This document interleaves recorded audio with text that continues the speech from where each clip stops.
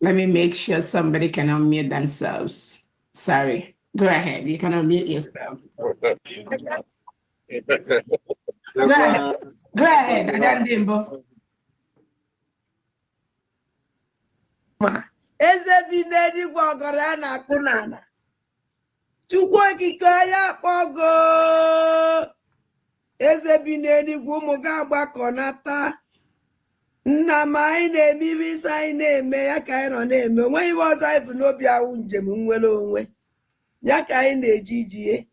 Wee na-asị gị ezi Chineke biko bịa ka ị nọnyere anyị. Chụọla anyị ka a lawa ajọ mmụọ ajọ mmadụ ọkachasị ndị sabo. Ndị si na Biafra ya abịa. Ndị na-anụ ọgụ niile ebe a na-anụ ka ha wee fụdatị na Biafra ya abịa si Chukwu biko ọgụ ọgụ nwa ya anụla anyị ya. Gọzie anyị Chineke gọzie ụmụ ife gọzie ụmụ Biafra niile ebe ọnwụ na anyị niile anọ na.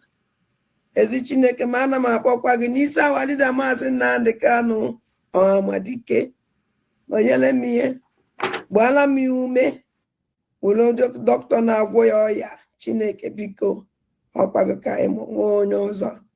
Otu aka na-akpọkwa n'isi ọbata obie Uduakọ mmiri na mbiko ihe niile ugoko ọ dị n'aka.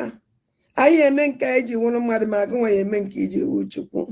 Na m ana m asị aka ọwụna ụdọ ọwụna ezumezu ọwụna osi n'elu osi n'ala ọwụ ikwu ọwụ ibe ọwụ onye ọzọkwa anya wụrụ ndị ji ọbata obi eji awalida Maazị Nnamdi Kanu asị m aka ha gbajie. Asị m tinyere ha ọgbaghara ebe ọbụla ba nọ na tinyere ha ọgbaghara. Were ọgbaghara tinye n'etiti ya Chineke pịaba m ụtalị mee ka ọkụ gbuo ha na-arụ mee ka ezumezu ha niile ha saa kpọpụtara ya awalida Maazị Nnamdi Kanu n'ọbata obi ya. Na m otu a ka si welekwa awa COS wee tinye gị n'aka nna m ọkwago nwa wike yo. Onye emekwe nke o ji wụrụ mmadụ n'ọkwago Chukwu na-eme.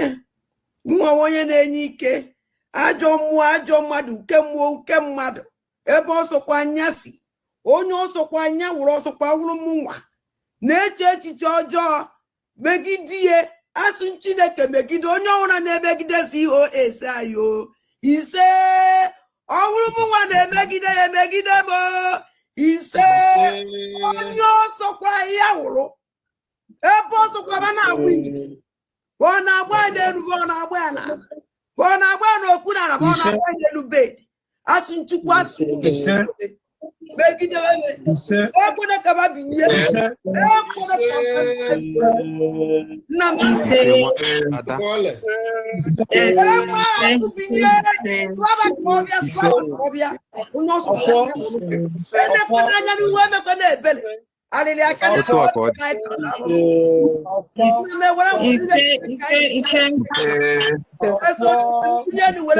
weluo mgbe niile ebighị ebi.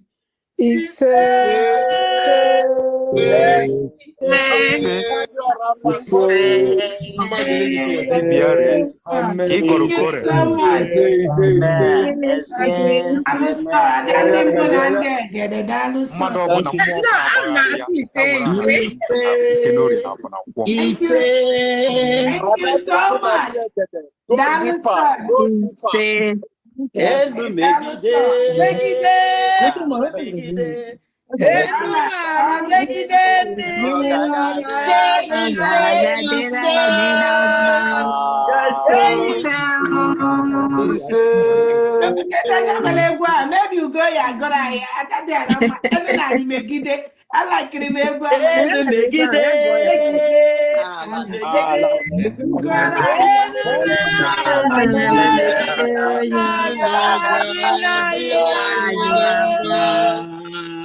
all right, thank you so much. Welcome, dear friends. Thank you so much for that wonderful prayer. We thank God. Please mute yourself, everyone. Welcome, dear friends. I want to go ahead and use this opportunity to thank our own Obata Obie, His Excellency, the Prime Minister of the United States of Biafra. Anun Kankan.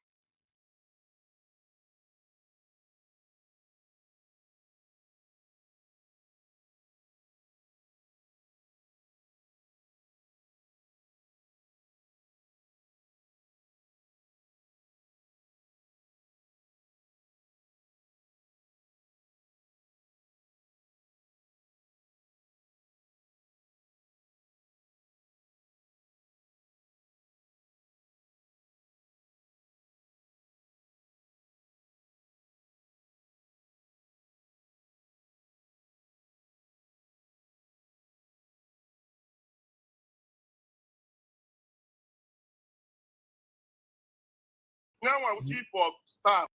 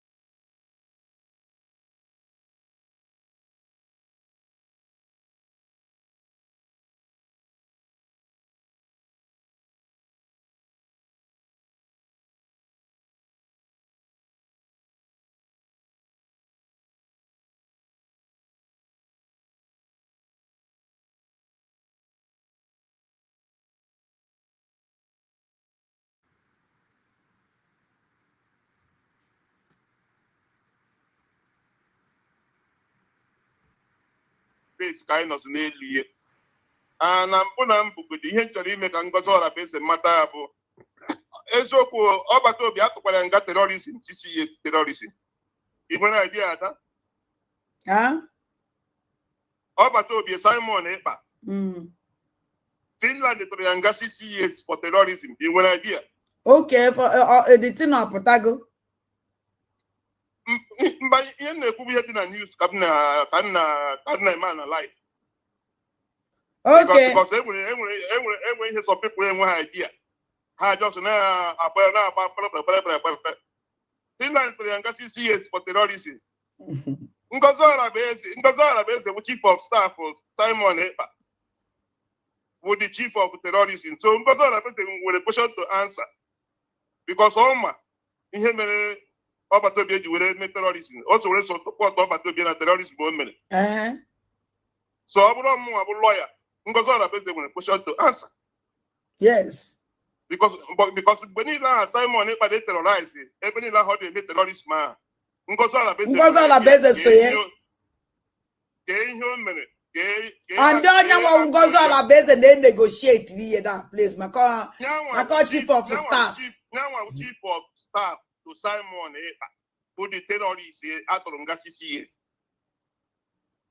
Then Okechukwu Nkere alias Isaiah Anyaogu who the finance minister na-eweta ego Simon Ekpa ji terrorize ndị ọ na-terrorize. So which means I been a terrorism case. One person and her carry terrorism here like that. One person name in no begin to change and begin with a brave one a street, but we show the mother. I had to away but the plant terrorist city at one. Every pen a court, what is evidence from everywhere. The chief of staff will be something on I am. Yes. So the court consider me invite. Consider me invite. Sure. I'm going to invite a phone number. I got for communication. Young one over to be the plan. I saw the terrorists over to be them. More results also not over to be only make terrorists. Okay, we are Chico, Simon Ejiheko. Okay, we are able to take a terrorist. So before I just send the guy and meta terrorist, Simon is a terrorist now. Oh, when Catania Simon para before I send the Simon they go to terrorist. And when both of also not Simon plan we need that. So Hannah Mekoya Hannah move. How if that is what goes around comes around. Sure. Hannah feel na Simon Ekpa. I can make this one by one. They have questions to answer. Because that is how it works. When we put on the office now, and when the case is something they do. I got you on I got you on that. I'm going to Chinese pass release, but I got you on that. Oh, dear. Gave him about this particular thing. Gave him about a phone, got to your phone. But communication even with that person must say when other people on our plan because so we is on that terrorism had to be Simon Ekpa. So we are here watching them. ndụmọdụ ihe ọzọ nwere ikwu gbasara ngozi. Ụmụnne good evening, happy Sunday to you all. Onotu unu mere ndị eziokwu. Ihe awụ ụmụ Rising Sun ha pụta na ka unu na-abịa na-ekenegide like button. Ana m ewere ohere a na-ekene maazị ụzọ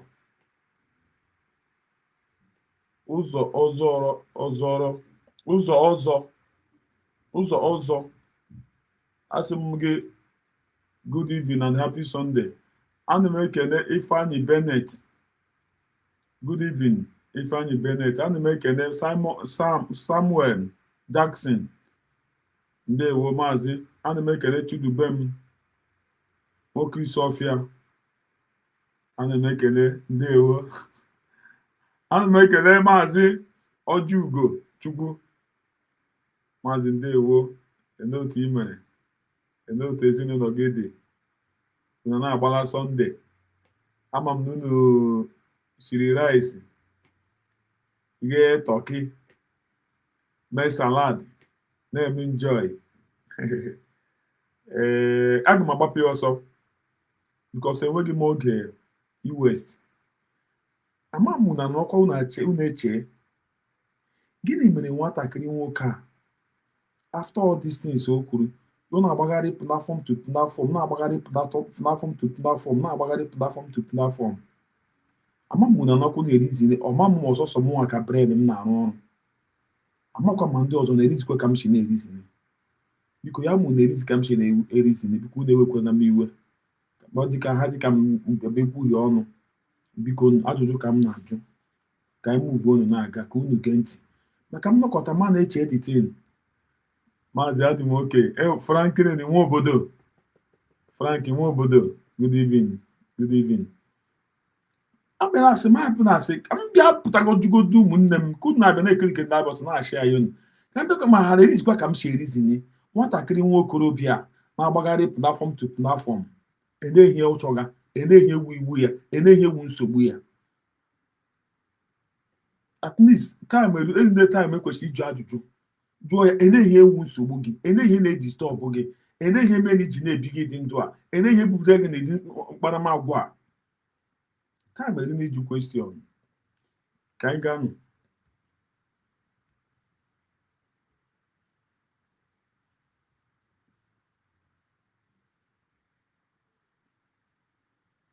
Some of you are not the team, but we are not something like that. No. Or something like that. Or we have to take it lightly. Believe me. The thing I will have to take it lightly. And you question the judge. Joy and then here with the problem here. And you question the judge. Joy and then here with the problem here. And then here with the variant door omuma. Yeah, my brother, the program I don't remember since more than 3 hours now. Now watch him. Yeah. So I'm gonna continue. Yeah, I don't. It's okay. So I didn't bother. I'm waiting for the since 3 a.m. I wait. This is almost. This is 5:08 a.m. here. I've been awake since 3 a.m. So here, ma'am, you join this program here, but now when the comments our brothers did they make it that time. I give them now this plan anybody instead of in a comment section need something let the person come in and they go here the anuche here so let the person come and they bring it out.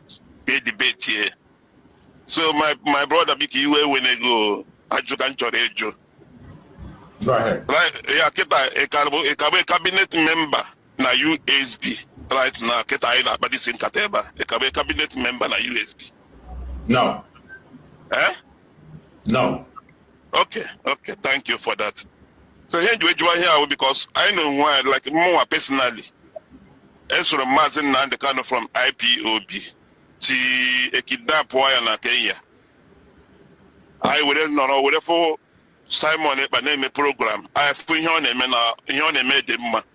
I joined Simon Eba. From Simon Eba, a push way to autopilot. bụ ndị IPOB ndị DOS will have that name or have autopilot. I use it as a name. We move it to BRGIE, Biafra Republic Government in Exile, which is the registered BRGIE, Biafra Republic Government in Exile, the registered in America, na Baltimore.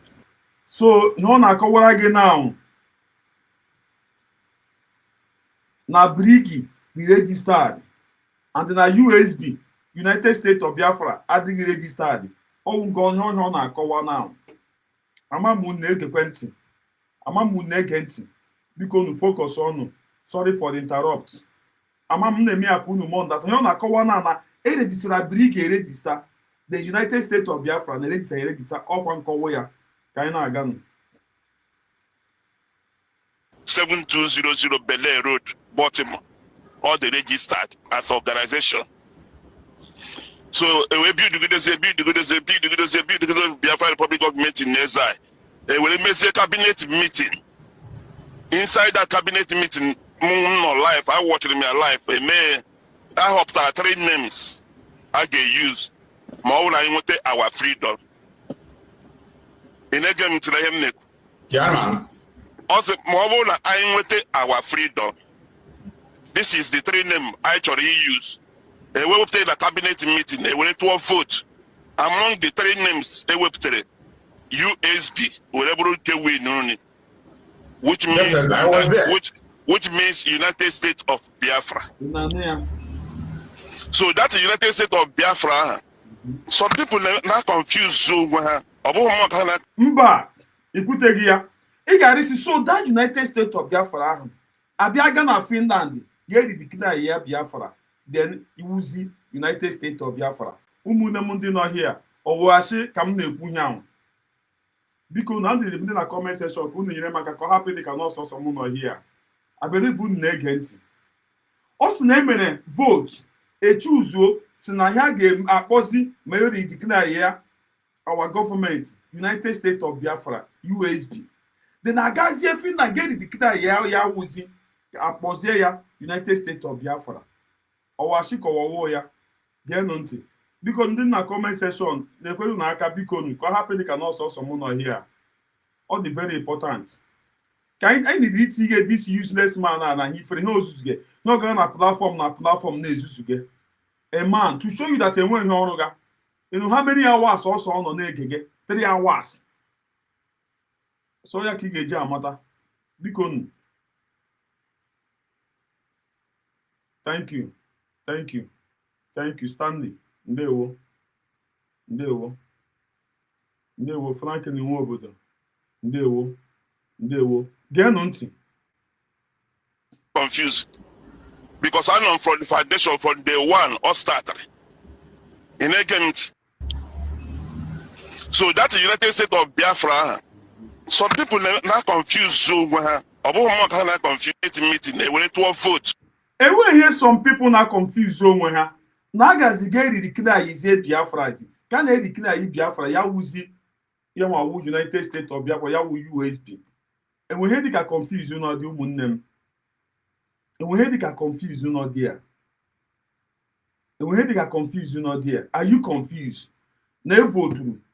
Abia n'ime vote ha sị na lekwe ha ga-akpọ our country once they declare the Biafra USB United States of Biafra n'ọwụ ya ọwụwụ ya.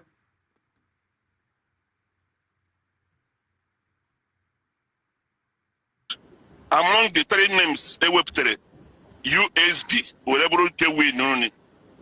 which means which means United States of Biafra. So that the United States of Biafra, some people not confused. So not confused. Because I know from the foundation from day one or started. In agent. Yeah. Some people not confused. The declaration in Finland. Biafra Republic Government in Exile. Declaration. Hey! Chai!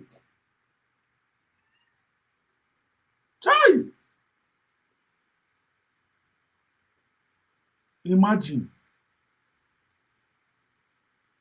Hey!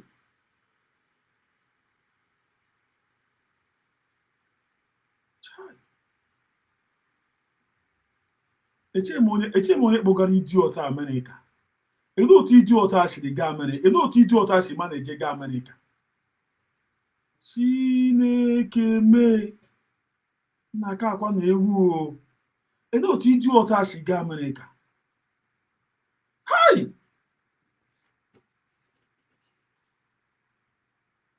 Chai!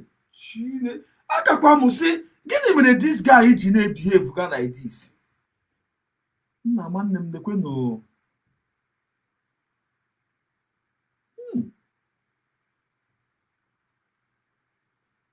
Hi, my brother. Devilish. This one the worse than devilish.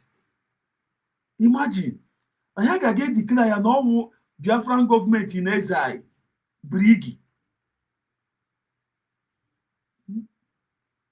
And idiot anọ here so ọnọkwa mgbe ọnọkwa emere vote. Amaghị eme na aga m na platform this person ga-akpọwa ihe aka this lady happy if you know ya nwa ka m na-ekwu. Hi. Ụmụnne m ga-enu ntị. Hi!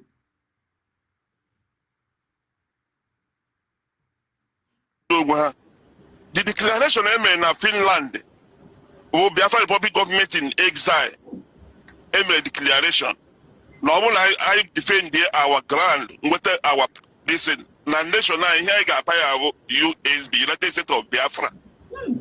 So but people basically na confuse onwe ha. Even the idiot man self nwe the platform, the useless man na nwunye kwekwa n'isi o.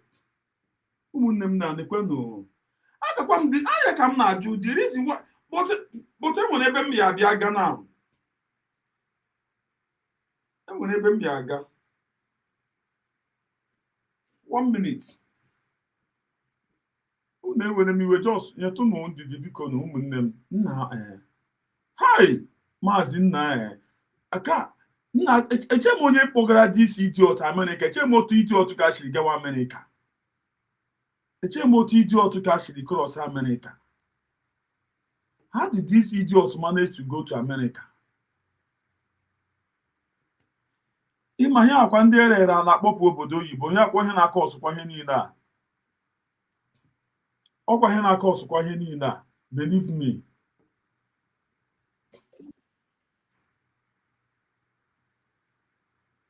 Just 1 minute, I will come back. I will come back here. Hey! Ya give one onye rara na-akpọpụ obodo oyibo ya otu ọ na-ebehave. Onye rara na-akpọpụ obodo oyibo. And ọ dịka ọ na hide kemgbe Trump na-ebunasị ndị mmadụ. Ọ dịka ọ na hide. Ọ dịka ọ na hide kemgbe Trump na-ebunasị ndị mmadụ. Ọ na hide. Ọ na hide. Nna afọ ajọka dis anụmanụ ụmụnne m. The owner of the platform, a useless man, na-eshake n'isi. Okay, because of enyeghị ya position. On the behalf for position. Egwu nwụrụ anwụ. Chai! Ụmụnne m ga-enu ntị. 9 months ago. Okay, 10 months ago now. 10 months ago, ga-enu ntị. Na njem unu jere wee na-ekele Olisa bi n'igwe etu o si were jụrụ unu jee n'ude lọtakwa unu n'ude na-enweghị nsogbu ọbụla. Ndo nna m nke akacha. Ọ ya bụgoro isi ahụ gbawa okwu because ọ dịghị izi ndị mmadụ ike filie na ọ dị izi ọ dịkwaghị izi. Ọ dịghị izi nna m. Efe plen fepụ ihe ọ na-efepụ fedakwa ihe ọ na-efeda ọ na-amapụ ụfọdụ obi ụfọdụ anaghị ala kedi ya sef that.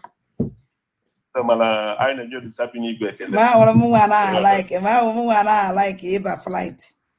Na mụ na mma na-amalakịkwa ya mana ọ bụrụ na enwere eze ji moto ma ọ bụ ụgbọ mmiri were ala Afrịka aka mmiri esokwa ya. Ya bebe ụzọ so ndị aga mana ihe plen a landing ya na iteki off ya ọ na-agbapụ m obi that is mana ekwere ihe ọ na-abụ ugbu a mkpachichi anya m onye be m ọ na-achị m ọchị mkpachichi anya m ike.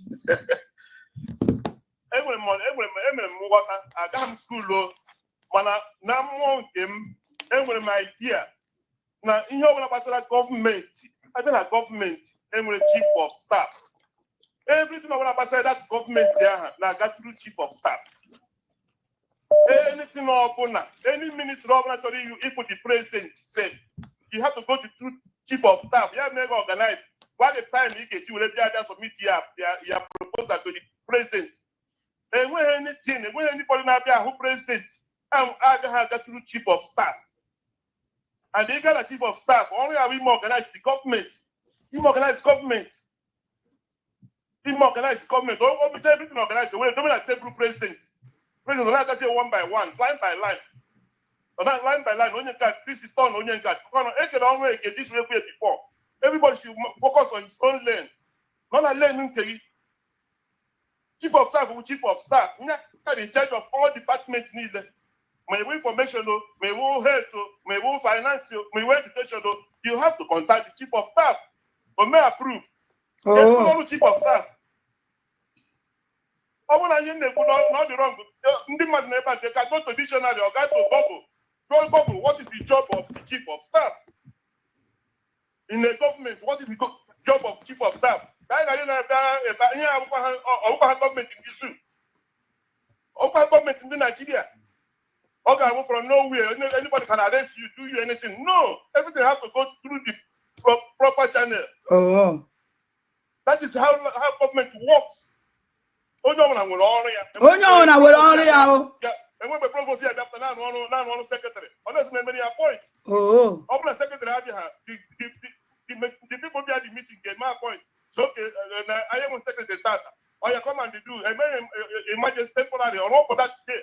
I don't say I sign a signature yes, because when it's temporary, they will receive no young the minute that day.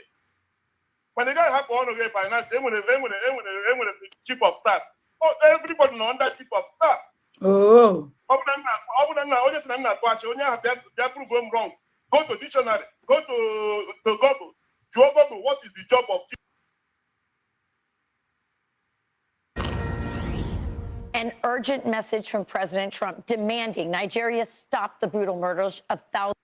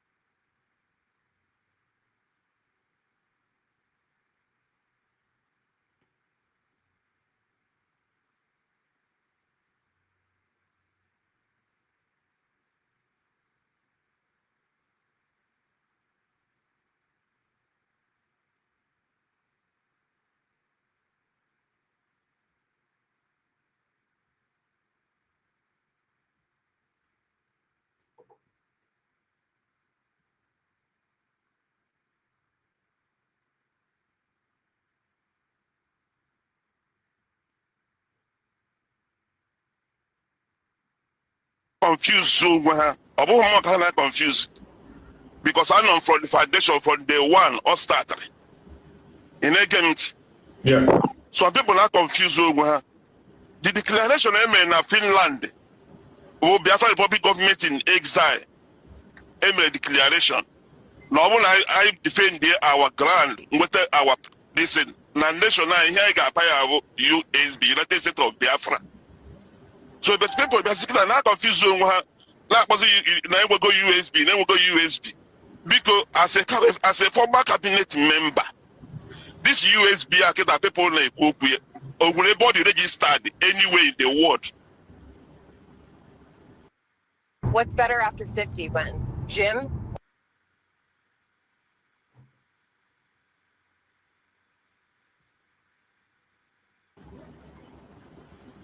Is that the question for me? Yes, I do, because what? Is that the question for me? Yes, I do, because you are a former cabinet member. You're supposed to know. Yeah. Yeah, but okay. Can you repeat square again? Okay. This particular USB that people may proclaim. Then we'll go USB, then we'll go USB. Now government will USB, government. On any place, this USB registered in any part of the world as a former cabinet member. Yeah, it is registered. In which way the place or It is registered. It is registered in Washington D.C. That was where Dr. Ngozi Orebeze made the registration, and he even posted on X when that registration. I think the thing is still on X, but I can't be able to confirm it now. But I know it's registered as an organization also. It was registered as an organization also in Washington D.C. Yeah.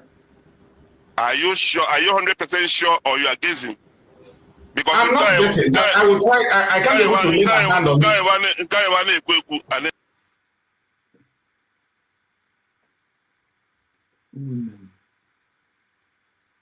Ezinne, Mommy Esther, ndewo nne. Ndewo.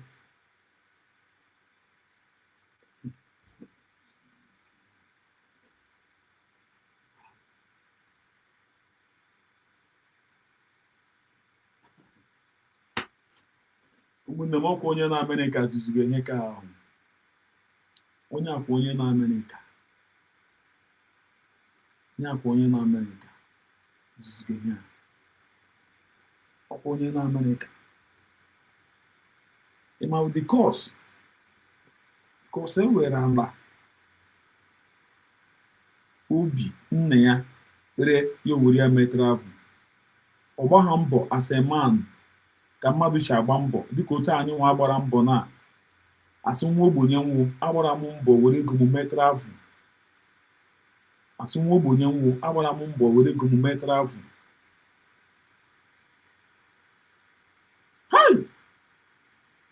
Maazị Ụzọ, imagine onye nọ n'Amerịka, at least ọ gara ịsaachị na Google ebe ọ sị na ọ maka esi asaachị. Ọ gara ebe ọ sị na ọ maka ose asaachị. Ihe ọ na ọ bịara ebe na-edisgrace onwe ya. Ya ọsaachị ya na Google. Very simple. Ị need m ịbịa bịa saachịwara ya ma USB or register ma gịnị. Ọ nọ n'Amerịka and ọ maka esi asaachị na Google. Ọ maka esi asaachị na ihe ọbụla na-asaachị asaachị. Dan ibi imechi onwe ya ihu ka ụmụnne m ọwụ fọt ya. Onye ọ họzụndụrụ atụ nwoke si ahọzụndụ otu nwoke Igbo si ahọzụndụ. Unu maka ụmụ nwoke Igbo si ahọzụndụ. Unu maka ụmụ nwoke Igbo si ahọzụndụ ya ọhọzụndụ ga-enye akwụkwọ ejenti eri ego ya ofu ugboro ya ọdọtakwa again dọkabịa họzụndụ wakwa again ebe metara avụ. This person a aga-abịa ịnọkọta bịa na-edisgrace ya nwe ya n'ịntanetị and the disgrace ya ọkwa everlasting ọhịa apụ apụ.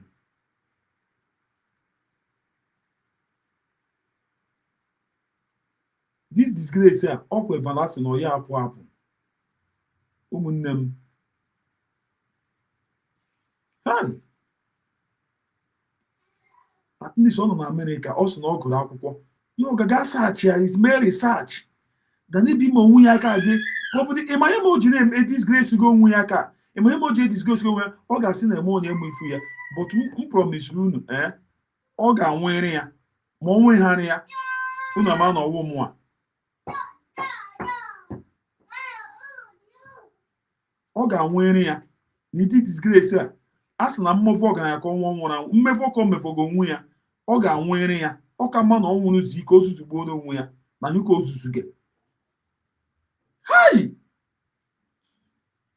Onye na Amerịka because of ewere ala obi nne ya ree kpọpụ ya obodo oyibo. Ọ ya mere onye ọ họzụndụ otu nwoke si ahọzụndụ gba mbọ metara avụ ọ gaa na-ebihievu ihe obihevuru.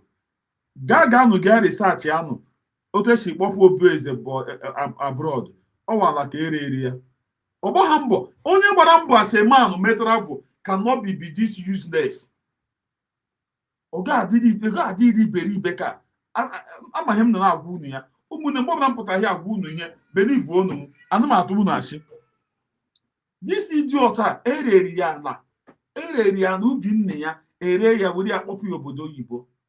Onye ọ gbara mbọ otu nwoke si agba mbọ metara avụ iji otu a ga-abụ na disgrace onwe ya na social media. Ihe o ji ezuzugo ihe agaga platform to platform ama m ihe wu the pen o nwere ebe USB nọ. Ama m ebe o ji nwee pen This idiot cannot sleep. Oh, he's watching me now. He cannot sleep. This animal cannot sleep as a human being. He cannot sleep. No. Mazi believe all we can illiterate. All we can illiterate. Before you obey disgrace, before you obey disgrace, like the public like this, you go to make research. Oh, my America. Hi. Onye nwokorobia, onye nwatakịrị, onye this boy obieza, ọwụ ala ka ere ya were mee travel, ọ ga na-ezuzu ihe ọ na-ezuzu. Didi otu ezuzu gboro onwe ya. Dịkwa ihe ọ na-disgrace ga generation ya. Chai, onye na America. Yeah, I cannot be able to lay my hand on the documents now. Maybe I will try to search the documents out. The one that was shown to us, I will search out the documents that was shown to us. I will get it then. Maybe if I'm doing my program later in the day, at night, my night program, I can do it, or maybe tomorrow same time, because we have more audience on the day. If you will be around tomorrow, then I can be able to get it. I can't be able to lay my hand on it, but I know it's registered, and the Dr. Ohanaeze said that it was registered. Am I the year registered? Dear sir, Imagine. The USB. Yes. Oh, this year, this year. In Washington. This year. It is in Washington. This year get registered. I'm in America. I'm going to Washington. I'm in Washington D.C. I'm in Washington State. Yeah. Washington come. The new office now is in Washington D.C. Washington D.C. That is where the new office is, and that is where it's been registered. The old office in the Baltimore, now the one you just mentioned, that was the old office. Baltimore was USD. I'm not talking about BRGIE. Okay, you are separating of them. USB can, yeah. Okay, USB is in Washington DC. Now it has not moved away from there. That's the only region. There's no other region. It's only that first one that was done. It was done the year registered. The month. This year get registered. I will look for it. Tell me the purpose of all this question. What is the purpose? What is the purpose of all this question? Can you Finland, Jimmy? In a question as if you teaching it well, we are making. In a question, tell me what are you going to use it for? Why did you go? Hey, how? In my head question, igide this guy, ebe ya amu. Ekwesịrị egide this guy, ebe ya amu. Maazị egwu ka ya mma. Egwu ka ya mma. Egwu ka idiot mma. Egwu ka ya mma. Ekwesịrị egide ya, ebe ya amu. Ebe ya amu, bepụ ya amu. Ekwesịrị egide ya, ebe ya amu. Chai! Ọkwa na America ka ọ nọ. Ụmụnne m, Google, ịntanetị ma ihe niile ya dịrị onye ọbụla isi. Ịntanetị ma ihe niile ya dịrị onye ọbụla isi. How can a grown-up boy can be disgracing himself in public like this in internet? Ekwesịrị egide isi anụmanụ a, ebe ya amụ, achaa ya amụ immediately. Achapụ ya amụ ihe o ji anyụ mama ya, achapụ ya ahụ immediately. Hey!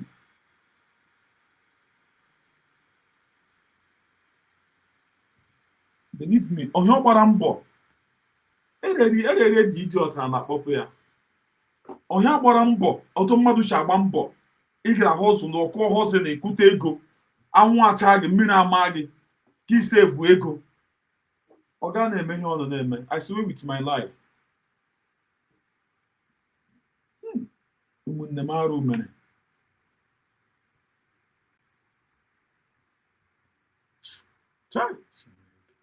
To Finland in the first. Please, audience, I don't want any attack. I am the one answering. Let me answer. Yes. Take charge. Somebody is asking a question. So my brother, because here, I know about before this is JR. Every news away battle at this platform. This JR, only the first person boost about Christian. anọ m ebe a ibileti Christian batara m nwa nwe mbata anọ m ebe a si gị na-ekwu ihe ili na-ekwe kwu m okwu I didn't attack you. It's okay, my brother. You have your right to. This is democracy. You have your right. Exactly. Exactly. Yeah. A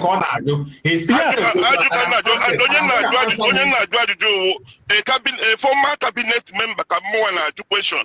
Yeah. Because he don't know anything. You know outside, you don't know what is going on. In the form of some with a movie, with a comedy movie, watch it. Somebody put out in the morning, buying Okada. Okada blew the person from money now.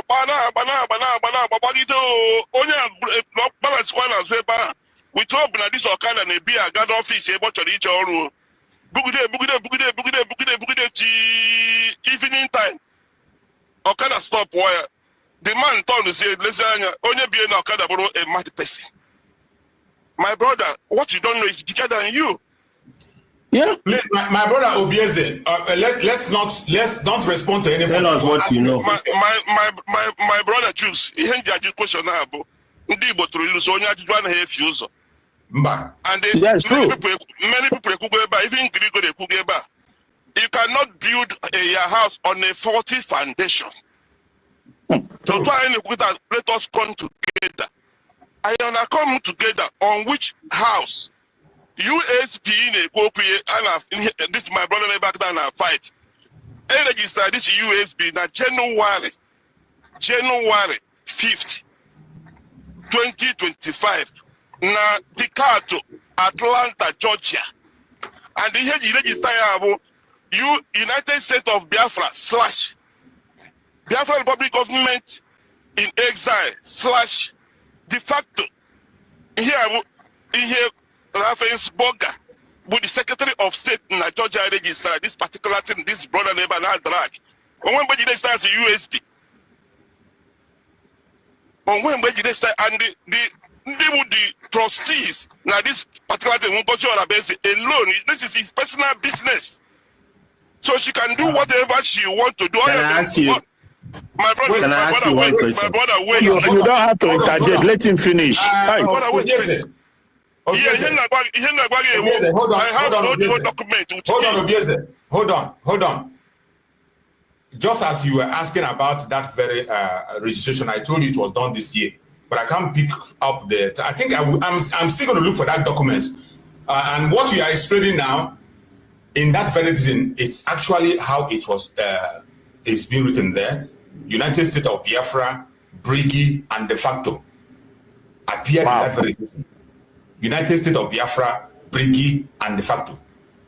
And there is nothing wrong in that. This is where we started. And that declaration was made that day, Declaration of Biafra. As per what was declared that day, it is the Biafra that was declared. And my own problem is not even the declaration. My problem now, where we have a problem, is defending it.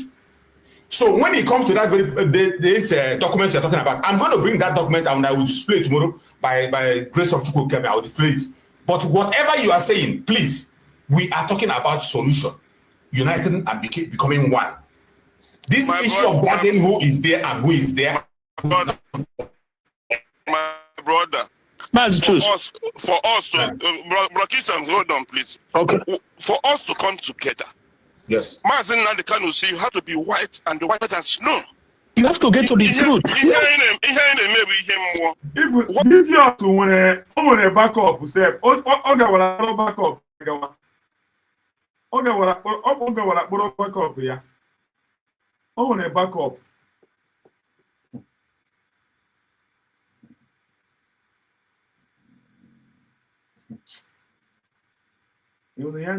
I na-eme ihe mmụọ.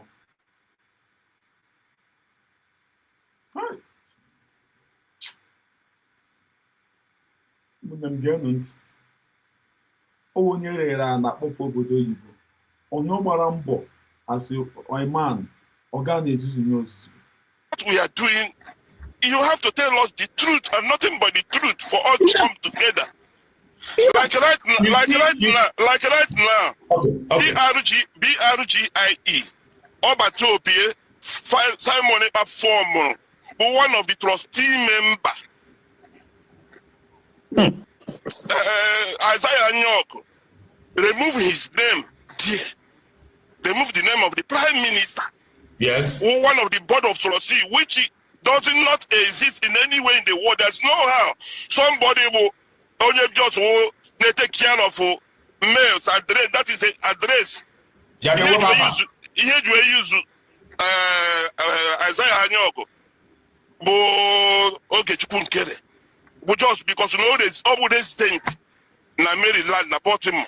Can you use the address name here? We register Biafra Republic Government in exile. Then you can say now, they want to say the board of trustees. Which board of trustees? We have the owner. We have the owner of the organization. Yeah, they want to share all their name. There's a personal name here. Now I'm going to see that the Biafra Republic Government in exile right now. Jim hurts. Just do Tai Chi.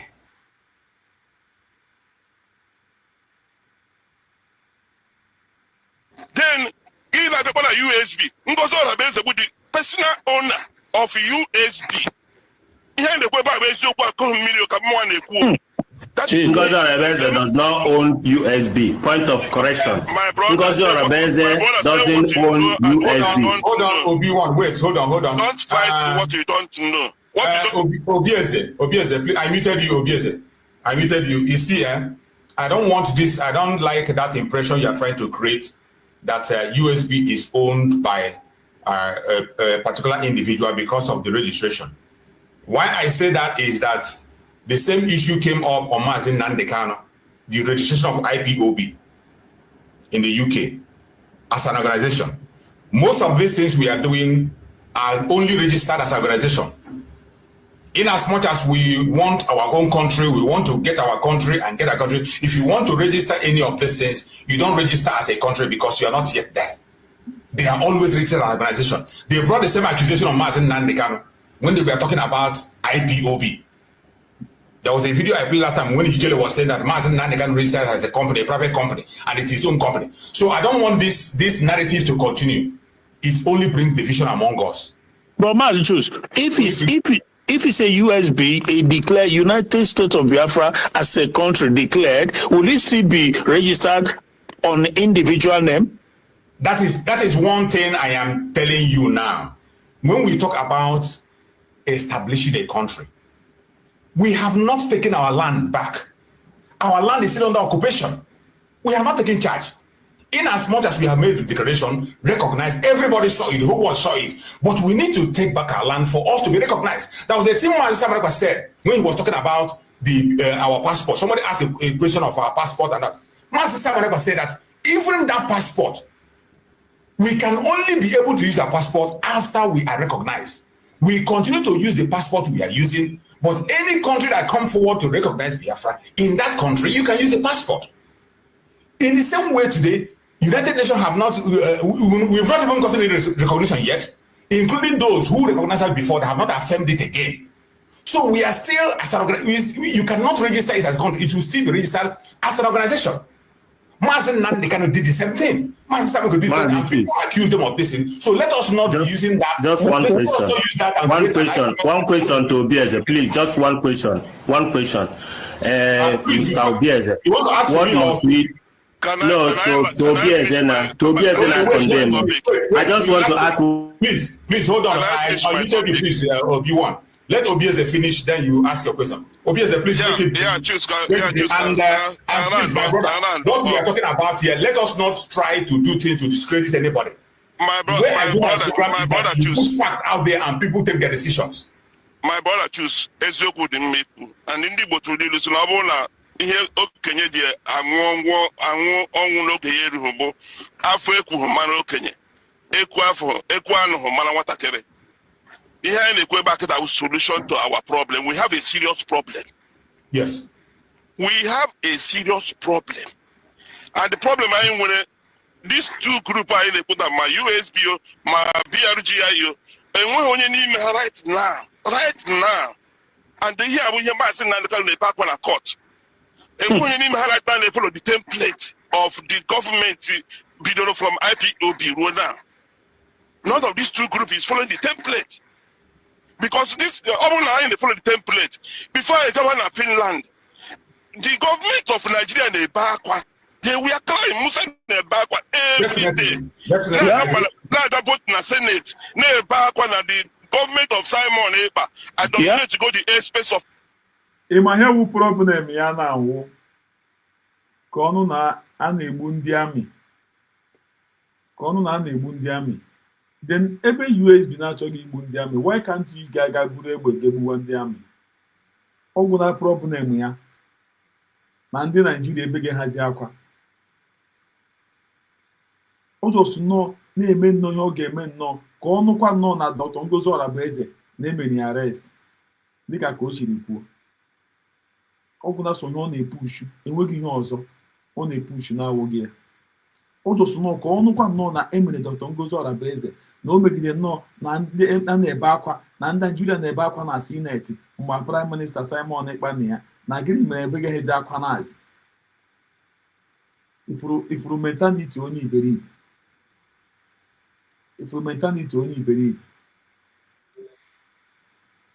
You want to be hearing woto.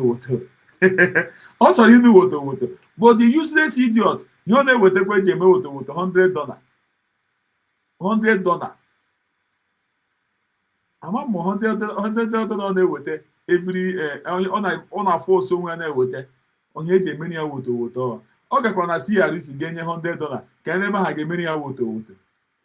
Ọ nọchọ ka a na-egburi ya ndị amị. The nwaanyị ọ chọghị na-agaghị buru amị ahụ.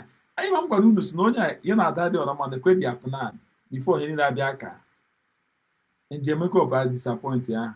O mepere akaụntụ, mepee webụsaịtị ya na Adadioramm na Sabo Business Unit na Domitus ha chọrọ ibido wee na nwa ego. Na ndị mmadụ chọrọ woto. Before Njemeka Ọba agaghị hide ya. Ọ chọrọ woto. Ihe ọ na-eweta $100. But ọ chọrọ woto.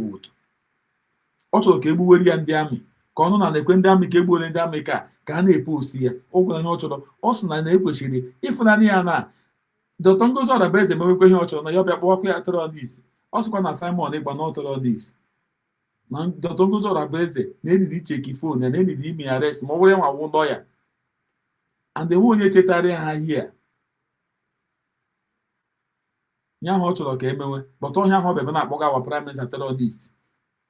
Ịhụnanya ya anụ na mgbe Simon Ekpa na ya Naijiria na-ebe akwa, but ya nwa onye mepere ọnụ ya na-akpọga Prime Minister terrorist na ebe ahụ na-eterrorize. Just imagine this kind of human being. Na mgbe Simon na Naijiria na-ebe akwa, ịfụnanya ya na but ya nwa mepere ọnụ ya na-akpọga Simon Ekpa terrorist, our Prime Minister Simon Ekpa terrorist. If only the evil this anụmanụ dị. If only the evil this anụmanụ dị. Ọ ka unu wee fụ ya. Ọ chọrọ woto. Unu ahụ ya na ọ sị mgbe Simon Ekpa na cheka m weda ya back before m agawa ka unu hụ ya ihe ọ chọrọ. Ịma ihe onye a chọrọ target, ọ jụsụ n'otu ihe ọ ga-eme ka eme Dr. Ngozi Orabueze arrest. The government video from IPOB ruo now. None of these two groups is following the template. Because this online they follow the template. Before I said one in Finland, the government of Nigeria and Ebakwa, they were crying Musa and Ebakwa every. Na-ekwu ngwa na enu now. After ihe niile ahụ, Obieze chọrọ ka a na-ekwu ya ha, but na enu ihe ọwụ na-ekwu gị to show you how evil this person is. Ụmụnne m biko na-ewe n'iwe na mbụ na n'azụ. Unu ewe n'iwe. Ọkwa because of ka a na-ejikwa ka ọ hapụ ịdịka. Ọ ka unu wee fụ. Na before agawa na Nigeria, o chefuru ihe o kwuru. Mepee ọnụ ya, ịfụnanya ihe o kwughe. But o mepere ọnụ ya na-akpọga this young man terrorist. O mepere onye na-akpọga this young man terrorist.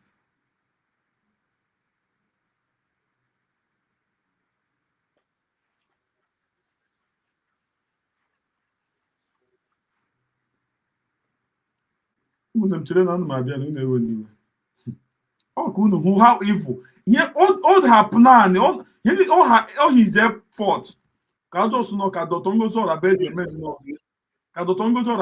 nnọọ. Na emere arrest. ọgwụrụ his plan enweghị ọzọ enweghị ihe wu plan anụmanụ a enweghị ihe wu plan anụmanụ a geenụ ntị just ka mkpọtụ ya small again ka unu nụ before m agawa geenụ ntị because this in the template before I come to Finland, the government of Nigeria na-ebe akwa. They were crying Musa na-ebe akwa every day. Okay, definitely. Idiot at definitely. Ngwa n'elu na onye kwuru na Musa na-ebe akwa. But n'ezie ihe onye a meziri ụmụnne m bịa n'elu to show you how evil this man wụ nwoke a nwere target. Ọ na-achọ ihe ga-eme mee Dr. Ngozi Orabaeze arrest. N'elu akwụrụ na ihe o kwuru. Ka m bịa ganụ ka unu hụ how evil this anụmanụ a dị. Idiot ere a na-akpọpụ obodo oyibo. Just ka unu hụ how evil this idiot a dị. Ị na-anụ ya Musa na-ebe akwa ihe o kwuru but n'ezie dekwezi the result of ihe niile ahazi o kwuru akwa ha Musa na-ebe dekwe obi eze geenụ ntị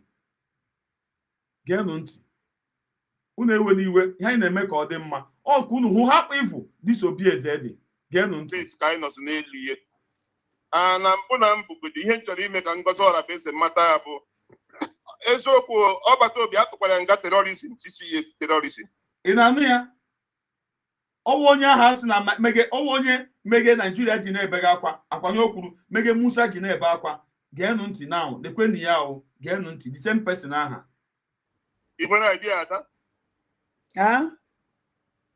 Ọgbata obi Simon Ekpa Finland tụrụ ya nga 6 years for terrorism. Ị nwere idea? Ị na-anụ ya ọwụ onye agha si na before agawa Finland declaration na Nigeria na-ebe akwa Musa na-ebe akwa unu anụ ya gee ntị exactly ihe anya ọ chọkwara ka eme Dr. Ngozi Orabaeze ọ bụ ihe mere na o ji na-ekwuga ihe ahụ geenụ ntị. Editi na ọpụtago mgbe ihe na-ekwu ihe dị na news ka na-eme analyze. Okay. Because enwere ihe some people enwe ha idea ha just na-agba Finland tụrụ ya nga 6 years for terrorism. Ngozi Orabaeze bụ chief of staff Simon Ekpa bụ the chief of terrorism. So Ngozi Orabaeze nwere question to answer because ọma ihe mere ọgbata obi eji were mee terrorism base ka anyị nọzi n'elu ihe. Na mbụ na mbụgodo ihe m chọrọ ime ka Ngozi Orabaeze mata ya bụ eziokwu ọgbata obi atụkwara ya nga terorizm CCF terorizm. Ị nwere idea ada? Ọgbata obi Simon Ekpa Finland tụrụ ya nga 6 years for terrorism. Ị nwere idea? Okay, for editing na ọpụtago Amamu na nwekwara idea the reason why o jiri ga na-ekwu na Musa na-ebe akwa ọ chọkwara ka ya ha mere prime minister ka o mekwe Dr. Ngozi Orabaeze ọ pụtakwa ya ọbịakwa bịa ekwukwu ya kwasị ịma ihe ejiri tụọ ya nga na ọwụ ya geenụ ntị ka unu mara onye kwucha ihe niile a unu mmadụ kwucha ihe niile a si ya akwara platform to platform na-achọkwa ka akwa aha ndị Naijiria bege akwa aha Musa bege ka a na-emekwu ya kwa so that ka ọ pụtakwa na-ekwukwa the same thing n'okwu gị onye mere Naijiria ji na-ebega akwa onye mere Musa ji na-ebega akwa ya ka ọ pụtakwara here na-akpọkọ this kind of thing geenụ ntị ka unu mara.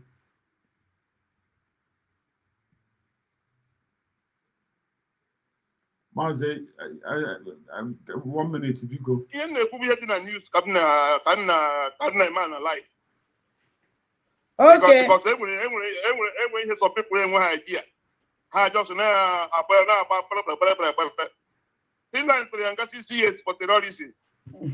Ngozi Orabaeze bụ chief of staff Simon Ekpa bụ the chief of terrorism. So Ngozi Orabaeze nwere question to answer because ọma ihe mere ọgbata obi eji were mee terrorism o so were support ọgbata obi na terrorism o mere. So ọ bụrụ ọmụnwa bụ lawyer Ngozi Orabaeze nwere question to answer. Yes. Because mgbe niile aha Simon Ekpa dey terrorize ebe niile ahụ ọ dị eme terrorism ahụ Ngozi Alabeze soye. And then you Ngozi Alabeze they negotiate that place. Maka chief of Akunu no ya. But o onye ga na platform to platform. Na before agawa Finland declaration na Nigeria no na ebe akwa na Musa no na ebe akwa. Unafu. Nwanne ọ chọrọ woto asị ya weta ego ya ọ na-eweta $100 $100 ya ọ na-eweta but ọ chọrọ woto this anụmanụ chọrọ woto but ya ọ na-eweta $100 this idiot just imagine kwụcha ihe niile o kwuru o ya ọ na-agakwa na platform to platform na-edisgrace onwe ya na before agawa declaration na Musa na ọ na-ebe akwa na before agawa declaration na Nigeria na-ebe akwa then after akwa niile aha na erighị obi eze kwuga here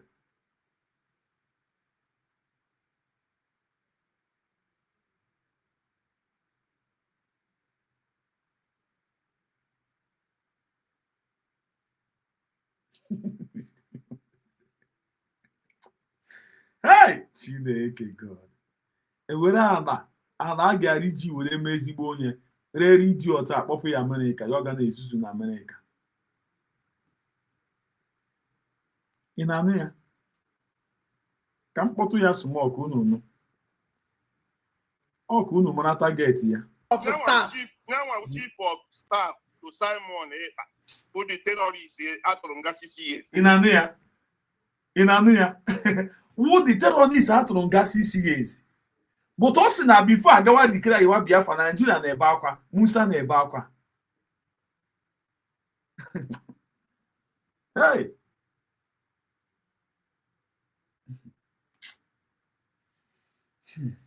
na ife oto Chineke si eme ihe masị dị ihe eme gị masị m n'oge ya bewepụta dị ihe ka even ama this guy believe me the guy ekwesịrị ime karịa ka omega ugbu a the guy ekwesịrị ime karịa ka omega ugbu a but ọ wụ ya ome ya ocheta na m na ya ocheta ihe o mere ihe ya yo na-adọ n'azụ believe me masị ya ocheta this thing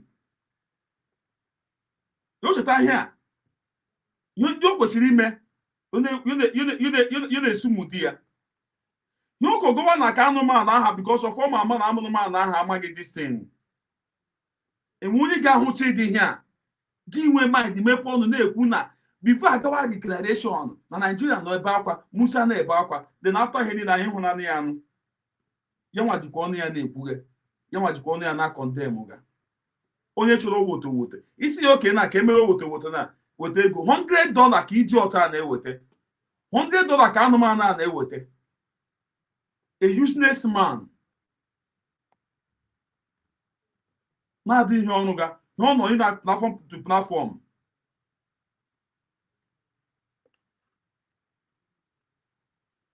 nne check your message now check your message nne Mommy Rose the goddess check your message check your message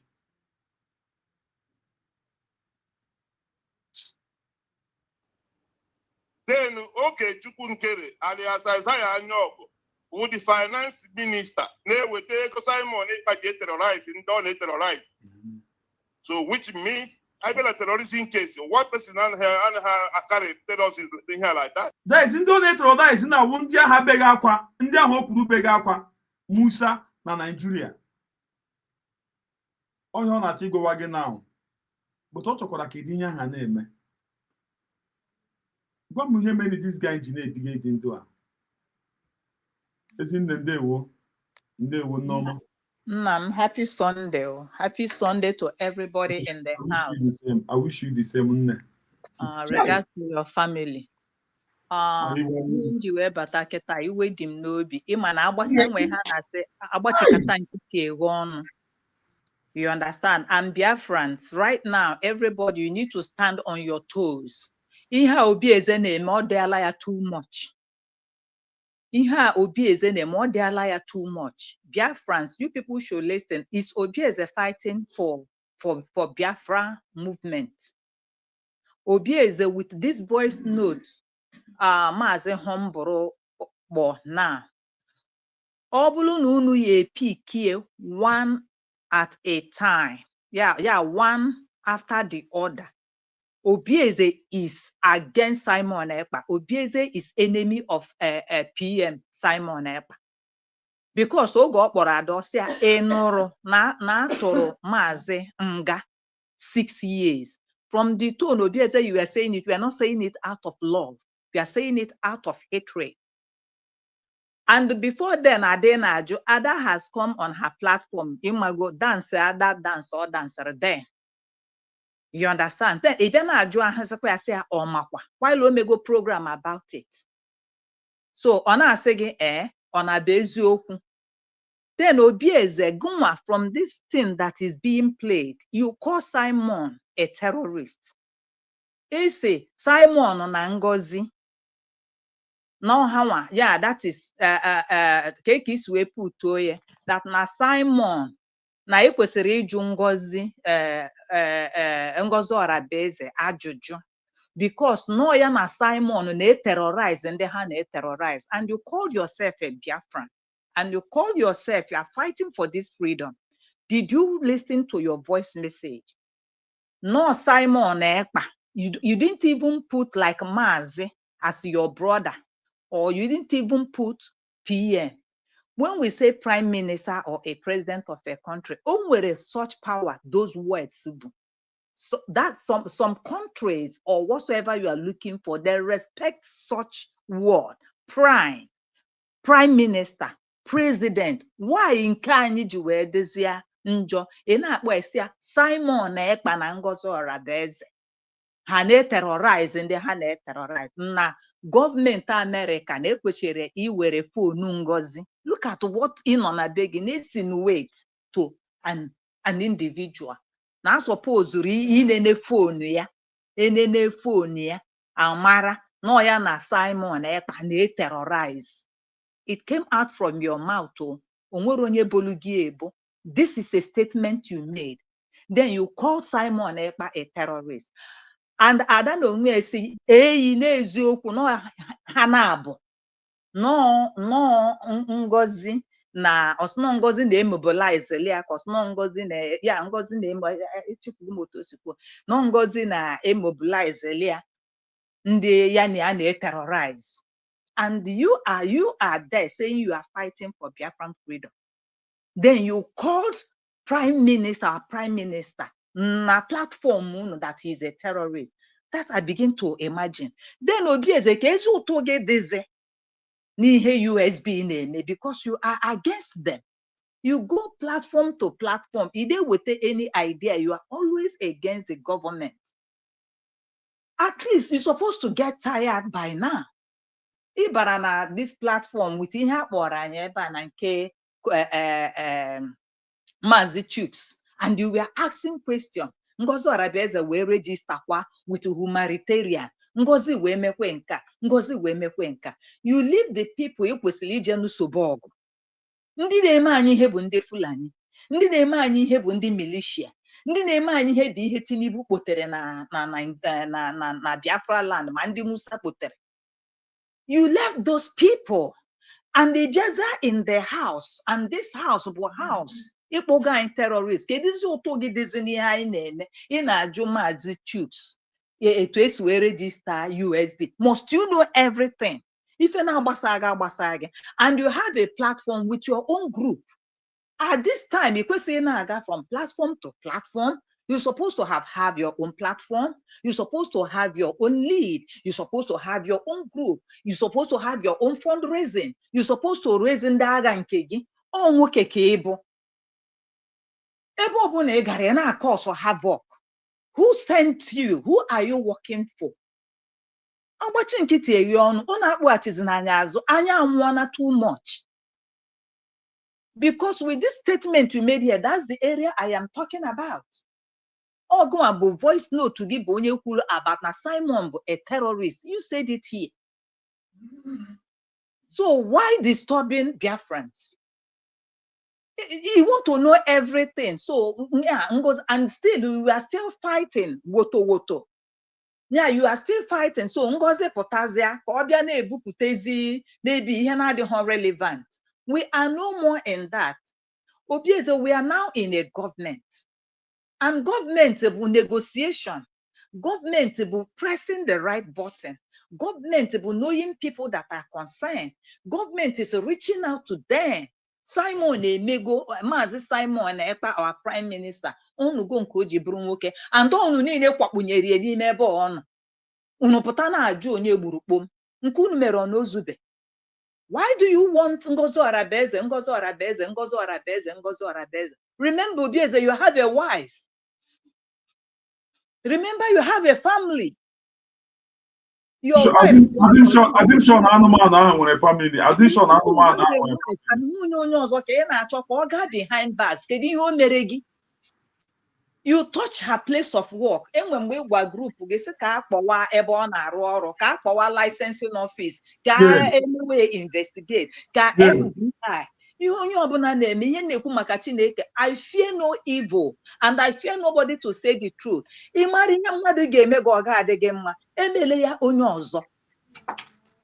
Don't seek the life of others. Don't seek the fall down of others. A na-ekwu na eji Maazị Nnamdi Kanu anyị ka na-ebe akwa ya Usbg. A na-ekwu na Simon Ekpa, Prime Minister Simon Ekpa, Usbg. Ngozi Orabeze, is Ngozi Orabeze our problem? Now that the American, President of America now has stood up with what is happening. Even when he mere mgbe anya anaghị anụ afa Ngozi Orabeze, this Gulan Gulan or somebody in Keburu that time.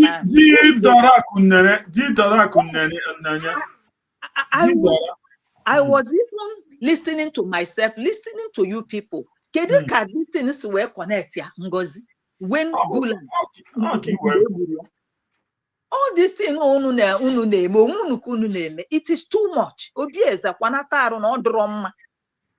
Egbu ebe a kpom gị nwa ị bịa na platform nka ị bịa na platform nka. You say okay, what you are saying in Kochu's platform, Maazị platform. Choose survivor. Yeah, how to come together, how to come. Even Maazị Choose Survivor is your platform. The way there is a way to address. Did you to self was by yes, not a surprise you. Now Nigeria never Busa never I beg you do to one the platform. So not they can surprise you. Oh, why can't you, when somebody come on your platform, say the truth the way it is, address the truth the way it is? How can somebody come onto your platform, even on a platform to air an opinion? We are just like putting heads together. So stop going to platform and start causing havoc. It's not what we need at this time. After all, Maazị Simon Ekpa, Simon Ekpa came out and fought for this. I swear, maybe platform. Maybe platform. In short, Maazị Simon Ekpa, Chukwu gozie gị ịbụ dike ndikelele. Maazị Simon Ekpa, ịbụ nwa na-enwe, ịbụ ofu nwa juru ụlọ. Maazị Simon, ịbụ nwoke nwere ọyọlọgọdọ zuru oke. Maazị Simon Ekpa, Chukwu gozie afọ mụrụ gị. Maazị Simon Ekpa, ọ ga-adịrị gị mma na Nkwọ na Eke na Orie n'afọ. You came and you stood. Ịpụtara Nigeria kwụrụ on their toes. Ịpụtara Musa baa akwa Tinubu ofu onye, a young small boy. Ọ bụrụ na Simon Ekpa anyị na-ekwu according to you people na ha zuru ịtọ ma ọ ịnọ. Gwa ma ị ga na ebe anyị nọ. And Obieze, you know, and you know. Oh, korobi ibe gị, nwa ọgbọ gị ka ọ bụ. Where were you? Where were you? Imagine. Where were you? What effort are you making to make Nigeria cry? This thing. With $100 with you, a useless idiot, $100 with it.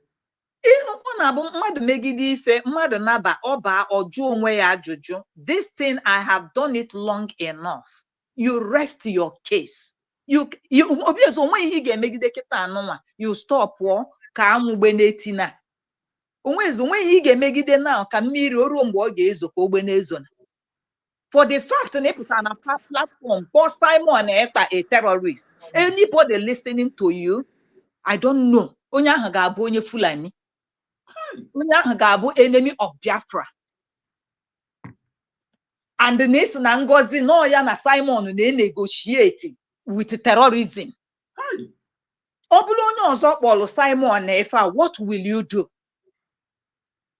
What will you do? Mana ọ gị nwa bụ onye Igbo, nwanne gị nwoke ka ị pụtara sayon iji eli ji na-eli ede si na ọ bụ a terror na adịghị na-akpịa bụ Simon Ekpa. Kedu ihe o mere gị na onwego anything to do one on one?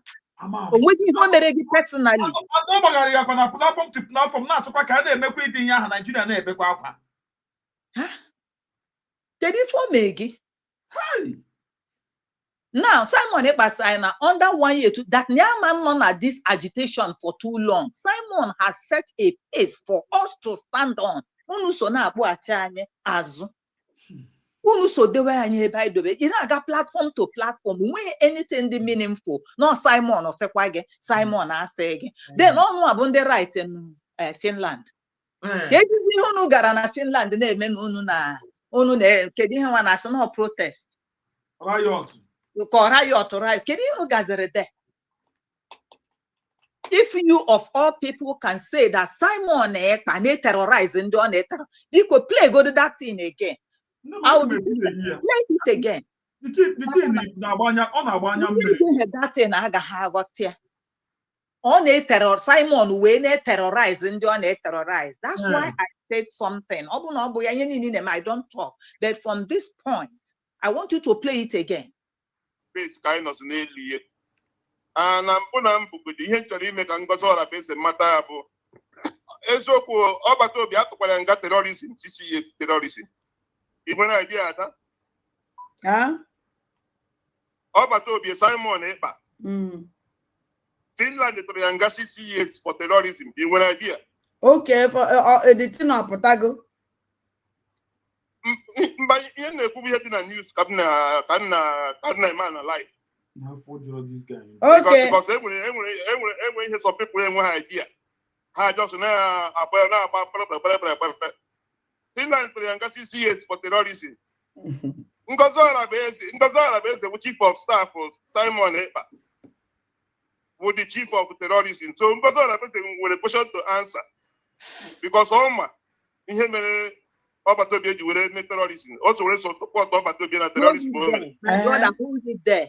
So because pause go. Ohanaeze nọ n'ọgbakọ a na-ege ntị. Unu anụgo ife Obieze kwuru about terrorism na Ngozi bụ onye isi terrorism. Simon Ekpa bụrụ onye isi terrorism. And na Ngozi na Simon Ekpa na ha na-terrorize anyị nwa bụ ndị Biafra. Ọ ife akpọla anyị na and oge ọ na-ajụ na-asị ịmakwa ọ na-ajụ adasị a ịmakwa. This thing has been on the media either 2 days before you may ịghọtago ya eme this thing o mere ya na-ajụ a ịmakwa meaning ọ na-aṅụ Simon Ekpa. Yes. Because ọ bụghị news anya na-anọ everywhere.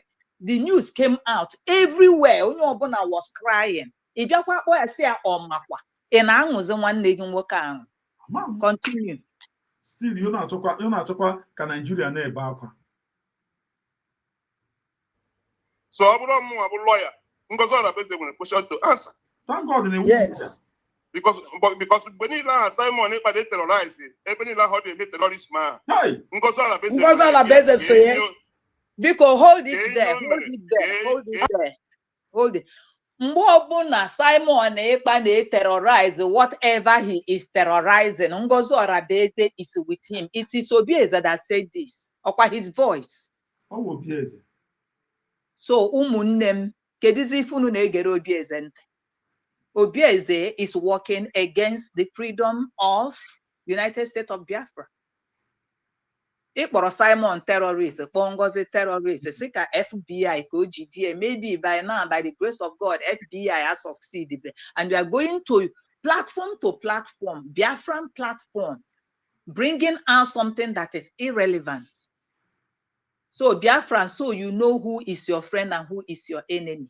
Ohanaeze by now, like imeyekwe platform gị anyị nwa ga-abịa n'ime ya. So anyị abịa ya ịmago in your own platform ka ifu how you gonna push this movement, your own group.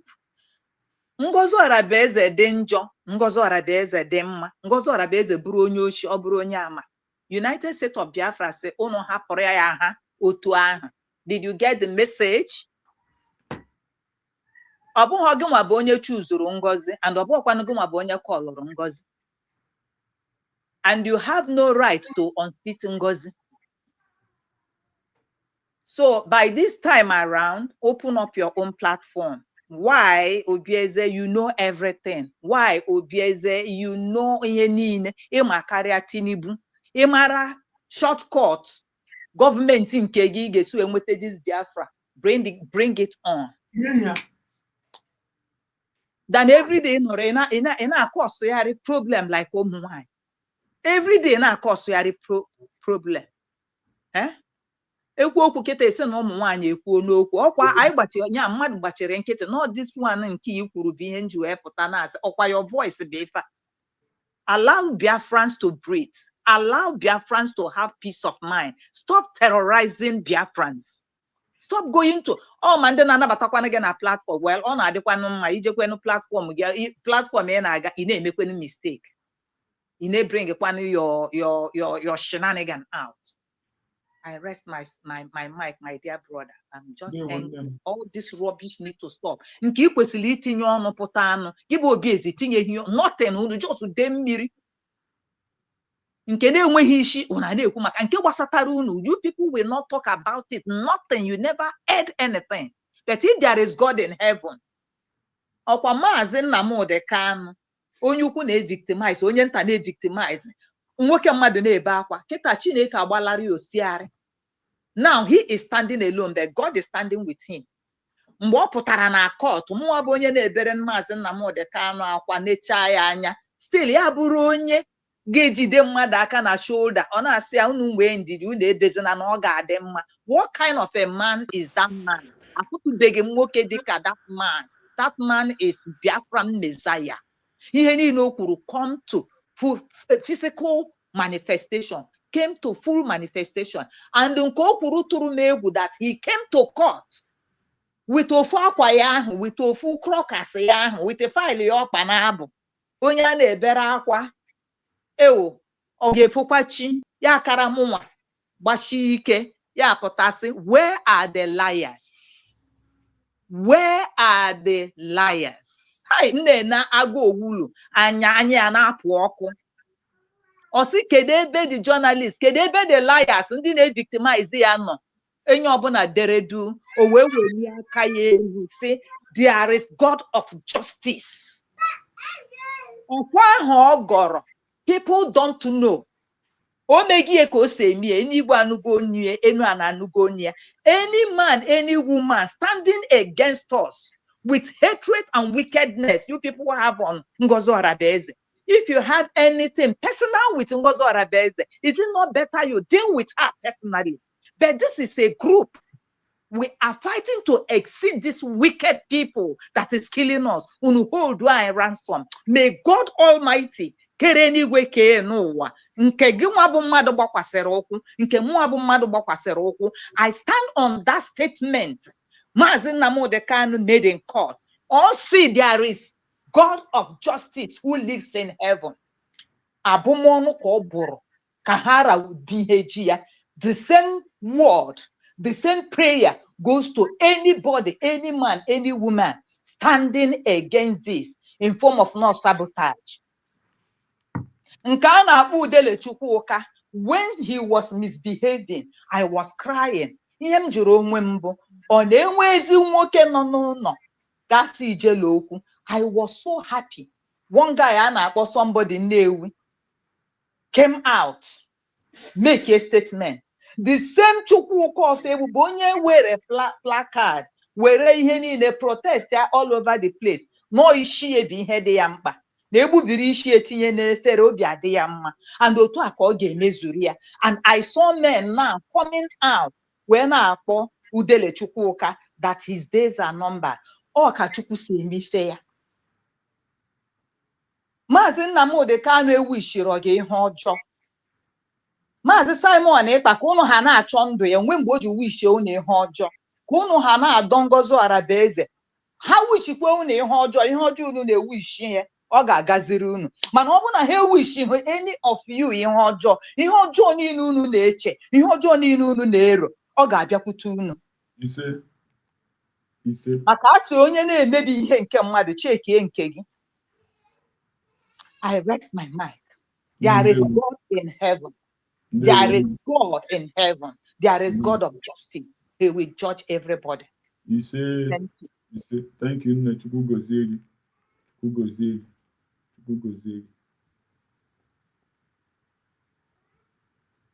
Senate, back when the government of Simon Ekpa, I don't need to go the airspace of Nigeria. In Anea. Na Nigerian government, Musa Begakwa, na the government of Simon Ekpa. But una hunanian. Amamu kwa okuru. Let me take it back. Amamu kwa okuru. Mazi, ihe mere m ji na-ekwuge, Mazi Ụzọ, ihe mere m ji na-ekwuge this Chuk survive people because of ọ ga-agwa m na ọnụ the voice Obieze a. Obieze mere 3rd of September with this useless woman Chikodiri.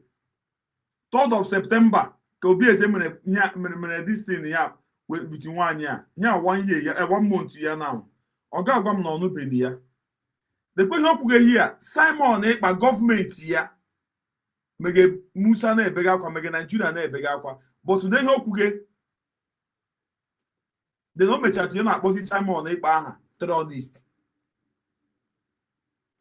Amamu no understand. Nyazuzo, I believe you are hearing me.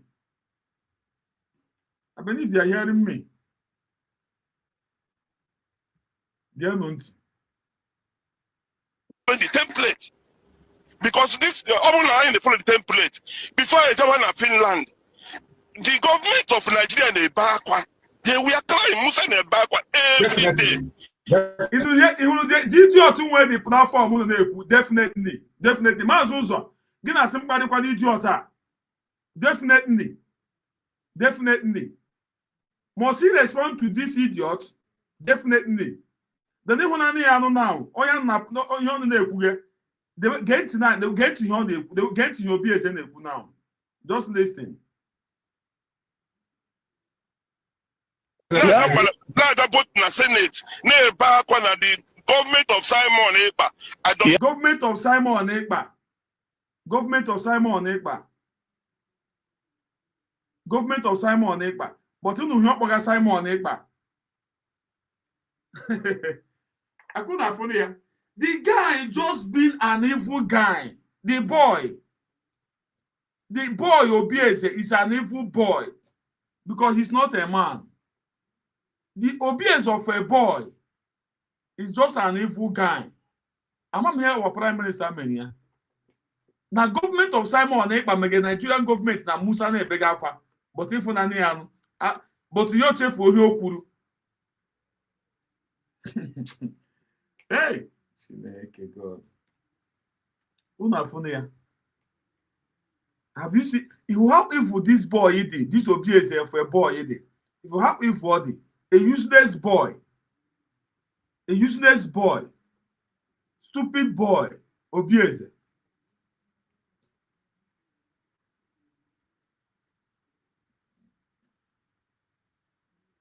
Because this in the template before I Finland, the government of Nigeria and Ebakwa, they were crying Musa and Ebakwa every day.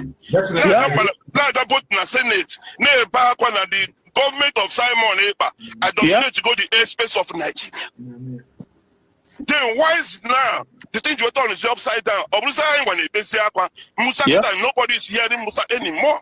And somebody gave a crumb story. Here they go with solution. If you don't this idiot, she have animal na platform ya. If you idiot, took survivor she have idiot. this idiot of a boy, this boy Obieze platform ya. Unu for ya. Unu to share Obieze platform Obieze abia du na zi alazi. Chefu onye okwuge maka Simon. Chefu onye okwuge maka Simon. Chefu onye okwuge maka Prime Minister Simon Ekpa. Oku unu wefu ya. Na government Simon Ekpa. Owo the Prime Minister ka okpog ya. Na o mege Musa na Nigerian government na ebega akwa. But after everything and then Joseph Obieze, gini mere o jiri na akpozi nwe okorobịa terrorist. Ya na nwanyị isi, ya na chika ọ dịrị.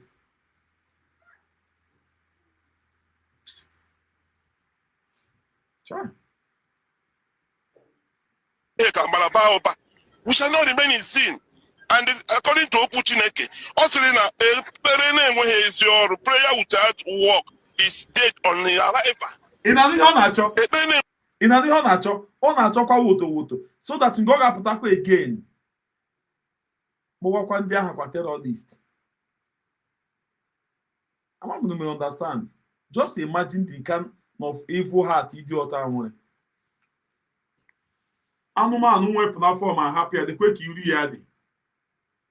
Amaghị ihe mere aga m na platform this guy ga-akpọwa this thing maka this our sister na. Because ọ dị mma nnọọ m ga-adị gawa na platform the idiot nwe the platform nye n'Obieze dị oche ya okporo na-akọ nshọ ọnụ na-akọ. M ga-adị gawa na the platform the idiot or chief survivor idiot definitely anụmanụ. Maazị na-enu ya anụ maazị ụzọ na-enu ya anụ na-enu ya na platform ya. Yo hapụ the idiot, yo kpọrụ ala, yo ọnọdụ ọdụ, nwee right na-akọ nshọ ọnụ na-akọga. Ndị iberibe. Yo hapụ the boy of Obieze of a boy.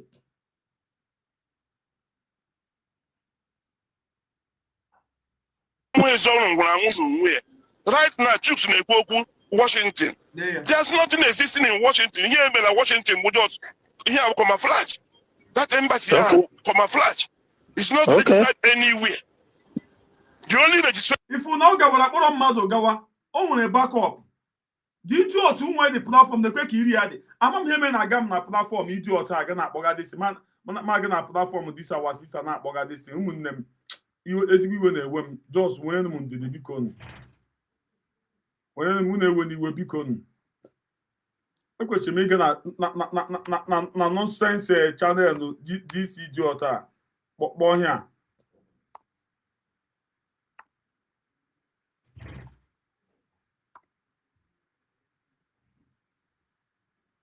Ekwesịrị m ịga na nonsense ya akpọ this thing. Anụmanụ nwụrụ anwụ idiot. Ọ na-achọ ka enyi ya ihe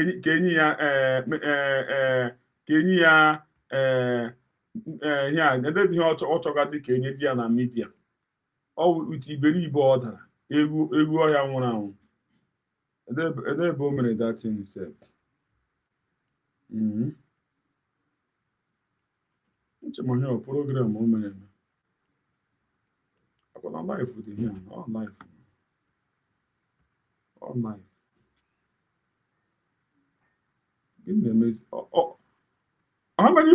many channels ka the idiot nwere? How many channels ka o nwere? Ofu ka m hụga here. And ike am hụ afọ the life there.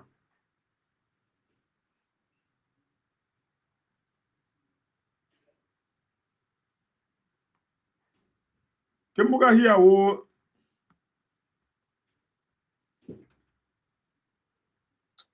I don't go to the platform idiot ka ọ dị mmega aga. Ekwe otu o si hapụ Obieze nwe ngalaba. Obieze nwe ngalaba.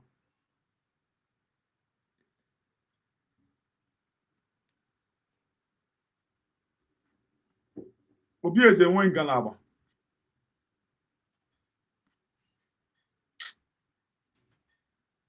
Idiot. Enwere right na amara bụ na ekwu na-eme exist bụ Biafra Republic of the United States of Biafra, Biafra Republic government in exile / de facto.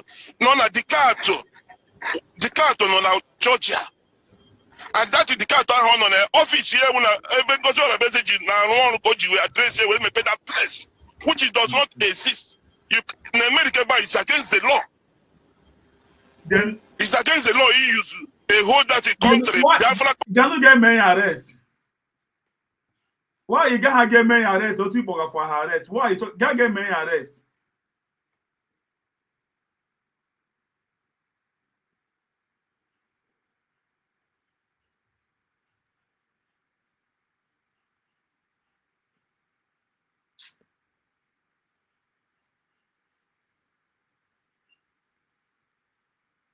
Ụmụnne m ifu ihe gbasara dị isi dị otu a were platfọm ya nọ nye anụmanụ ahapụ ya enwecha ndị nọ dị achọrọ ikwu okwu enwe ndị nọkwa dị achọrọ ikwu okwu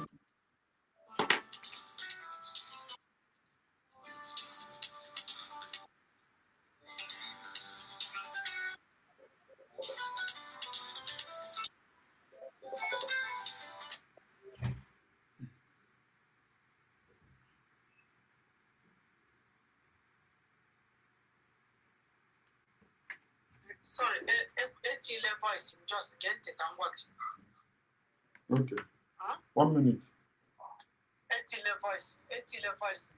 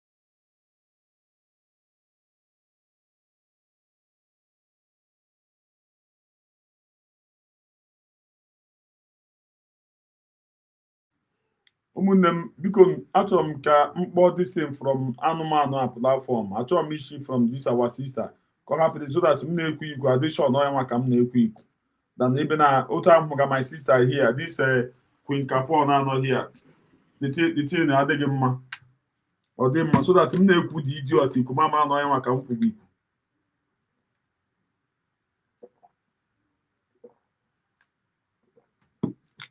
ewu ọhịa hapụ platform ya idiot nwụrụ anwụ abịa kporu ana enwecha ndị people line up chọọ ikwu okwu you happy ya definitely because of enye ya media gịnị ka ọchọ ka enye ya information minister ndị iberibe ịhụnanị ya enye ide anụmanụ information minister ama m ịdị news ọ ga na-enye weak man dị like this hapụrụ small boy platform ya na rubbish ya ọma na platform ya ka da boy rubbish obi eze for boy rubbish ya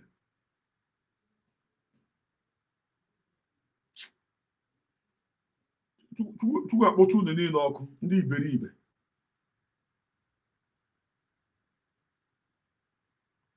Chukwu akpọcha unu niile ọkụ very useless set of people stupid people Chukwu akpọcha unu niile ọkụ akwa mụ na unu hia ụmụnne m biko nwere m ndidi enwekwere program m ji n'aka n'ụbọchị ahapụrụ m ya ka eweta editin ka eweta ka m gbawa ya na platform so na m na-ekwu ikwu ndị shọ nọ na platform ya ka m si na-ekwughị ikwu a m fụrụ ihu ya na-ekwughị ikwu ewu nwụrụ anwụ ewu ọhịa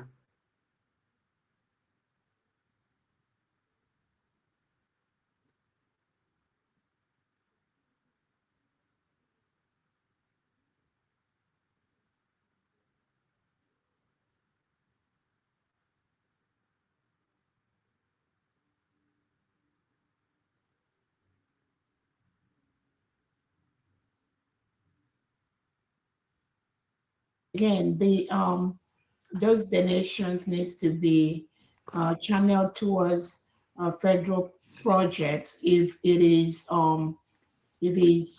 was made for the USB fundraising. I know the states do their defense fundraisings. They also do their monthly fundraisings, of which a percentage of those state fundraising supposed to come to the federal.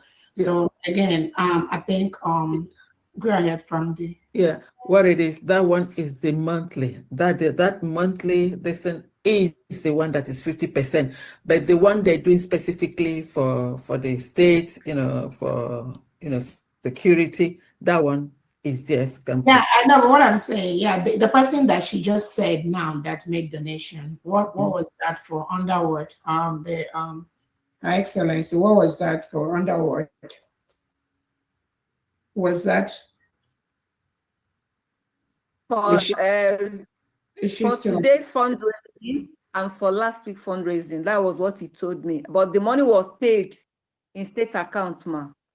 Yeah, so that's exactly what I'm saying from this. So that's for the fundraising for this fundraising we're doing, right? Yeah, this fundraising we're doing, but she paid it into there. So I'm not gonna write it down here. I am off in the recording. Yeah, I understand. Yeah, it's not just the recording, but also the money. So that's what I'm saying. So the money now is just what I'm saying to ensure that it goes into projects that are being helped out by the federal in those instances.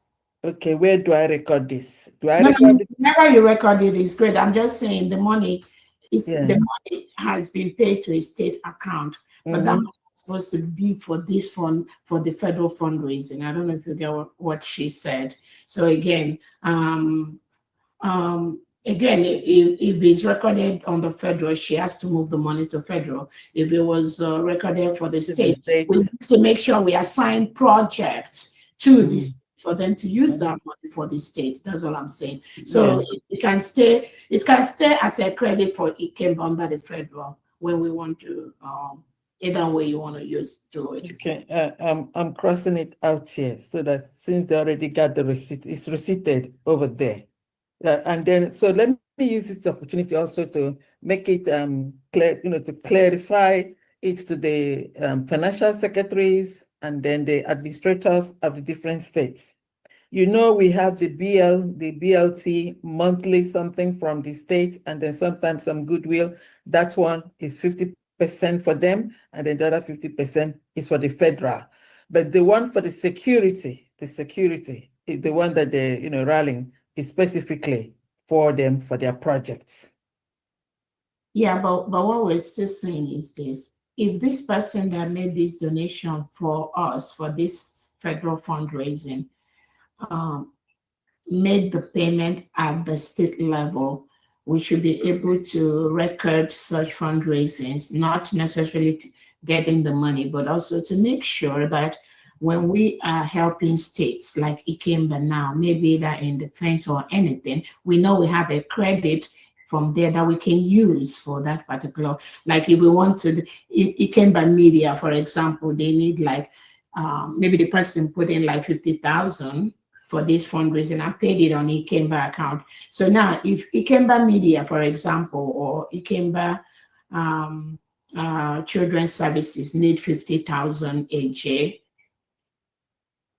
instead of them asking us to give them that money, we know that it is in Ikemba purse that we can use. So however it is reflected, it doesn't matter, but that's just what I'm saying. So we have just recorded as 100,000, whatever, 50 or 100. Yeah, 50 plus 50 is 100. So we have that 100 credit on Ikemba State in case we need that. Another thing, the Ikemba State governor, I wanted to also let you know that one of your citizens that have been incarcerated for about 1 year and 6 months, they've granted him bail, courtesy of our legal department in Homeland. So I'm sure you may be aware of that.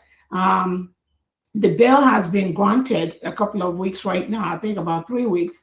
So your state, you need to rally around and raise those bail conditions and and let the guy come out. So I don't know if he's out yet or not, but I know that the criminal state of Nigeria that was holding this guy, he's been granted bail. So I know it's usually about the bail, whatever amount they say, it's not the full that has to be paid, but if you can follow up with, I'll text you one of the attorneys that was in the court when they granted the bail. So you all need to rally around and meet those bail conditions. Let the guy go home. The criminal state of Nigeria has been holding this guy for almost a year and a half. No trial. That was just one of the conditions that Donald Trump has said here. Long incarceration without charges. This guy was just being held just because he's a Nigerian for 1 year and 6 months. For nothing. He didn't commit any crime. He didn't steal anything. This is what Biafrans go through every day in the hand of the Nigerian state. Yeah, DPM, did he say he's an you mean Biafran or he's a Christian? Yeah, he's a Christian? Biafran. Yeah, we understand. He's a Biafran. I think he's a slip of tongue. Yeah.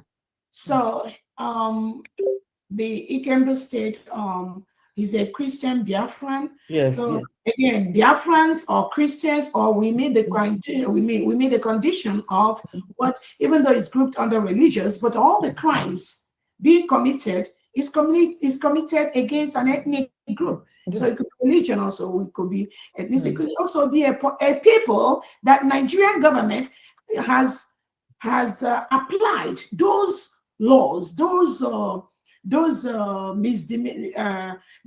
crimes against. So even though it's being grouped under religion, but you also, when you read the crimes that qualifies for this, we see that it falls into Biafrans. So that's why we can use Biafrans.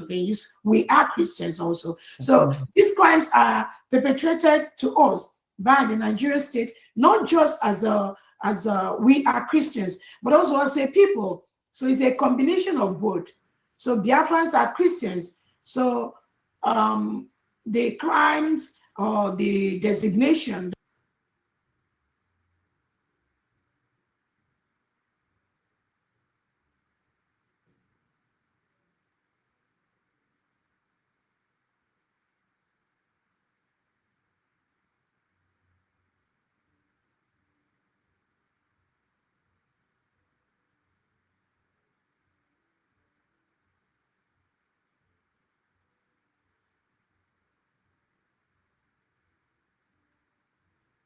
ụmụnne m agara m nweta ya na nke so that m na-ekwu ya ikwu ma dị sure na ọya nwa ka m na-ekwu ikwu ma dị sure. Said, you're welcome, brother. Yeah, thank you for the job you are doing. You're welcome. And also all the genuine Biafrans on the platform. I greet everybody. Ndigbo sinke onye chiri ya zere. Yeah, my brother. The program, I don't remember since more than 3 hours now. Now watch it. Yeah. So I'm gonna something and yeah, I don't. It's okay. So I didn't bother. I'm waiting for the since 3 a.m. I wait. This is almost. This is 5:38 a.m. here.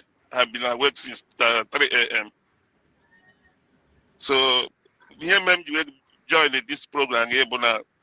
On when comments, our brothers did they better make it that time. I give them now this plan anybody instead of on a comment section, need something. Let the person come in and they go here the anuche.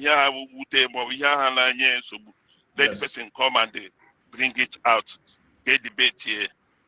So my brother Biki when they go, I can Jorejo.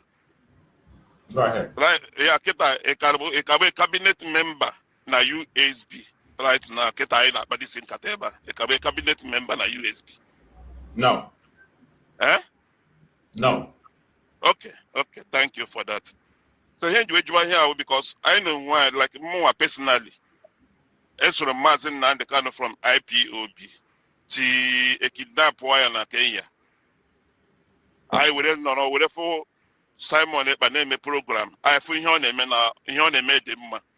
I joined Simon Ekpa. From Simon Ekpa, a push way to autopilot. One day IPOB, DDoS, we have that name, we have autopilot. I use Z as a name. We move Z to BRGIE, Biafra Republic Government in Exile, which is the registered.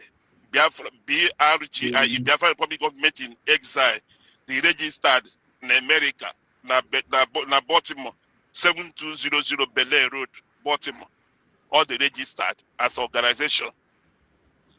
So we build the Biafra Republic Government in Exile. We will make a cabinet meeting. Inside that cabinet meeting, live, I watched me live. I hope there are 3 names I get used. Our freedom. In a game today, yeah, man.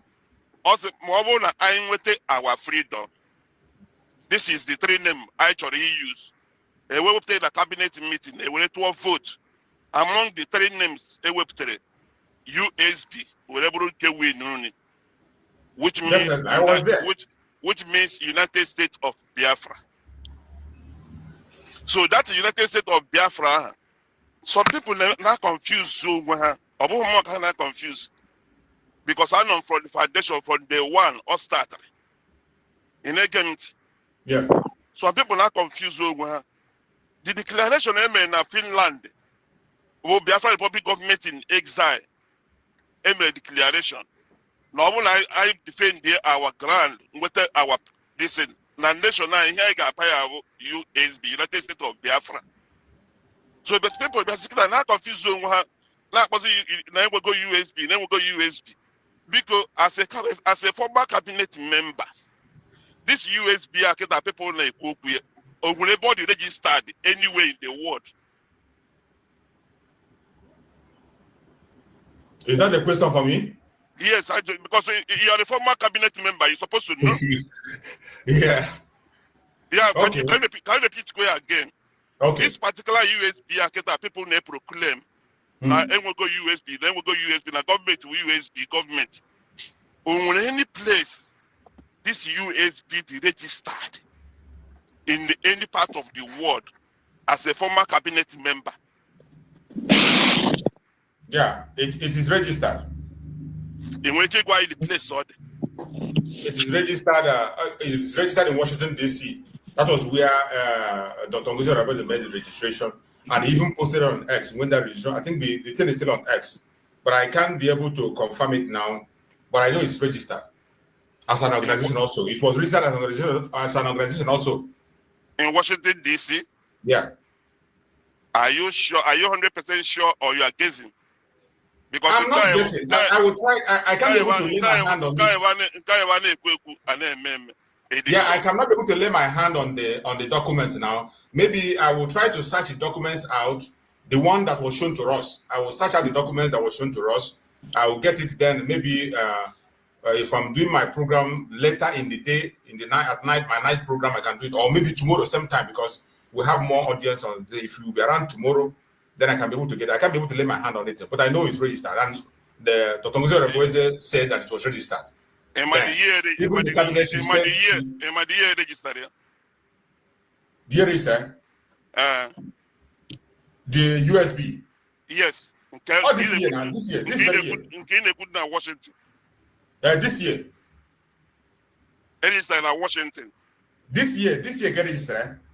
In America, I'm to Washington. I'm Washington D.C. We're Washington State. Yeah. Washington call. The new office now is in Washington D.C.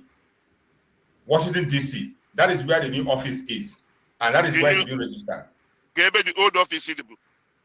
Baltimore now, the one you just mentioned, that was the old office. Baltimore was USB. I'm not talking about BRGIE.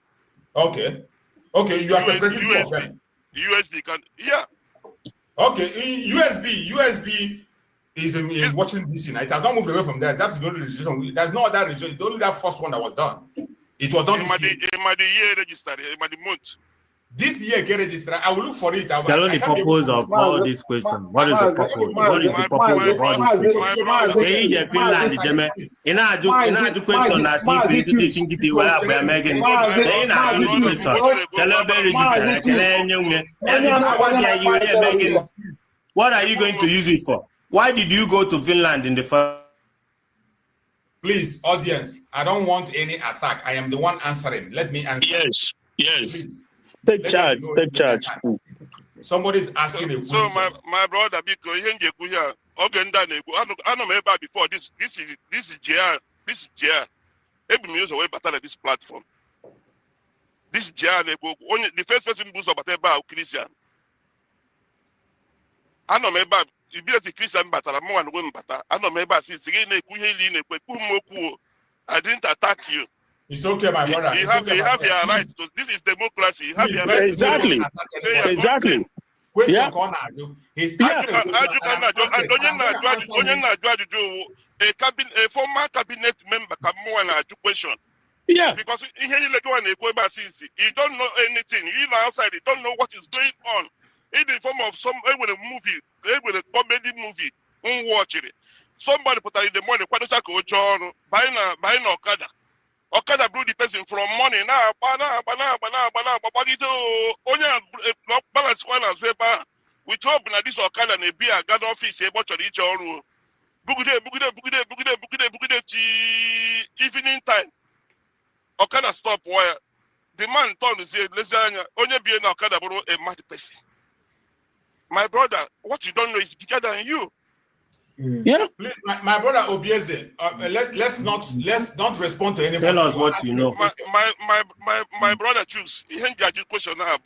Ndigbo to lose only at one half user. And that's true.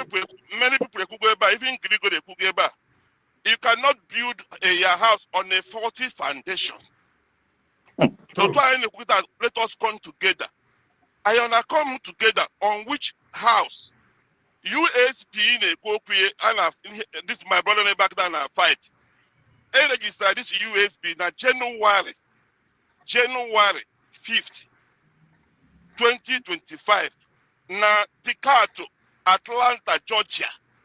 And the here you register United States of Biafra / Biafra Republic Government in exile / de facto. Here Ravensburger with the Secretary of State in Georgia register this particular thing, this brother neighbor now drag. On when they start the USB. On when they start and the trustees now this particular thing won't go to alone. This is his personal business. So she can do whatever she wants to do. Can I ask you? My brother, can I ask you one question? My brother, wait. You don't have to interject. Let him finish. My brother, wait. I have no document. Hold on. Just as you were asking about that very registration, I told you it was done this year, but I can't pick up the. I think I'm still going to look for that documents, and what you are explaining now, in that very thing, it's actually how it was. It's been written there. United States of Biafra, Briggy, and de facto appeared in that very thing. United States of Biafra, Briggy, and de facto. And there is nothing wrong in that. This is where we started. And that declaration was made that day, Declaration of Biafra. As per what was declared that day, it is the Biafra that was declared. And my own problem is not even the declaration. My problem now, where we have a problem, is defending it. So when it comes to that these documents you're talking about, I'm going to bring that document and I will display it tomorrow by grace of Chukwu Kebe. I will display it. But whatever you are saying, please, we are talking about solution, uniting and becoming one. This issue of dragging who is there and who is there and who is not there. My brother. That's true. For us to, Brokisan, hold on, please. Okay. For us to come together. Yes. Mazin Nandekanu, you have to be white and whiter than snow. You have to get to the truth. What we are doing, you have to tell us the truth and nothing but the truth for us to come together. Yeah. Like right now, Okay. BRGIE, Obatopie, Simon form. but one of the trustee member. Isaiah Nyoko, remove his name there. Remove the name of the Prime Minister. Yes. Or one of the board of trustees, which does not exist in any way in the world. There's no how somebody will only just will take care of mails address. That is an address. Yeah, Here you use Isaiah Anyoko. But okay, you couldn't get it. But just because you know this all the state na Maryland, na Baltimore. Can you use the address name here? We register Biafra Republic Government in exile. Then Yakaze they represent the board of trustees. Which the board of trustees? We have the owner. We have the owner of the organization. Yeah, they won't share all their name. There's a personal name here. Now I'm going to see that the Biafra Republic Government in exile right now. Then in the people USB, Ngozo Rabeze with the personal owner of USB. Here in the Ngozi Orebeze does not own USB. Point of correction. Ngozi Orebeze doesn't own USB. Hold on, Obi-Wan. Wait, hold on. Don't fight what you don't know. Obieze, please, I muted you, Obieze. I muted you. You see, I don't want this. I don't like that impression you are trying to create that USB is owned by a particular individual because of the registration. Why I say that is that the same issue came up on Ohanaeze Ndigbo, the registration of IPOB in the UK as an organization. Most of these things we are doing are only registered as an organization. In as much as we want our own country, we want to get our country and get our country. If you want to register any of these things, you don't register as a country because you are not yet there. They are always registered as an organization. They brought the same accusation on Ohanaeze Ndigbo when they were talking about IPOB. There was a video I played last time when Ijele was saying that Ohanaeze Ndigbo registered as a company, a private company, and it's his own company. So I don't want this narrative to continue. It only brings division among us. But Master Truth, if it's a USB, a declared United States of Biafra as a country declared, will it still be registered on individual name? That is one thing I am telling you now. When we talk about establishing a country, we have not taken our land back. Our land is still under occupation. We have not taken charge. In as much as we have made the declaration, recognized, everybody saw it, the whole world saw it. But we need to take back our land for us to be recognized. That was the thing Master said when he was talking about our passport. Somebody asked a question of our passport, and that Master said that even that passport, we can only be able to use our passport after we are recognized. We continue to use the passport we are using, but any country that comes forward to recognize Biafra, in that country, you can use the passport. In the same way today, United Nations have not, we've not even gotten any recognition yet, including those who recognized us before, they have not affirmed it again. So we are still, as an organization, you cannot register it as a country, it will still be registered as an organization. Ohanaeze Ndigbo did the same thing. People accuse them of this thing. So let us not be using that. Just one question. One question to Obieze, please. Just one question. Mr. Obieze, what must we? No, to Obieze condemn. I just want to ask. Please hold on. I'll muted you, please, Obi-Wan. Let Obieze finish, then you ask your question. Obieze, please make it. And please, my brother, what we are talking about here, let us not try to do things to discredit anybody. My brother, you put facts out there and people take their decisions. My brother, choose Ezioku didn't make you. And in the bottle, you listen about here, okay, dear, I'm on look here, Rubo, Africa, man, okay, Equano, Manawatakere. Here in the Quebec, that was solution to our problem. We have a serious problem. Yes. We have a serious problem. And the problem I am with these two groups are in the put my USPO, my BRGIO, and we only need me right now. And the year we hear Martin and the back when I caught. And we only need me right now, they follow the template of the government video from IPOB now. None of these two groups is following the template. Because this online they follow the template. Before I went to Finland, the government of Nigeria and the back They were crying Musa Nebakwa every day. Definitely. Now that both in the Senate, Nebakwa and the government of Simon Ekpa are dominated to go the airspace of Nigeria. Then why is it now the thing you were on is upside down? Musa and nobody is hearing Musa anymore. And somebody gave a crumb story. Here they go be a solution. Here they go be a solution. We shall not remain in sin. And believe me, or him for the day, a program, the speed him gauge you wherever I got dear, the speed him gave wherever I got dear. Gradual yajuju. Oh, government is Simon Ekpa. Oh, Simon Ekpa when a government get a bogey a terrorist. Now him garage here. Imagine.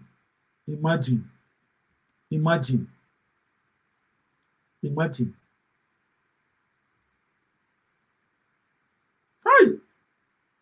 The guy in my bonnet jagan eme nonsense on eme. The boy in my bonnet jagan eme nonsense on eme. The boy in my bonnet jagan eme nonsense on eme.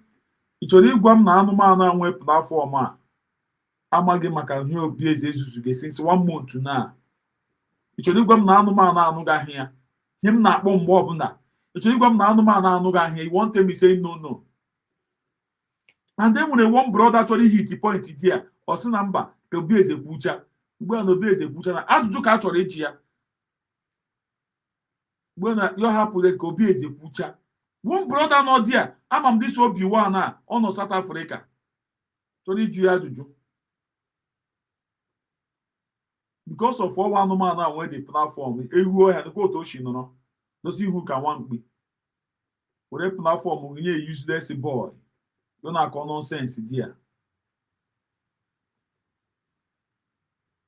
With a platform, a happy boy, a useless boy.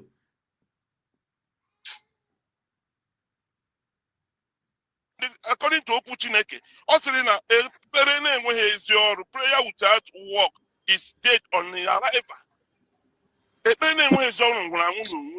Right now, the quote she doesn't who can a pin.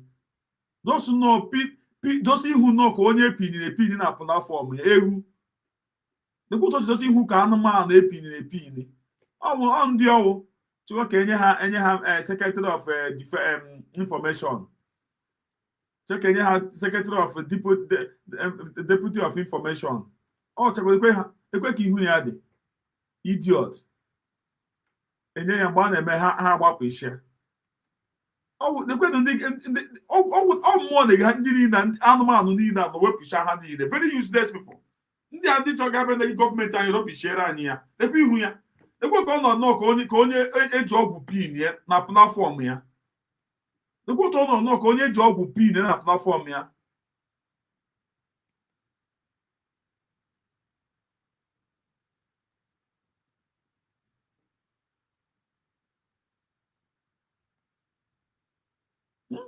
Idiot happen platform, happen a useless boy. You know useless platform here. Washington. There's nothing existing in Washington. Here in Washington, we just here camouflage. That embassy camouflage. It's not registered anywhere. The only registration anywhere right now may exist. Biafra Republic of United States of Biafra Republic government in Neza / de facto. Non a Dicato non Georgia. And that is the cat on an office here when I goes on a message now one go you address when me pay that place, which does not exist. You in America, but it's against the law. Imagine.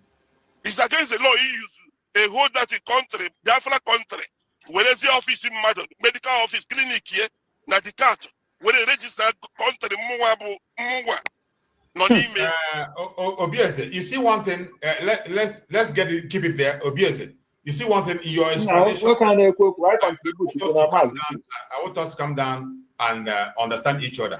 In your explanation, it is very, very clear. I appreciate the fact that you agree that something was registered, but that the place you mentioned, I think you are correct. That was where it was being registered, and what was registered there is United States of Biafra. The boat idiot guys happen this useless boy platform ya. Otu odi nye onye ọzọ ndị mmadụ nakwa na-eche o. Chai. Brigi and de facto government. It was registered as per address and whatever. There might be certain issues that need to be sorted out. There might be reasons why those things are done. That is why I don't want to use that to be. I don't want us to use that and say we are attacking somebody because of where it was registered. This same thing you are talking about was people used it against Mazen Nandekan and he didn't hold water. And Mazen Nandekan has a reason why he made the decision he made the way he made it. The same thing Mazen Nandekan had a reason why he made it the way he made it. But people begin to abuse it and people use it as an attack. Let us not go to that side. Where matters now is how we are going to make sure that things are happening, which is where every one of us meet. You just ended up on that side, and I want you to remain on that side. How are we going to make something happen? Let us forget about this argument of where this one was established, where this was.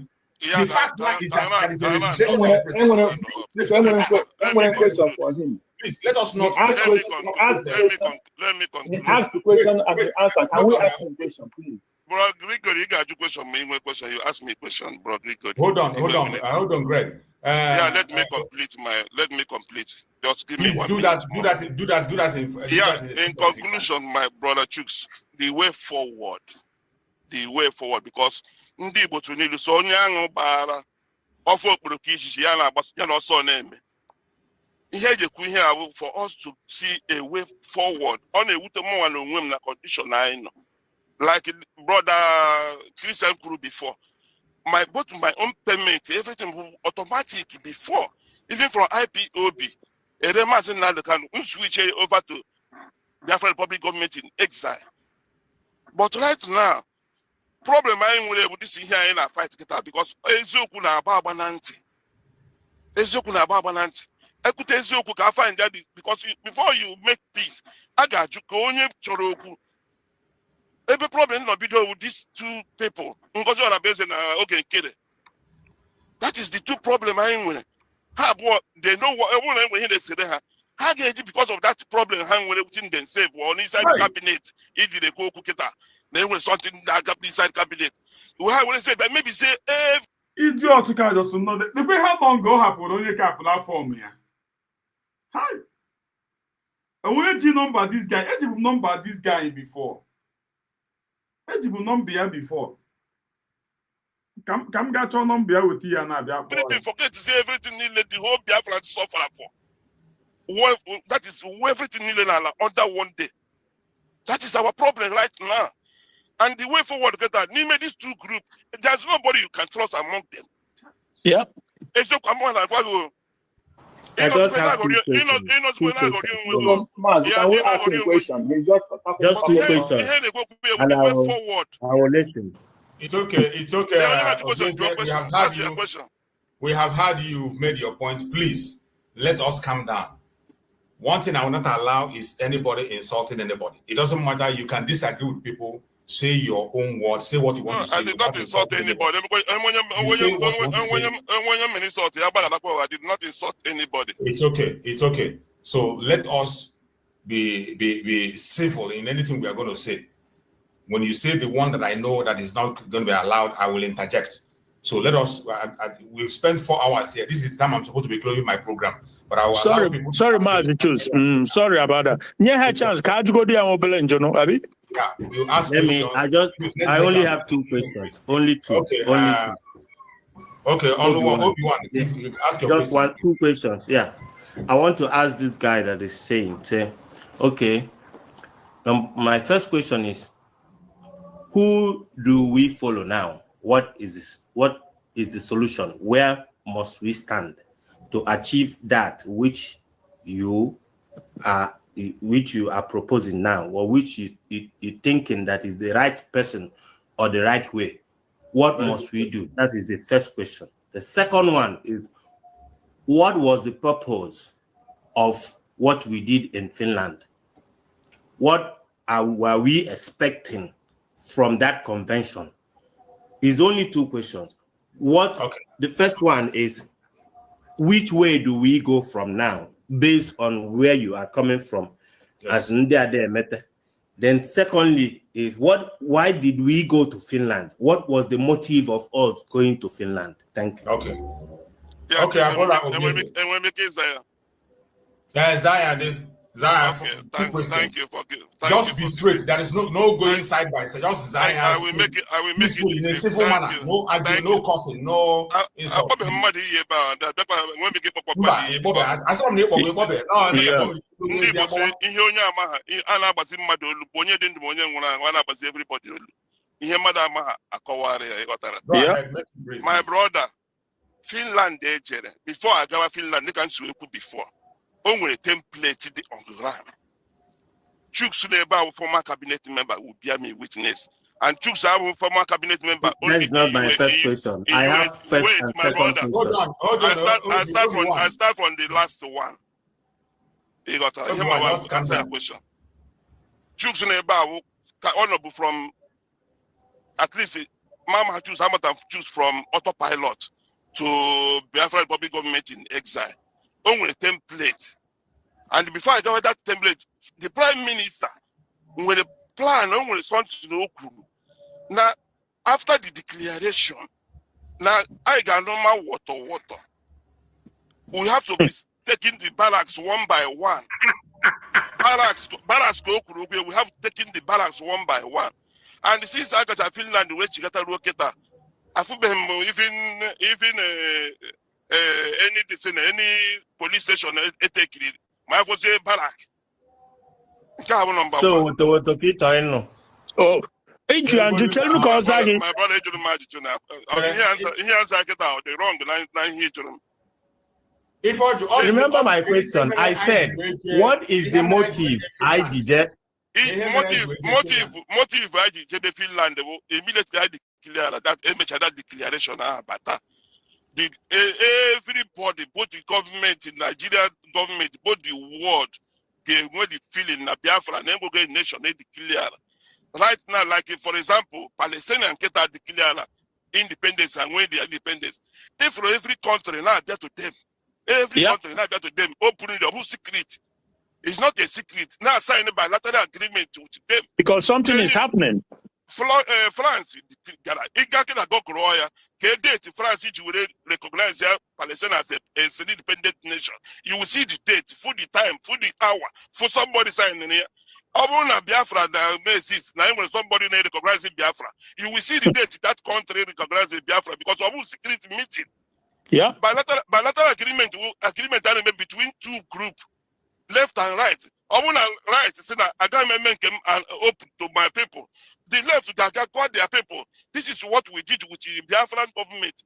We are signing an agreement, bilateral agreement, either to sponsor them in their military or in their agriculture or in their bigger affair open or not a secret, my brother. Then the second question is, this is who do we follow? Who do we follow according my to brother, you? I could before even choose Kurieba. You can even Gregory Kurie, you cannot build your house on a faulty foundation.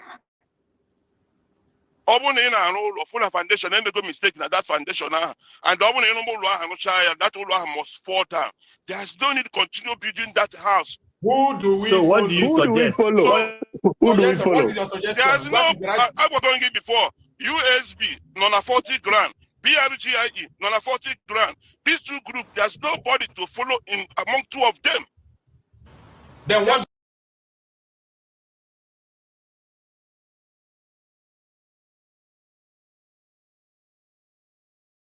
You are not trusting on your own against this ike that everybody should go and rest. Okay, now, on your nature now. 1 minute, you never can do. I want to show you something. Actually, you something. When we have to you something now, I want to show you something. Just 1 minute. The guy now, now, should go and rest. That everybody should go and rest. On minute now, only everybody should go and rest.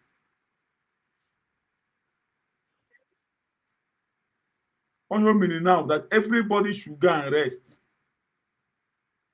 On Korea now that everybody should go and rest.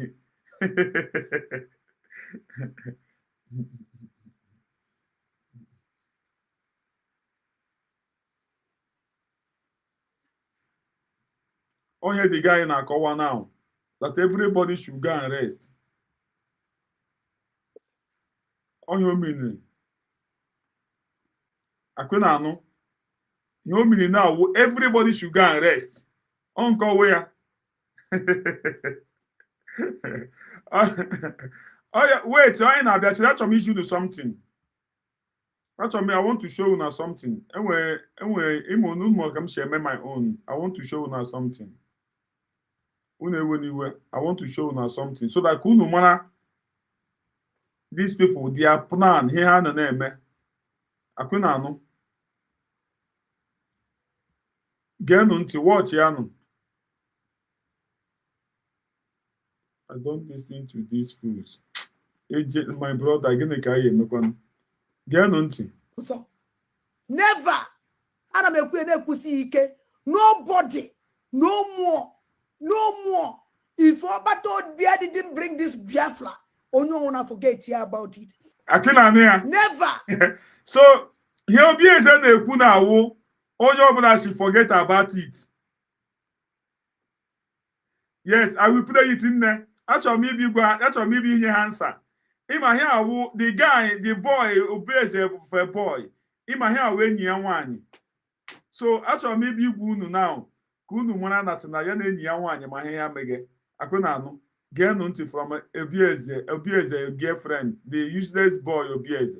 Get nunti. Kunu no. Never. Nobody. No more. If Obato Bia didn't bring this Biafra, no one forget here about it. Anybody on the Golodu, send us Biafra, Super Biafra, I will be a Samotua.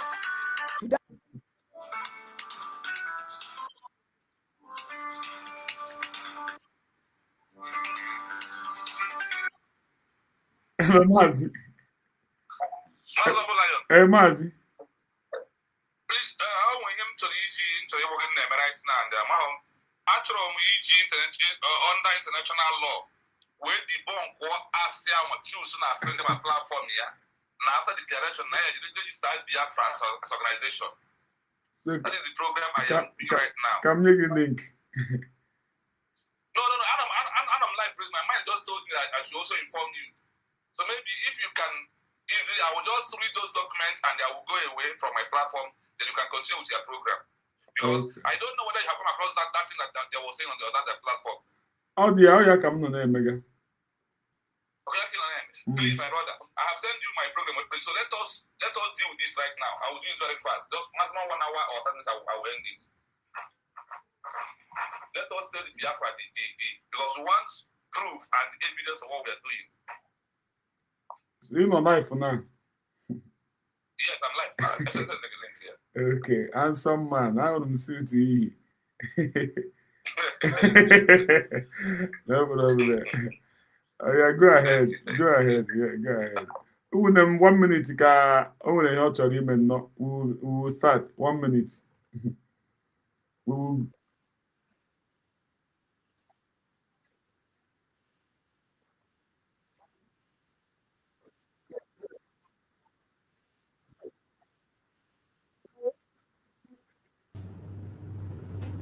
We want to ask two survivors, where did you get you and the OPS and those nonsense comments that have been making on your platform? Where did you get that information that after declaration that a country still remains an organization, that we will go back and register University of Biafra as an organization? Choose where, how?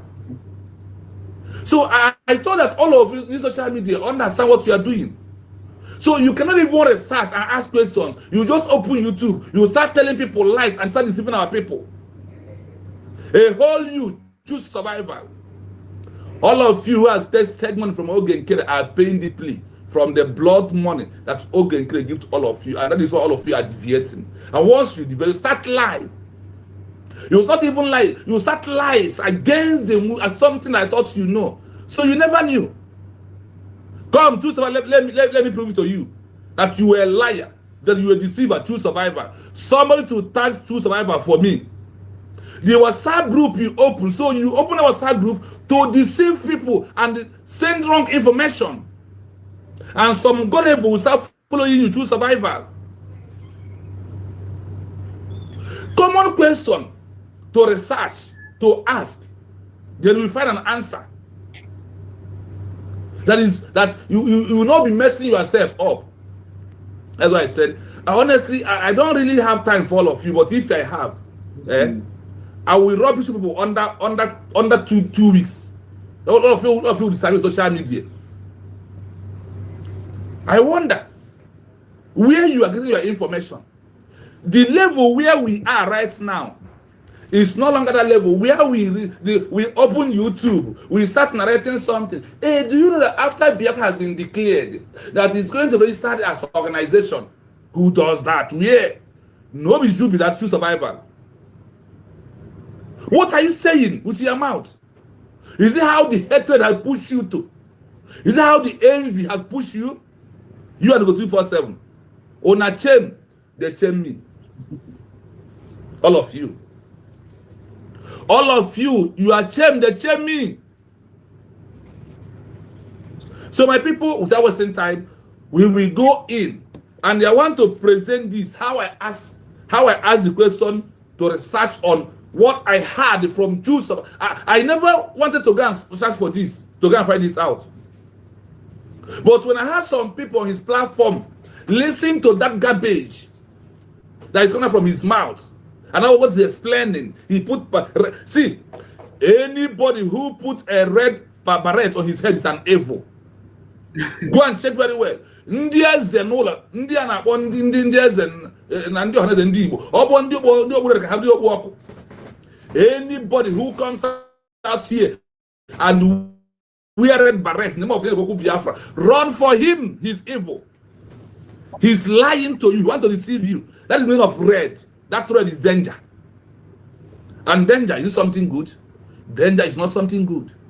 Once they deviate from the government, you start seeing them putting that red cap. Run from them. Run away from those people. They are evil. If you are going to wasting your time.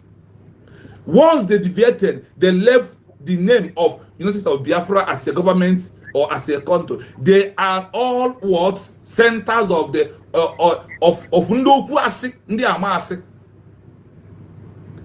That is where True Survivor TV has put himself into, to use social media to push lies and deceive out all of you, all of you that's the so Ogen give money, all of the collected money from Ogen Kere. I don't see him. When you device no name onye walonka nwa alusi walonka buoya. All of you una ejili go nka jango chala nwa alusi na $400. Look at what the foreigners have put all of you into. Mess up. Because nege no ime la arusi we nyu una eriele na una erigi ihe mmụọ una no izere mmụọ ọjọọ na eme nkwuyeri. I don't want to size my anger too much on you. But let me debunk your lies. And that's your nonsense explanation that you are making. Where is evident that after declaration of our people never understand the value, the importance of a declaration, and they have never knew because they have never asked. That's why when some people will tell me, why am I referring to Bangladesh? Yes, because you must learn from people's history. Or history behind the Bible say no buna opozo amara opozo ya le egbe anya no do come na go see we ekpo di ozo. Ndị is no Igbo na ọ bụrụ na ị mara akpọ ụzọ gị lee egbe anya n'ọdụ. So the egbe anwa bụ the past in a ledger anya, and the present future of every human being lies in the past. You correct it from the past, you pick up and move forward. Stop lying to Biafran people. Stop. I want you to use only this one I'm going to do today to know that water that is coming out from Truth's mouth now is a deceit and lies. Happen to be a senior comrade I respect so much. True Survival happened to be a senior comrade that I myself respect so much. Until this day, he start messing up. And that's why Ohanaeze Ndigbo echefuo ma fe chichia. People that will thought they understand.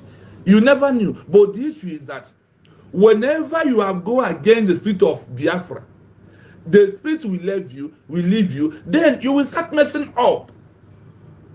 Let us go into what brings me here, because there's no time. That is a very insightful question that highlights the complex legal situation a newly declared country, or de facto state, faces without international recognition. The answer is no. An unrecognized country cannot simply register as an organization to gain the rights of a state. Why a country cannot be an organization? The legal difference between a state and an international organization is fundamental. Feature: sovereign state country. International organization, e.g., UN, AU, ECO, WAS. Origin of power. Inherent. Recognized as a, quote, primary subject of international law. Its legal personality is born from its existence. Control over territory and people. Derived/created. A secondary subject of international law. Its legal personality is created by a treaty signed by existing sovereign states. Membership. Not applicable. It is the member of the international community, formally registered with a charter or treaty by its member states. Goal: to govern a population and control territory. To facilitate cooperation between sovereign states. The legal status of an unrecognized state. After a declaration of independence, an entity like Biafra would be considered a de facto regime or an unrecognized state until it gains recognition. 1. Existence versus recognition. According to the declarative theory of statehood, an entity exists as a state if it meets the criteria of the 1933 Montevideo Convention. A permanent population. A defined territory, even if borders are disputed. An effective government. The capacity to enter into relations with other states. If an entity meets these, it exists as a state in fact, regardless of whether it is recognized. 2. The role of recognition, constitutive theory. While an entity might exist in fact, international recognition by other states, especially the UN Security Council members, is what makes it a full subject of international law, allowing it to join the United Nations and other global bodies, sign bilateral treaties and trade agreements, have its citizens and property protected abroad. What unrecognized states actually do. Since joining international organizations like the UN is impossible without broad recognition, which the parent state Nigeria would block, unrecognized entities usually pursue the following paths to build legitimacy. Strategy. Description. Goal. Establish a government in exile, setting up formal structures, president, cabinet, etc., outside the claimed territory, e.g., BRGIE operating from other countries, to demonstrate institutional capacity, to fulfill the effective government criterion and act as a lobbying body. De facto governance, issuing national ID cards, driver's licenses, collecting taxes, and running essential services within the claimed territory where possible. To show the international community they exercise genuine control on the ground. Non-state advocacy, registering as non-governmental organizations, NGOs, or advocacy groups in foreign capitals to lobby lawmakers, the UN, and media for support. To gain political and humanitarian leverage, as they cannot register as a sovereign state. Therefore, the Biafran movement is essentially trying to achieve statehood, the highest form of international legal personality, not organizational status, a much lower functional form. The two are not interchangeable. The two are not interchangeable. So, I'm going to play it again before we go into analysis. Someone to tag to survive whatever it is to come. And I don't pretend. I posted it on his WhatsApp group so you can see it. How can, after declaration of a new country, after declaration, you went back to go and register a country as an organization? So up to now, people, that is why there's the people who claim they are fallback, claiming they are BRIGE. That is the organization where we are, and went to Finland to make a declaration. After a declaration of the new country, like instead of Biafra, then what happens next? We start using the name because they will use the name of the country that you declared to get you an international recognition. They will use the name of not Bridge as organization anymore. No. They are going to use the name of United States of Biafra that was declared because we did not declare Bridge. In Bridge, we are organization. That is why our Prime Minister rushed for declaration. So we can have the necessary documents in the name of a new country without international recognition called United States of Biafra that are going to meet the Montevideo Convention 1933. That under that act alone, we become a sovereign state. How can an organization become a sovereign state? So it simply means that it's all these years that we are flowing these people. They don't even know their left from their right. When the game change, their brain cannot carry them to change. And the true survival with his cohorts, go 247, and Ohanaeze, and all of them, they start lying, manipulating lies, propaganda, because of the evil money they have took from Ogenkere, and that is blood money. I don't want to say they will not get themselves until they return that money by all possible means. And the more deviant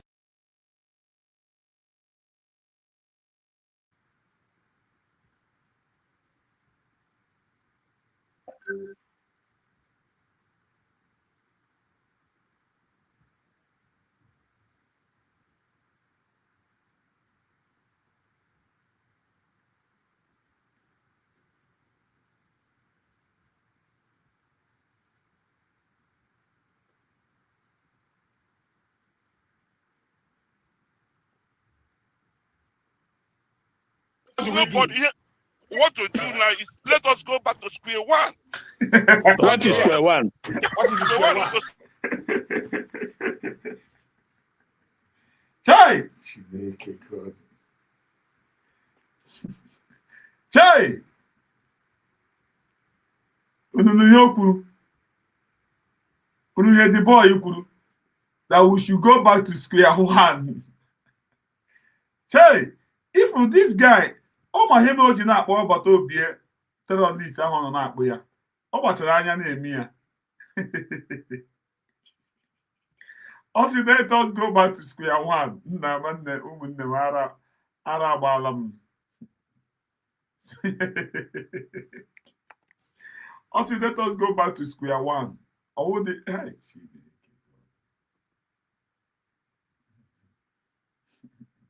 and right. I want to right say that I got make them open to my people. The left that got their people. This is what we did with the Biafran government. We are signing an agreement, bilateral agreement, either to sponsor them in their military or in their agriculture or in their bigger affair open or not a secret, my brother. Then the second question is, Basara, this is who do we follow? Who do we follow according my to brother, you? I could me before even choose Kurieba.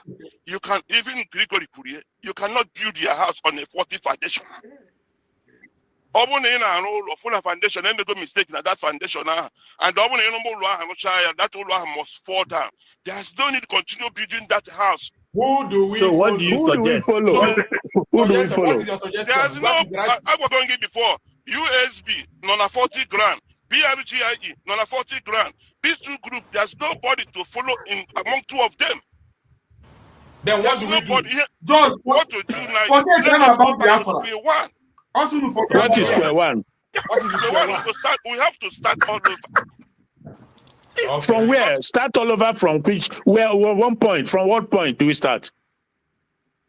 From which point? Can we follow Adadioramm USP? No. Because the government is not straightforward. It's not truth. BRGIE. You cannot go there. If you go there, you will remain there forever. I'm going out. My brother, wait. You see, this question is very, very simple. Assuming now, okay, we now agree that everywhere there is fault everywhere. Where do we now build our foundation? Where do we stand? Whom do we follow? Where? Who? Exactly. That's all. Choose. Former cabinet member. Hey. Former cabinet member.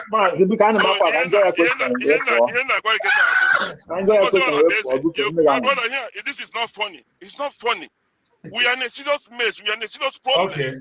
My brother abuser. My brother we are in a serious problem. My brother abuser. We have overstayed some You cannot follow USB and you cannot follow BRGIE because they will not lead you to anywhere. We have spent 1 year now. 1 year. Next month or 1 year. Okay. We have had you. We have had you in the first aspect of the question. Wait, Obi1, wait. We have had you on the first aspect of the question when you answered. For me, in that very the question that was asked, why it makes sense. It made sense, but he didn't even. I will help him to make it much clearer. Maybe if he can equally make it. When you talked about why we went to Finland, I still have the video. I don't have time now to play it. I would have played the video where my sister explained why we went to Finland. It was to generate documents to get our country, and once we come back, we will take charge of our country. We will defend it. Yeah. Immediately we come back, we will take over our land. He said it in ABC. For people who will not understand it, I just put it straight. We generate documents, and that documents have been generated. That is why you were saying that the United States of Biafra is not something that somebody will come and tell me not to be in. I am part of United States of Biafra. But when it comes to who runs it and how you run it or whatever you are doing, whether it is right or wrong, I have my own submission and I say it and I put my own thoughts on that very aspect for us to do things the way it's supposed to be. And I have a problem also with the structure of how things are being done. That's what I have a problem with. I don't have a problem with the United States of Biafra. I don't have a problem with the registration. The same thing with me, but you say, one problem with you, like USB, I want me to vote in the cabinet. I'm very happy you agree with that because that is most. Yeah, because I'm live. I want the three names. I'm live. I want the three names. Among the three names, I choose USB where I will the highest vote. So USB is a name I choose like it, and once the majority carries the vote in democracy, that is the law. Thank you, right now, the majority. The USB we are taking much time, Obieze.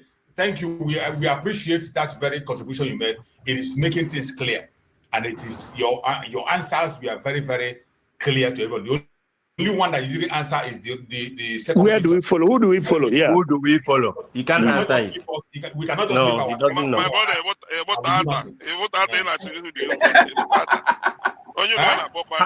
How is it difficult for you to answer?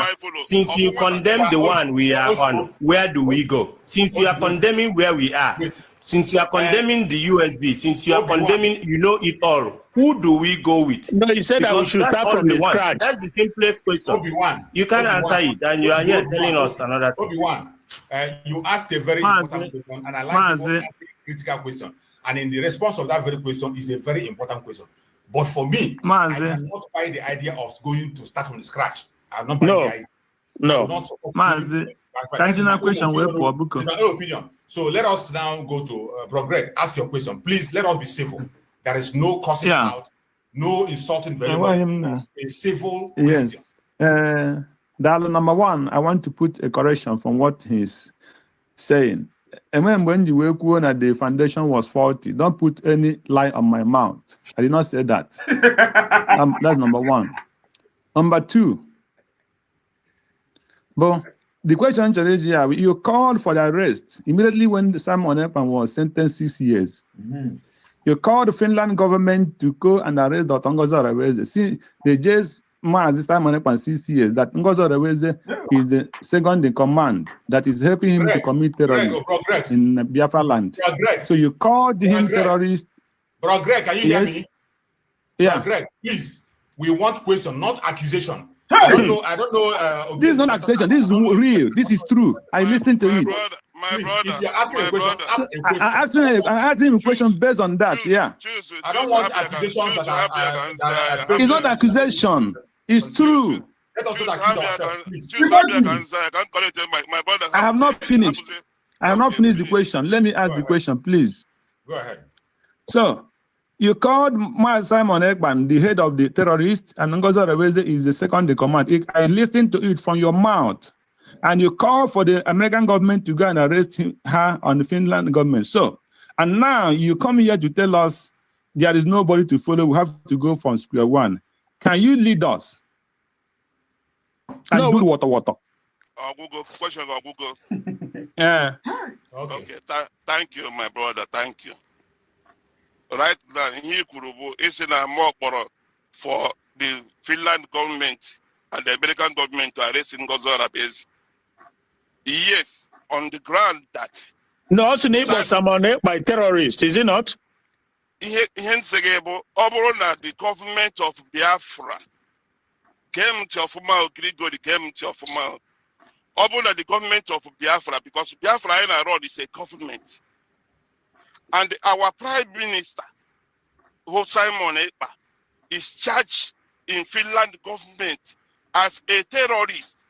Our prime minister, in the form of Donald Trump, the American president, or on Germany, the German chancellor, America will tag a terrorist, will charge a terrorist. And the next prime minister or the council of Germany, either they are at the seat, at the second in command, they take you over. And the banquet, when you know, the terrorist charge earlier on the head of the somebody on a deputized. Automatically, that particular terrorism has charged the prime minister. When we are faith. Simon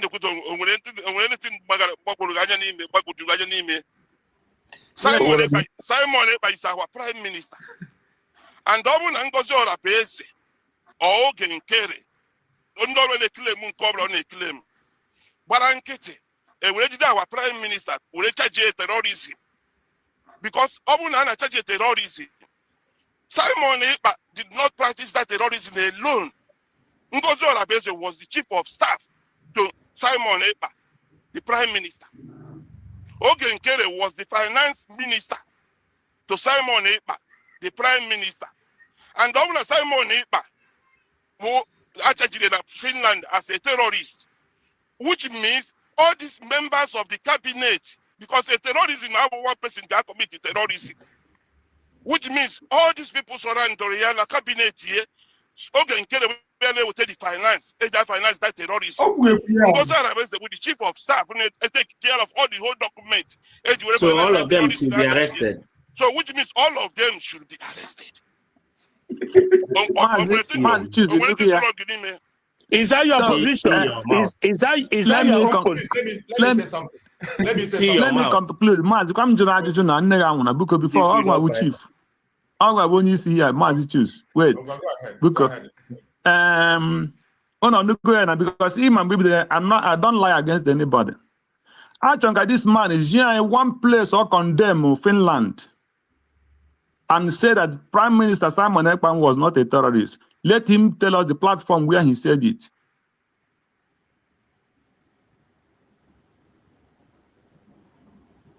Hello? Nobody's talking. Did I come out clear? Answer that. Obieze, are you there? Omaza the adjective. My brother, I'm not here when I'm going to platform we choose. You will my chief. Thank you, bye. I'm finished with him. Wait.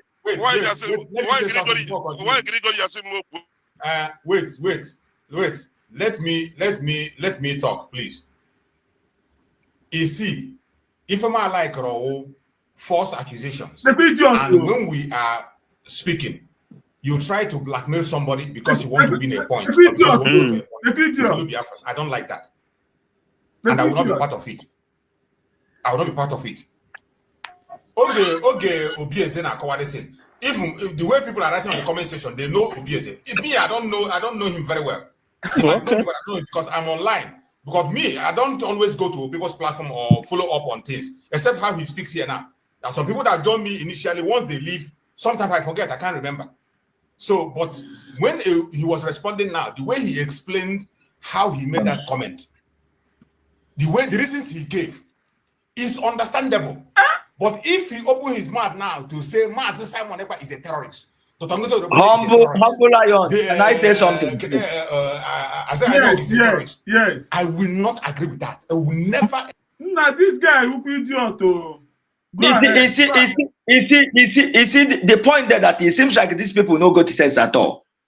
They no get sense. They no get even single sense. You can imagine those that came to read us. You can imagine those that came to be a platform where we will get news as a ministers of information as they claim to be.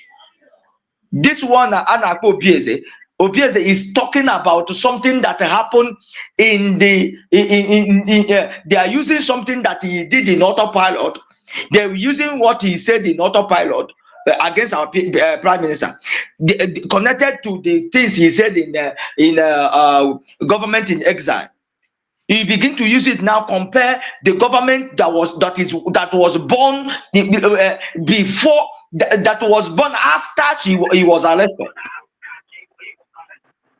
The government that was born after he was arrested, and it is because of this government that made them to arrest him.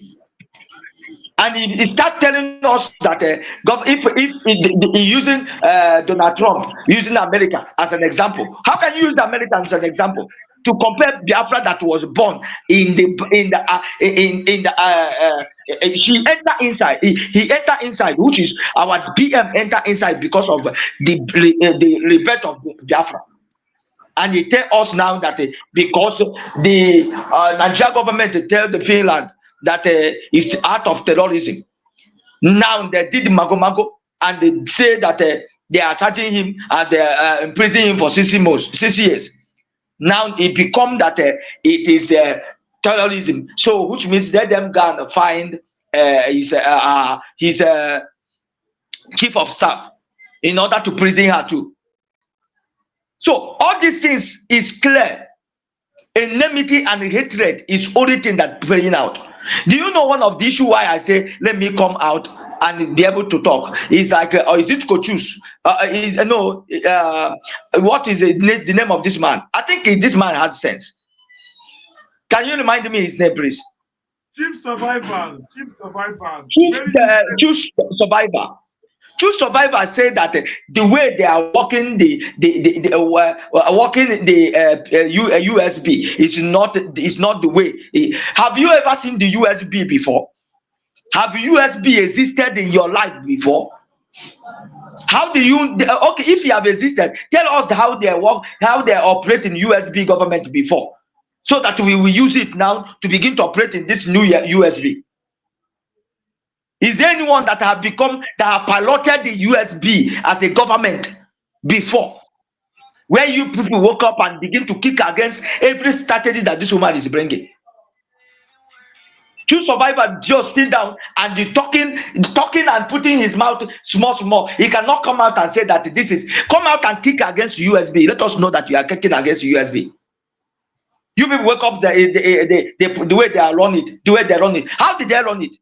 Let us make mistake and let us in our mistake we will correct our mistake and forge ahead. But you people just wake up and say it's not USB we voted for. Which one the USB you voted for? Have you seen the USB before?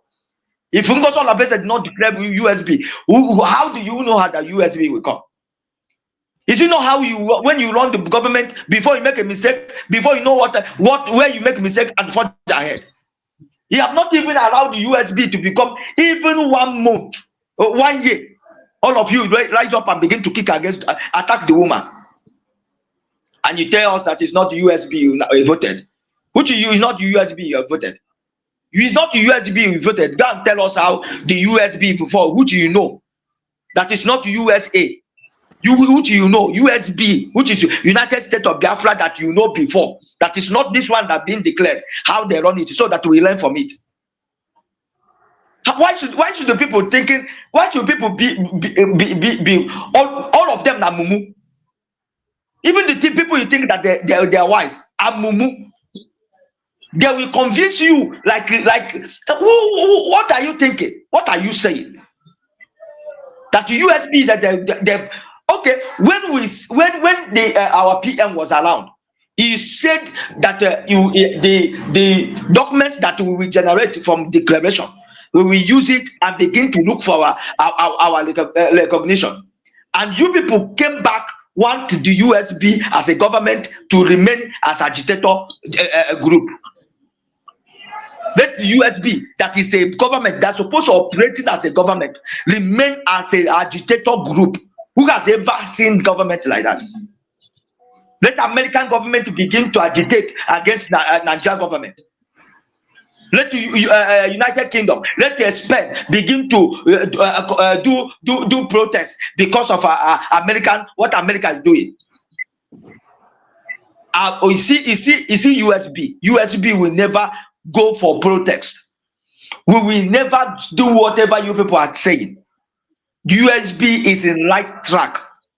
Glory be to God that all of you that have kicked against USB, that have fought it, shame has been covering all of you now. Okay, like Obieze that is talking now. Obieze is if he check his mouth, he noticed that the Obieze is already tired. What he thought before, how he was vibrating. Let them do this. Let them do this. I know their mind is that they will capture Ngozi Olabese, but God is shaming them one by one. God is disgracing them one by one, and all of them will run inside and they will never come out again.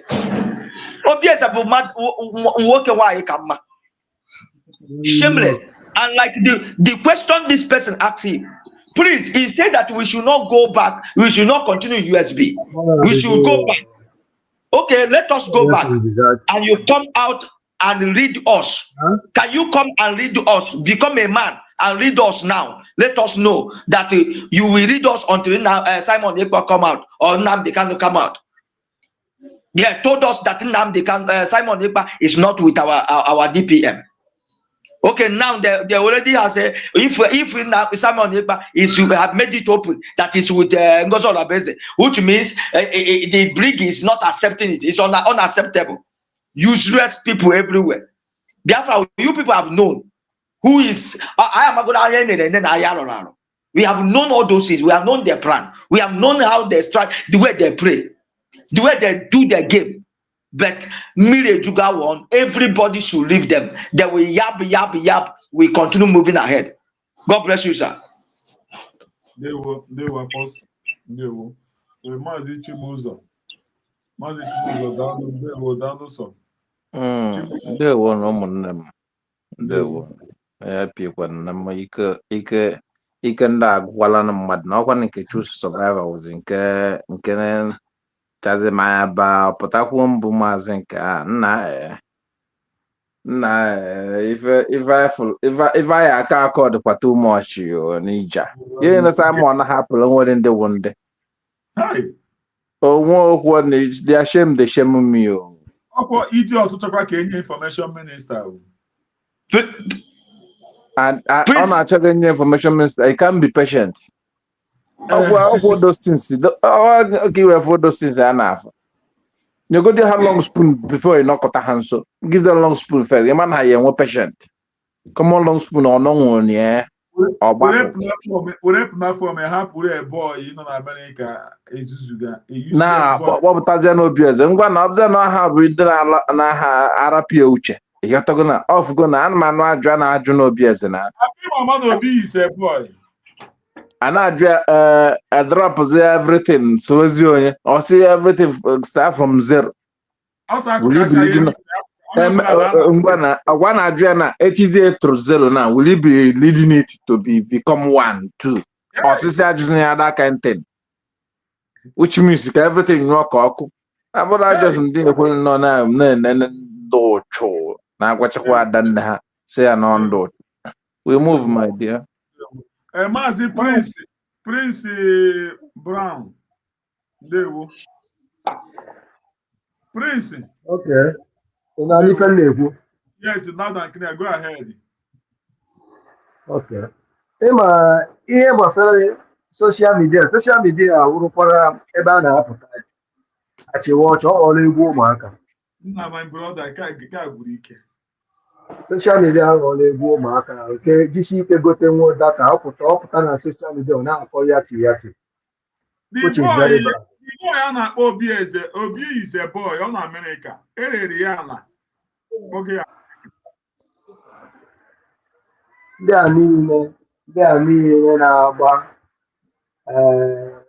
Ngozi Orabaeze mgba, ndị a niile like that guy na-akpọ Ebi Eze, ihe ọ pụtara bịbịa kwuo icheke ewu dị ihe ma o tego for long, ọ na-enye ndị like ndị dị ka Remigius and Faceless Man, Biafra Unite. Ọ dị ndị a ka that stupid man na-enye ego ka ọ bịa kwuo against Ngozi Orabaeze. Ọ fụgo na ihe niile ụgbọ niile ọha ọ kwụrụ onwe nke wọkụrụnụ, o wee werezie aka ya wee bịa ka ọ bịa convince ya choose.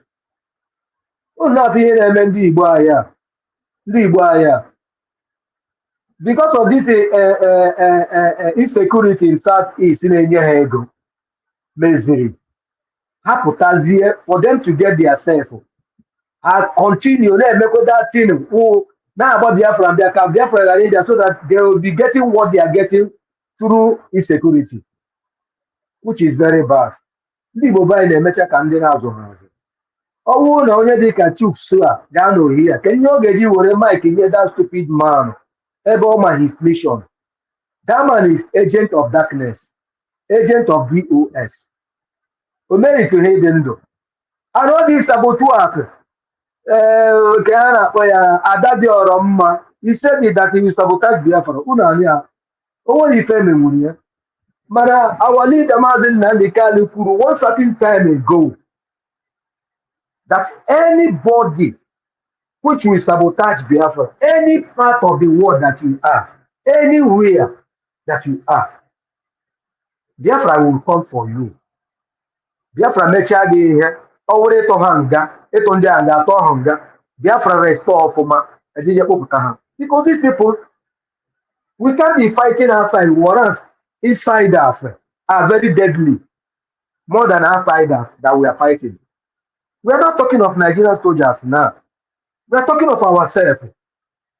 Look at what is happening. Onye ọbụla nọ na-esu onye ahụ ịma ga-ewetara gị dati na-esu ya imi.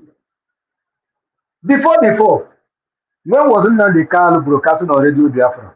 I said, no. How can Nnamdi Kanu went and open Radio Biafra with his name? Akwa bagide mgba. Gbamgba ere ihe na ọkwa bago n'ime. Nke a kịta Simon Ekpa. Apụtakọ ka o bidokwa ebe Nnamdi Kanu kwụsịrị.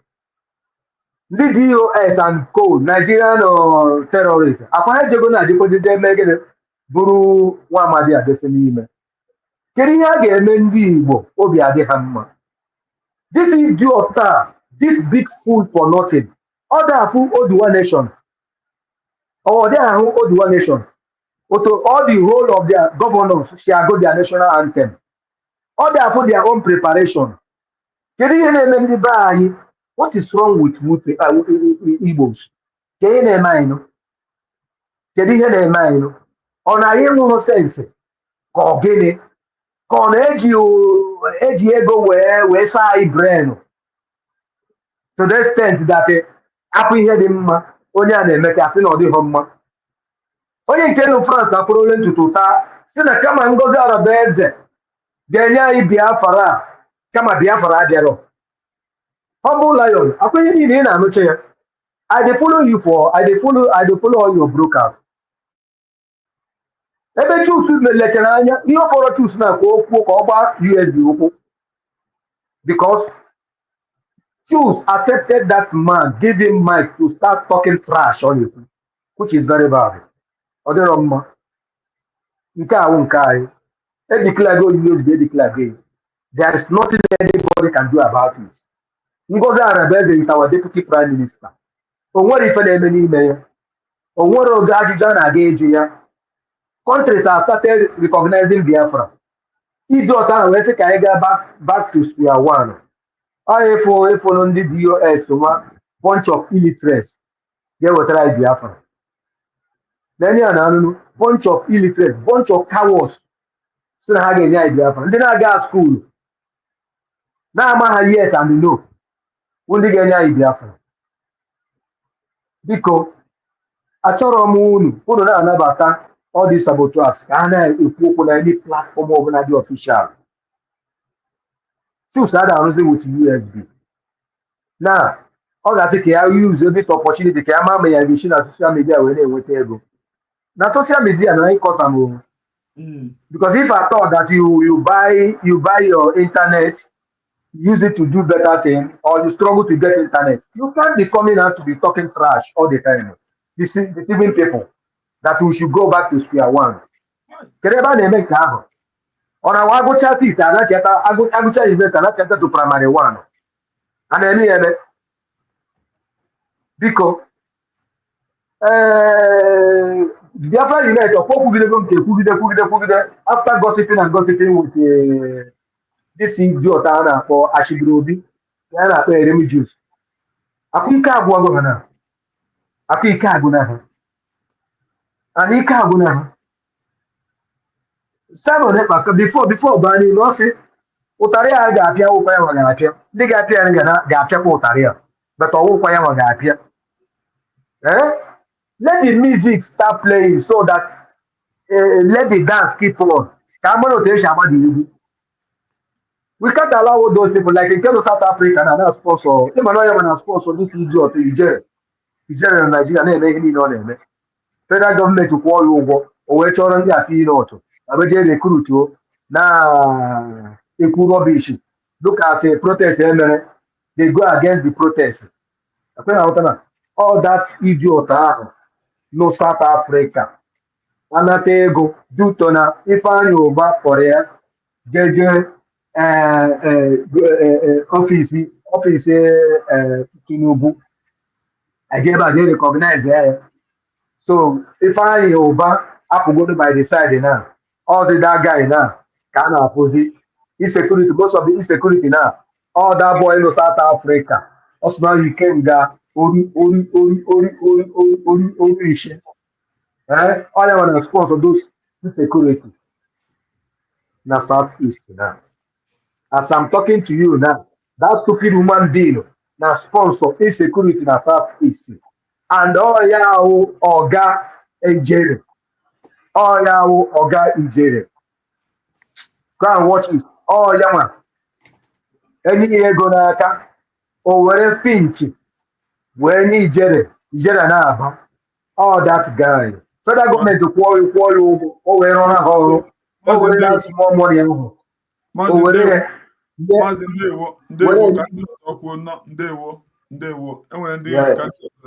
Thank you. Can do also okay. We keep quiet again. Ezinne, go ahead. The goddess, go ahead. Go ahead. Go ahead.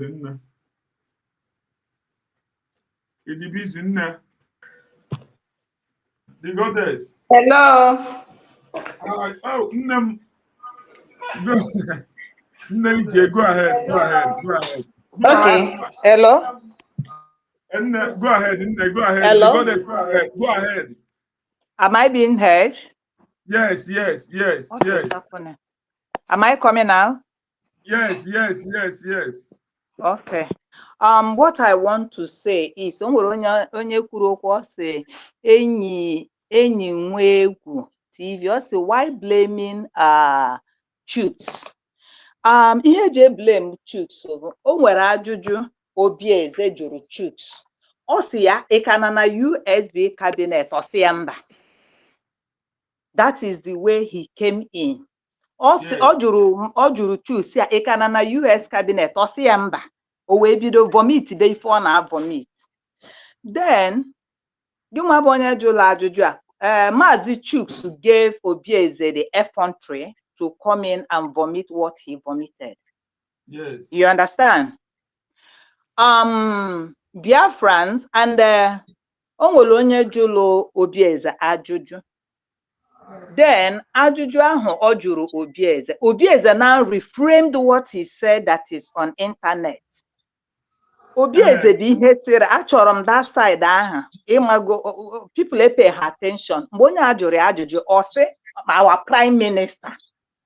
This thing was is it of recent ka ịkpọkwara our prime minister.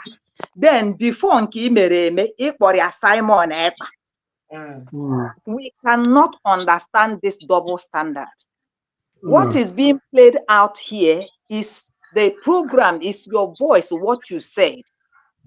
Onye ajụọ gị sị gị ọkwesị na Ngozi Orabieze na ọ bụ terrorist ka achụwa ya na ụlọ ọrụ ya na Simon Ekpa na nke a gị bụ Obieze afemụọ sị yes. Onye jụrụ gị ajụjụ ahụ isi yes. Ị bịa pụta ahụkwa kwugharịa dem Maazị Chuks na-asị na ọ bụghị otu ahụ. Maazị Chuks, what are you trying to say? Everything is on internet. You understand? So gụnwa na onwe gị bụ Maazị Chuks, you have to be very careful. Ọ bụkwa ma ọkwa okwu onye wepụtara Biafrans onwerukwa onye obi dị mma and onwekwa onye ha na-asụ anya. Ọkwa okwu ọbụla nke i wepụtara a na-ete egwu, onye so gị n'azụ a na-ene gị anya n'azụ na otu isi tụọ ọkpa egwu osi otu ahụ tụọ ọkpa egwu. Everybody is angry. You understand? Maazị Chuks wouldn't have made your platform if it's a thing like that. You know, has in a government, you know, has in a cabinet, yes. But oge ọ na-ekwu okwu a ị gara esi ya ị gara at least apply your break say ebe a nekwa. So the platform ya were. Yes, so this thing I mere na give play ya back. Then you see, because like this program Maazị Humble Neme, you will come across it, you will listen to it, then iche mara otu ọ dị. You understand? They know has in a cabinet. Then you are not wise enough that omwere ụzọ nke ose na-abịa iche. So Maazị Obieze gwaga anyị ife gwala anyị, and that is what we are holding. You cannot twist it again. Okwu pụrụ apụgo. You told us Simon Ekpa bụ terror, Ngozi bụ terror.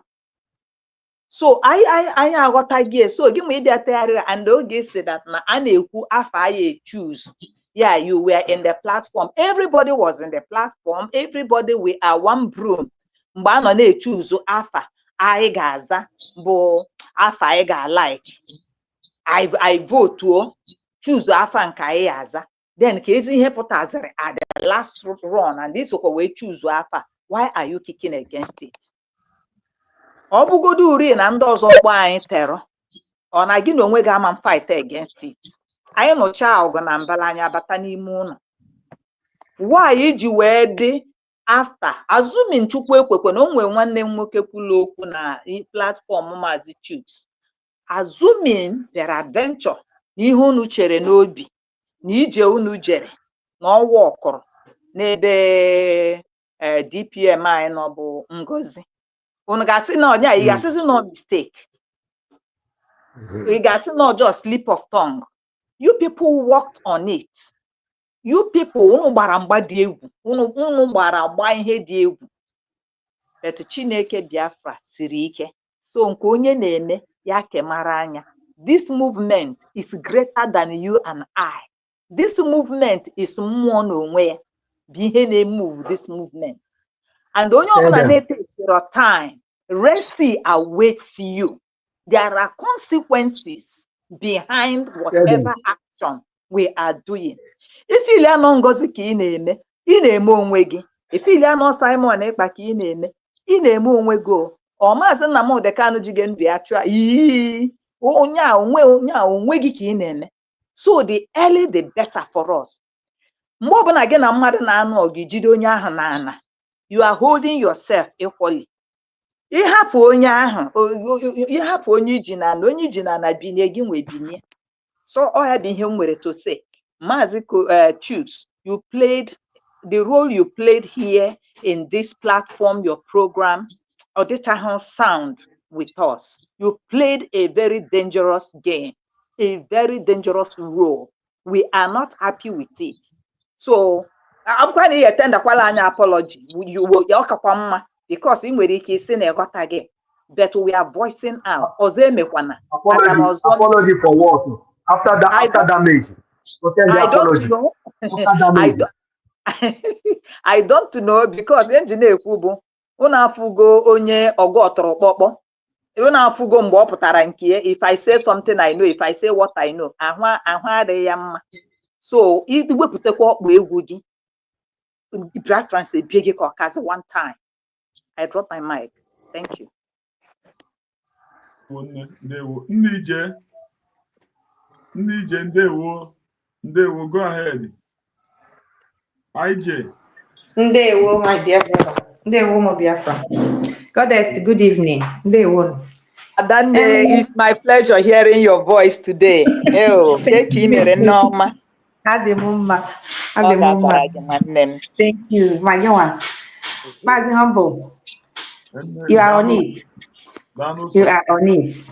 Happy New Month, everybody. Ọnwa anyị a ga-amara anyị mma. Ọnwa 1 year. If they watch them, if they go ihe na-asụ ndị abụghị ofu ihe. They couldn't hold it. They don't know it will get to this. Ha chere na before a na-eru 29th ọzọ na ihe niile agbasala, but the only thing na their own life bụ ihe ha jiri gbasa, you know. Maazị Chuks survivor. Ime onye na-ekwu. Mgbe m batara bụ mgbe mmadụ na-ekwu okwu na Obieze rapụtara Adadioramm. Obieze bụ ihe mere Adadioramm ji gbaa jubilation dance n'isi our PM.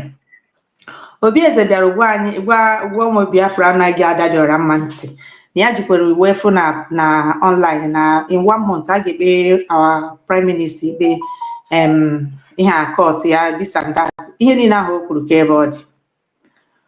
Obieze, can't you just go and rest? Inwe ha aka ọrụ, iwu DOS. Ịbata na platform Chuks Survivor because Chuks Survivor emena gị gamara that ebe ọkwụ. Maazị Chuks Survivor, you know, when you left the cabinet, and unu anaghị abịazi fundraising, bịa ebe na-ahụ gị na-eme your own this thing. There was a question on jụrụ gị, Isam Mbachinkit, and you were being careful all along. And you always call people to go and support USB government. But I keep watching, whenever USB government make an achievement, I don't see you congratulate our government. And I keep watching, showing that you are just being careful for people that enters your platform.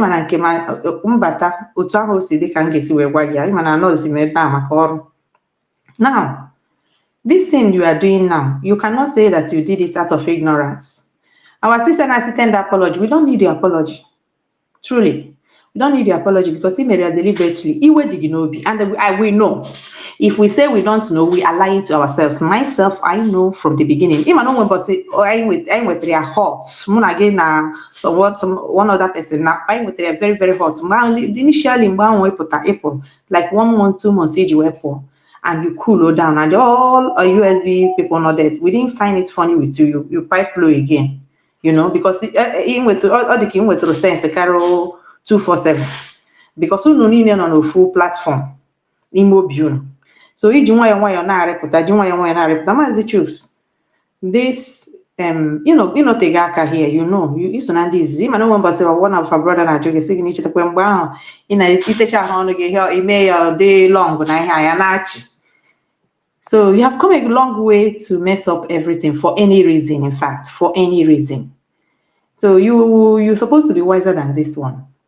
This man purposely came because this man off go biggie.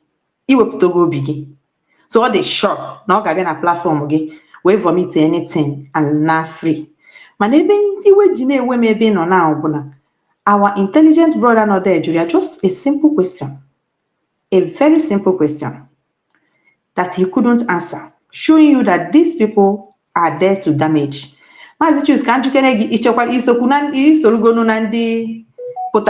damage because no biggie with what you are doing. Maybe you also praying for destruction. About this period, then were piles of good news. I'm telling you, these are the things you condemn. We support what this man. I was shocked, but I wasn't too shocked because you have tried it when I was there with another listen and we got it hot, completely hot, and you came back to align with us again. Maazị Chuks, you watch this video, I want to tell you, Ijeoma is telling you that you didn't get it right. And like I told you, go 247. Change the topic. or nọrọ neutral otu ahụ esi wee nọrọ. And you know that even Mazi Simon Ekpa pụta today, Mazi Simon Ekpa will not align with you people. Maybe you people will now start also castigating him, because there is no way Mazi Simon Ekpa ga-eji pụta today wee kọrọ gị aka, no matter the reason ị nyere ya, ọ kọrọ gị aka sị gị na isi na USB wee pụọ. So ọ ga-aka mma na ọ kụghọrọ gị dị aka in a neutral ground, that na ọ kụghọrọ gị dị aka n'ọfụ na yupụtaziri bụrụ a sabo ọkwanụ a disruptor n'ihe a na-eme. Ọ ga-abụ a very big shame, very, very big shame. Don't let your platform be a platform that will bring people that will provoke Biafrans, because it will come back to you. That is just the truth. Onye ọbụla bịa na platform gị wee provoke anyị this very pain anyị nọ n'ime ya, you will be the one to the receptor. You will receive it at the end, because on our platform, because you supported it. You gave the platform for them to do that. Not to talk of when you now open your mouth and contributed to the nonsense. As this chooks biko, there's no two ways about it. We know you are annoyed, you are angry, because you and Go 247 thought that Unopo will never again appear on the internet, on YouTube or anywhere. Big mistake. A woman who jeru akwụkwọ cabinet mere ma ihe a na-akọ n'ụwa nke kịta, nwa primary 4 can even log somebody in. I mean, na mmadụ amahụkwa ndị internet ndị na-amaghị ya bụ na ha tibe the interest of one nwere ihe dị skyrocketing to do there. You understand? Not to talk of now you can go to YouTube and ask questions, they will show you how to do things. People made a very big mistake. Aka DPMI is no ka mmadụ egutu akwụkwọ nweta obere uche, you know, ọ dịka mkparị ka akparịrị onye mana ọ bụghị mkparị.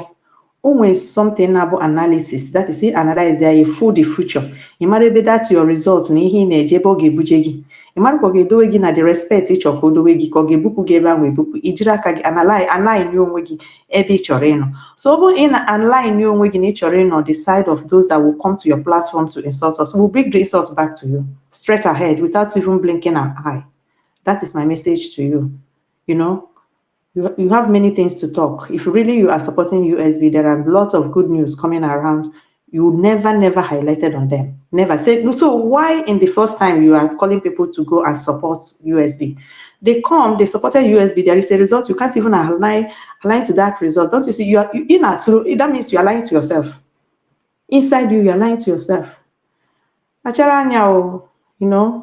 It's very, very bad, very, very, very appalling of you. I'm telling you this. I'm not disappointed because you have tried this before and we have seen your heart. So you are now bringing it out and we will follow you as it goes. So can I happy according like this? Go happy when you pass through me because you you understand? Thank you so much.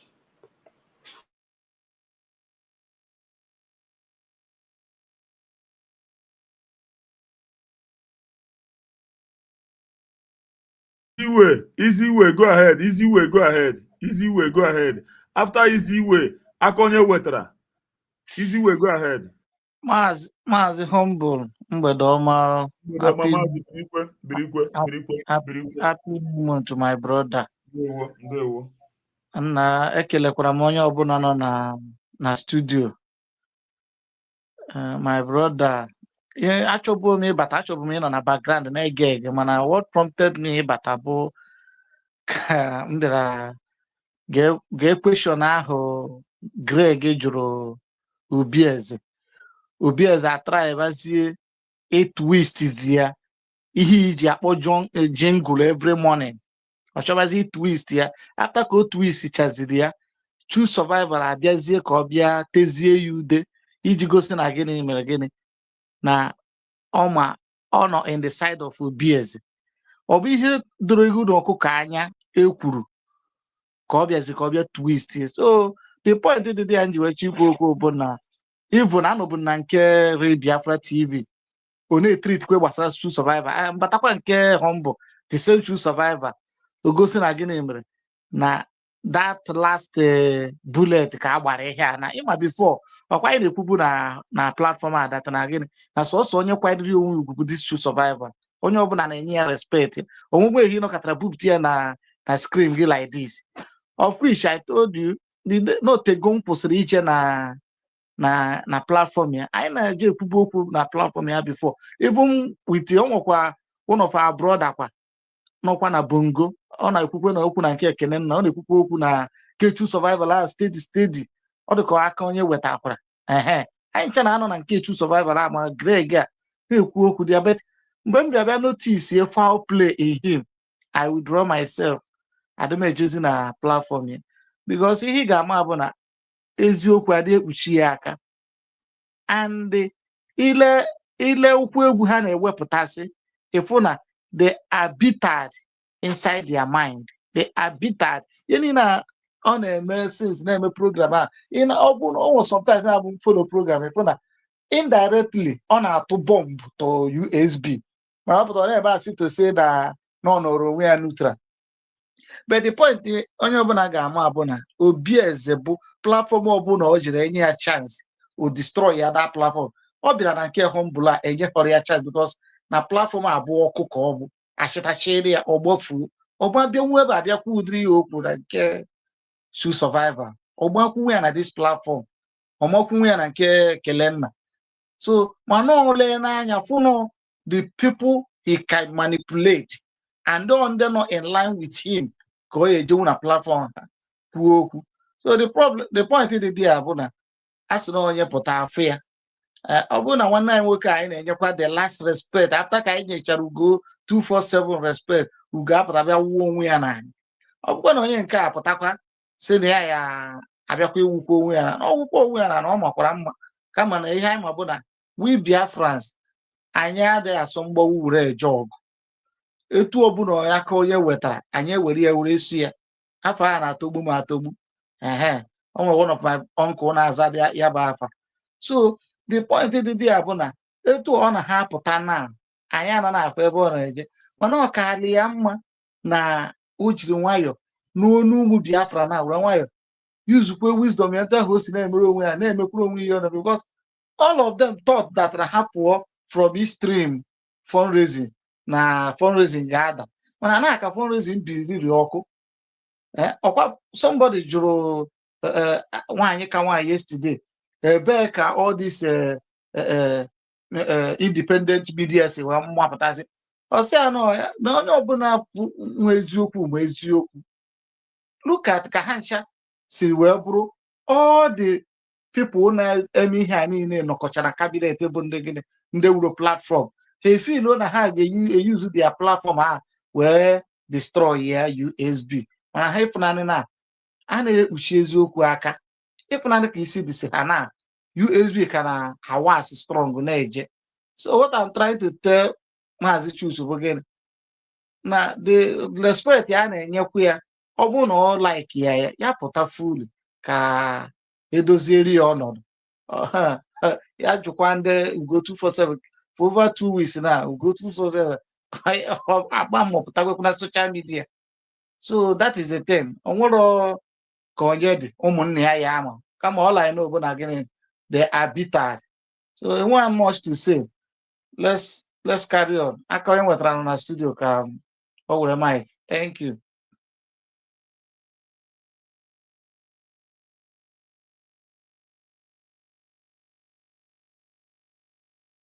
Humble bara the other chamber Akonye wetara n'ekwu Akonye wetara go ahead Akonye wetara go ahead Humble ndewo rinne good evening to you from Bongo nwanne m kwụsịrị okwu kịta ọ mụnwa bụ onye ile ekwu okwu ya my brother ịma na okwu na nke ekele na sị na withdraw kwa n'onwe gị ije na platform because ama na anyị chara anụ na nke Kechu survival ahụ the grey so ama na anyị chara anụ ebe a mgbe m bịa notisi na aka eke onwe adịgolo ofe bụ na enwe mbọzi m pụtara nladege program ya netwọk Bongo nwere mgbe ọ bịa dị bad na-afụzila ọla eme program na ọla enwezi like 400 500 view watching live mbịa gee program ada dị ife ala aka ebe ahụ adịghị mụnwa na platform ya ga-bidoro kwube sifa the mantra nle use na gị were ke n'aka gị define ke na ọgụ nwere onwe a gị wepụta ke time metụ research research a ga-form the ideology to you ma this thing ọ bụ ọgụ ziri ezi na a ga-alụ ịza ya onwe gị na ọ bụ ọgụ ziri ịza ya onwe gị na ọgụ ịza ya onwe gị na ọgụ ziri ezi na a ga-alụ gị sizie alụgo ọgụ a na 1967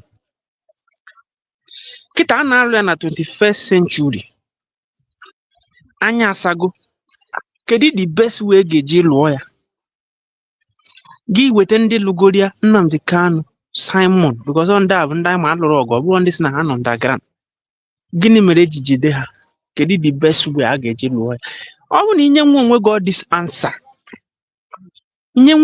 this answer ikpọ ya currency it can be liquid it can be physical cash werezie apụtala ime ahịa chọbazie ndị nwere that commodity ọ bụ na USB ka ifu na o nwere ya si na USB ego ole ka ọ lere by support ya ekwudo na ya adịm ahụ kwenye nla kono if I want to curse you I will curse you with facts abụ m onye ga-apụta bịa mebe speculation ihe nche na ihe kwesịrị ikwu ihe nche na no ihe ikwuru ka m ga-ekwu gwa gị mbọsị ikwuru this ọgụ nwere onwe m nwa define ọgụ nwere onwe a na onwe m 2011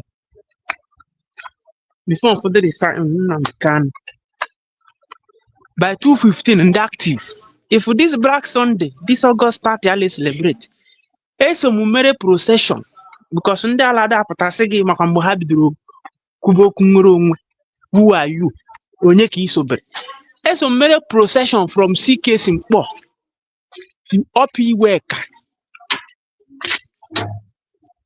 ebe I bi that time mgbe m ka nọ n'Ọnịsha before mgbagowe ofe mmanụ gbula awada na owere aja n'Obosi erutere m yard ekwuwo m ihe a na maybe Chief Survivor platform n'obi nwanne I bi na 3rd floor mgbagote na 3rd floor this August 30 a na-ekwu ala celebrate we agbawusiri ndị mmadụ la head bridge nrute la palọ my uncle asị m because I be with my father I be with my uncle that time my father ha biri nwa ọsị m jee la kitchen jee kuru rice unu ewekwela iwe I don't want to bore you guys with akụkọ enweghị isi but ka m kwuo mgbe m nwa sobere ọsị m jee kuru rice la kitchen m na-ekuru rice ahụ ọsị m nwa na-abịakwa na Chukwu azọla gị ude gbala up iwe ka ala akụ totototo because Radio Biafra na active that time ma uncle ha bụ ndị soro ụwa ziri ike so mgbe m bido sobe ha sị m nwoke na ya ga-akwa agwa m ha many times aṅụrụ mmiri gọta maka ndị amị Obasanjo na-ahapụkwa ọgụ a hapụkwa okwu nwere onwe that resonate ihe Nnamdi na-ekwu na ọ bụrụ na ọbara onye nwụrụ gị bụrụ nne gị na nna gị bụrụ ọbara bịa na need mmadụ ịkọwara gị so it comes to me as a question kedu ọbara fọmụrụ these people mere ị ga-eji fụ ego or personal interest is sabotage in but I'm not here to curse anybody. I advocated for it na platform ya mgbe mụ na ya kale mgbe nkala na ebe a 247 nna pọs ọrụ m nọrọ la pọs ọrụ m na-arụ nọrọ for in program to we are the major contributor there every blessed day even to extend Christian sendri m ego that na nna try from Bongo so that I last spend the last Chief Survivor platform 2,000 every day to buy data. Christian send me money. I did not beg him for money. He sent me money.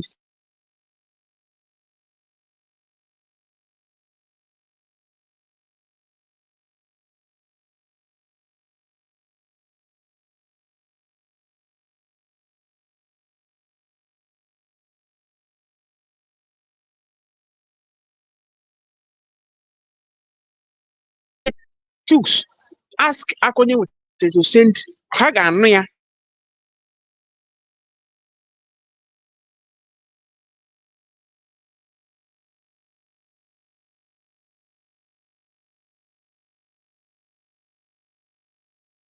Netwọk ya nyeghị ya nsogbu. Mankind, go ahead. Mankind, go ahead. Mankind, Biriko, Dewo, Dandoso. Dandoso is one name. Mankind, Dewo. Mankind. Mankind. Yeah. Dewo. Okay, good evening. Good evening, Madama. And I'm out. Very well, I very hope well. I'm Go coming ahead. out clear. Okay. Go ahead and Thank talk you to so them. much. Thank you so much, my brother. Not for long, I've been on the comment section all these days. I do listen, and I'm again. Because you are doing the job. Why are you trying to get put the something, you know? Because something they put here, you know. Thank you so much for your good job.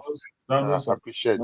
Obvious. You aim to better program this evening because on our raw for, you know, and on our Sokuyi, or just only raw for on our so irritating. And don't when something you gonna know sometimes you ask yourself, where are we going? So even you as a person listening to them, you start seeing yourself like a fool. Like you will feel like, so this time I have been on this people's platform, I've been a fool this time. You know, this is how I feel. You know, because I have followed this so-called True Survivor. I followed the Go247. I know how Go247 started. I followed him from when he started this Biafra struggle. I've been with him. True Survivor also. I know when he started. From Mazen and the kind of True Survivor started. But I have come to realize that, my brother, sorry to say this, I have come to realize that these guys who are in the media, they always try to portray or fund themselves as the leaders of Biafra. I don't know if you sense that. These guys in the media, they always think that they are the leaders of Biafra. They always think that they love Biafra more than other Biafra, even the contributors. Because first of all, these guys in the media, they don't contribute nothing. They don't pay they don't donate. They don't put their heart in money. Their sweat, they don't put it. I swear. Only them being on the media and them being on that media, they are also getting money from the media. So how can you be getting money from the media? You don't contribute to whatever they are doing, and suddenly you will not be the eye of Biafra. And suddenly you will not be the one speaking for Biafra. Suddenly you will not be the most educated in the midst of Biafra. Suddenly you now know the channel or the road to Biafra because you are in the media. So the people who are connected, who are contributing their monthly due or their weekly due, they are fools or what? Is it what the people is trying to tell us or what? Because when you watch this game from autopilot, from IPOB, when you watch this game, these people are playing, it is just the same template. Nothing has been changed. It's just the same template. Watch the lunatic in South Africa today who is ranting. This guy was the one who championed Biafra more than every Biafra. This guy will not let you speak. This guy will love Mazen Nandkalo to his foot. That if you try to talk anything about him, you say, no, he's his leader, he's his dad, he's his Messiah, he's his God. But today, that person is calling him a murderer. So this is what these guys are doing is I will call it as the crazy lady in France called herself chameleon. These guys are just when they see white, they're white. When they see green, they green. When they see blue, they blue. When they see red, they red. These guys have no stand. And come to talk about that, what qualifies True Survivor to be a cabinet member? For crying out loud. Being a cabinet member, because we Biafrans, this is the right time we start questioning these things. What qualifies anyone? What qualifies someone to be a cabinet member? And the cabinet, as you speak, I thought cabinet is supposed to be is like our lower parliament, the house of decision making. Is it not cabinet? Is it not what Now our government is on that, and our government is not taking anybody anyhow. On the potaro, they were watching to see what if it's true or not. Ọ bụrụ na ndị mara ihe a ga-eme na-atụ ụjọ, ndị na-ama ihe a ga-eme step in, mmadụ ka eji aga, you have to follow, take that person. Ọ ya bụ ihe mere Maazị Nnamdi. Ọ bụrụ na ndị niile nọ kịta anụ a this USB, disease is not being careful, or we are watching not to be careful and everything. And am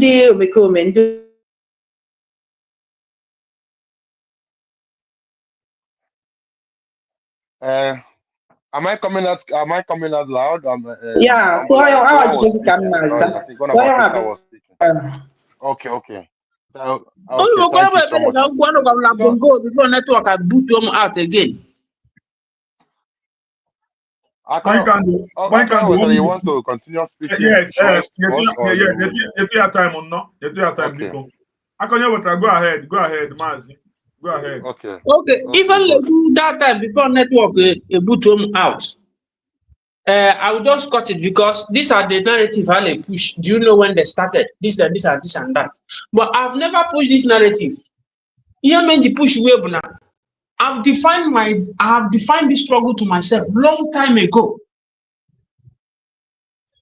I've defined this struggle to myself long time ago. I ask myself many pertinent questions. Is it realizable? How can we get it? And each time I see people that are pushing towards that direction, I follow them. Nobody wants me to come to your group to do this. And that's what I'm advising everybody. How many of them are making research? That's by the way. Now, before I could remember the last time I spoke in this program, when I began to notice the mess. I told them that if they continue on this track, that I will give this struggle. I was just trying to know whether Mangeme had have believed in Nora. Nobody have continued to have Namu join Bongo, politics Bongo. They bash me, say, I'm saboking the choose come, say, I know. Now what are you going to do?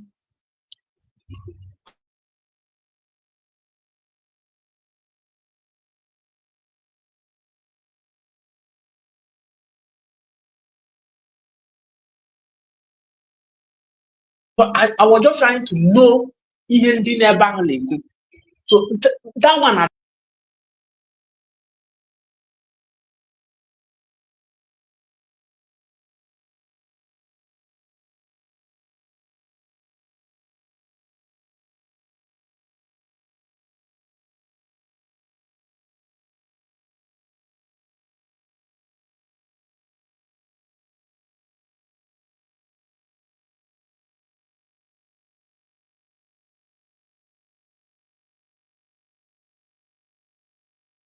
Mike Candy, go ahead. Okay. I see his network is not that good. Sorry, one name work. I can't with it. Zoo will not let you speak. Sorry. This is what we want. This is what we are fighting for. This is what we cry every day for. So I don't see what qualifies these people to be in the cabinet. And I think also I would say, pardon my manners, but I would say I put these blames on Prime Minister Simon, because I don't see how you can make people in the media members of cabinet. These people could have just have their group of media committee, not bringing them into cabinet, because take all of them. What is their contribution? Just check all of them, Biafra. Let us just analyze it in a layman way. Let's read the meanings. Bakara Wasoni was a cabinet member. What is his contribution? Is it to gossip, forming cabal? Obinkere will ask him to say something when our Prime Minister someone ask him. Obinkere will say, "Oh, that thing you said, Prime Minister, you are right. Abarawa was not doing the right thing, but he was in the gang." Now I ask about Ugo 247. Is it every day coming to on the media to gossip and tell us Vision 555 talks say Abarawa talks say Nsima talks say Lasuba talks say? Is it not what Ugo 247 is analyzing every day? What is their content? What is their topic? They have nothing to offer. Is it Lasuba, the chick Audrey, the crazy lady, ana set to tantu n'ime ọya akpụ onye ji chingo na sweet ara edine So how can you? And even the same lady told you that how so she even know that she's useless in that committee. So why, I don't see why you people can. This committee is supposed to be a decision-making house and not a house of crazy people, a house of gossipers. Because I don't see what these people have contributed to bringing them in the committee. Then every day they come out to gossip. Now, okay, imagine Ohanaeze asking a man who called himself a so-called committee member, how did the USB war register? This guy can't even stand and defend that thing. He was in the committee of House of Decision Making. So what qualifies you to be in that House of Decision Making? Why are you there? Is it to come and speak English and claim you're educated? I don't even know what school these fools attend. How can you be in a committee? You don't know the content of what you are defending. How can you be in a committee in a country where even if it's an organization, you can't even defend how the organization was registered. You don't even know how the organization was registered. You are trying to hide your face in shame, to pretend, oh, I don't know. I think I once got that letter. Like I will go and look for it in my file. These are lies you are just saying, and you know you are lying. These are just this a man, a crooked man, a cunning man. You just a con man. You don't know how to hide away from your sin because you know you're sinning. You know you are wandering in the darkness because you know the truth. How can you lie? That's what lie. That you don't know how Biafra, how USB will register. You don't know that finally you not come out and say, okay, everything you just said is somehow right. But don't push this narrative of gossip. What is the narrative of gossip you're pushing? Why you have given a platform to speak out junks, and you are telling him not to push a narrative of gossip? Why you already giving him the platform to preach gossip? And which you know that is not the gospel of truth he's preaching. It's just a gospel of deceit.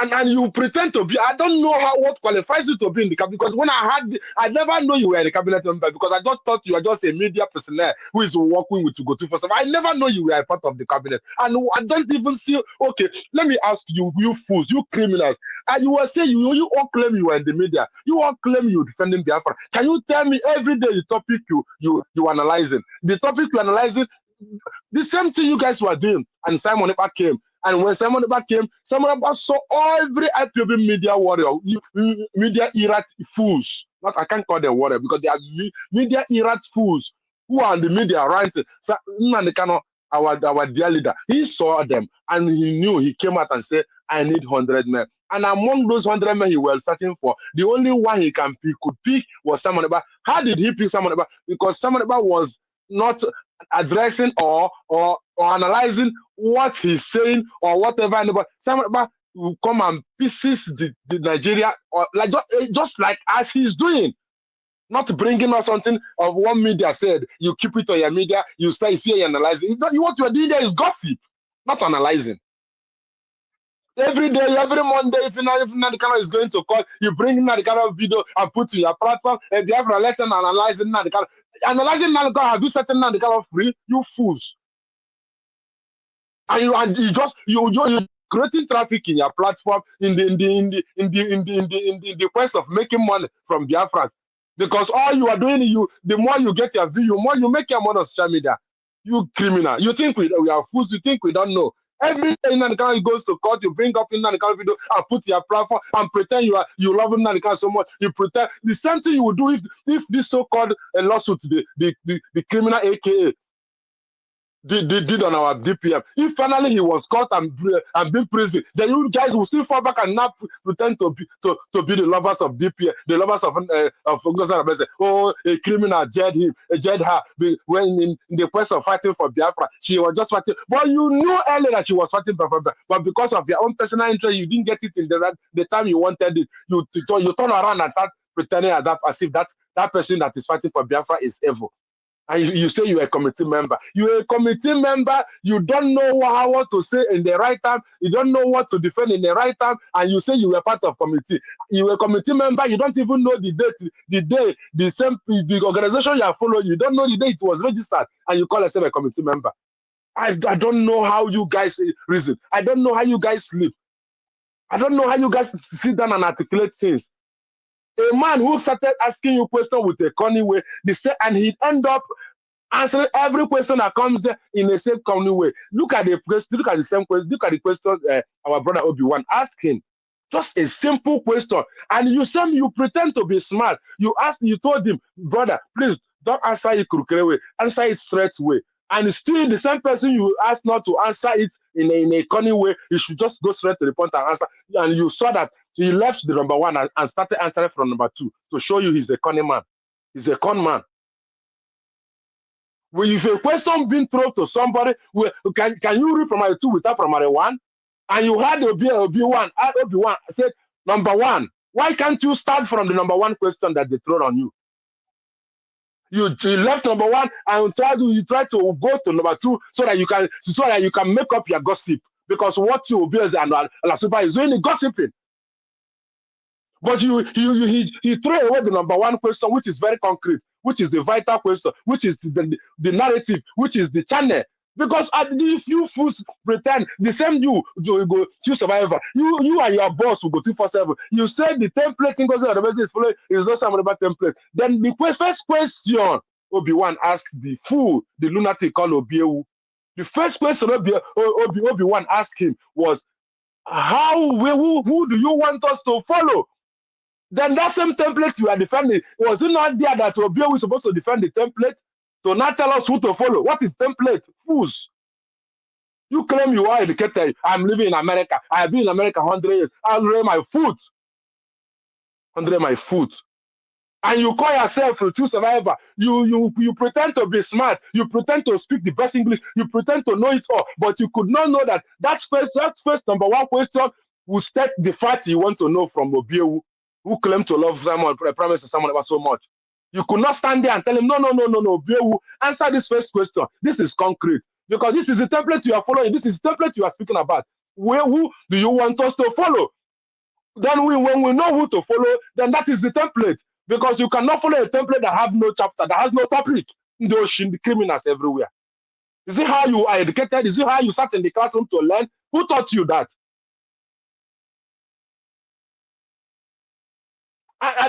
My brothers, my people, the people I want them on a platform and agency. I am not trying to be aggressive or angry, but I'm just trying to state the fact. Because these lies, I don't know how come these people continue lying this lie. Okay, look at Abakara Wasarena today. Abakara was one who always tell us to Biafra, let's welcome your prime minister. When he was in the media. And dear friends, don't forget he was the Minister of Information of the same brigade that gave birth to USB. But this fool today is coming to call our Prime Minister, the same man he was introduced to us as our Prime Minister, who was not his Prime Minister, but he was the Communication Minister of that Prime Minister. But today he's not calling his boss, Mr. Simon. Such an anarchy. No respect, no atom of respect, like this man was once my boss. He can't even say he was once my boss. He's calling him like so common, so casual, Mr. Simon. A man who was putting phone on his table. A man who made him to start going to have a good haircut. Because Apaka was only, I've never had a good haircut before meeting Simon, Mr. So-called Simon as he called him. So Apaka was only, do you used to have a good haircut? You were a ragtag for Apakarawa. From head to toe, you were a ragtag. But today now you can properly dress well and speak, pretending to speak eloquently, and now you are not calling him Mr. Simon. What an irony! And tomorrow now you will tell us, oh, these people are the people who love Biafra so much. This is how you all pretend to love Biafra, but you speak Biafra in your tongue, but in your heart is so bitter, more than the fallen herdsmen. Today now, look at you survivor. You pretend to love Biafra so much, but you can't even defend the Biafra you're talking about. You pretend you are speaking for unity, but you don't even know the face of unity. How can you speak for unity but you don't know the direction of unity?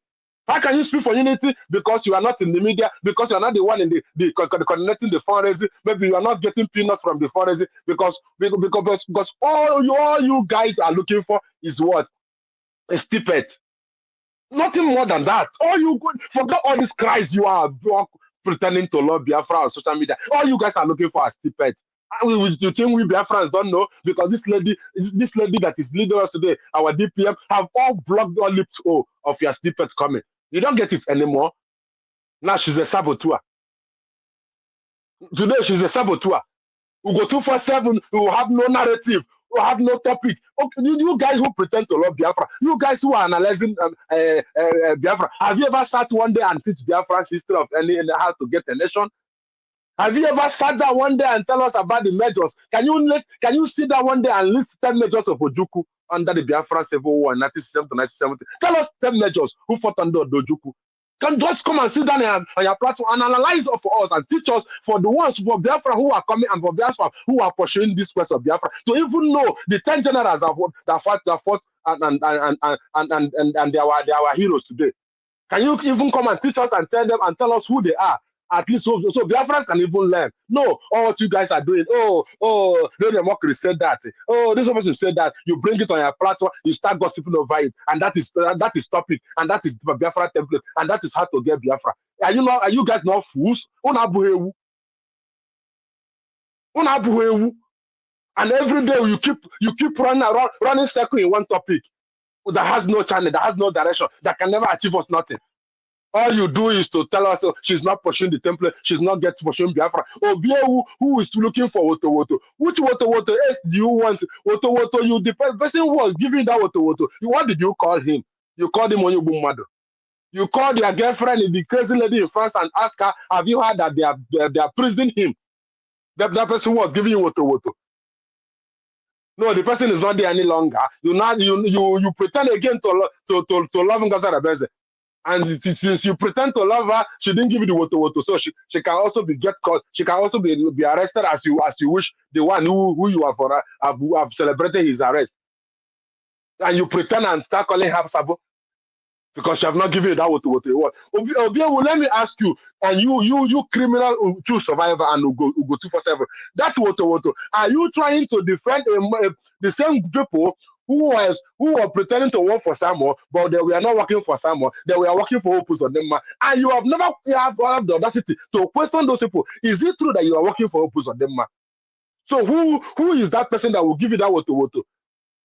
A man who was working for Opus Odemma and collecting money from Biafra, are you not supposed to seek for justice for Biafra who have given these criminals their money to defend their land while they are working for their oppressor?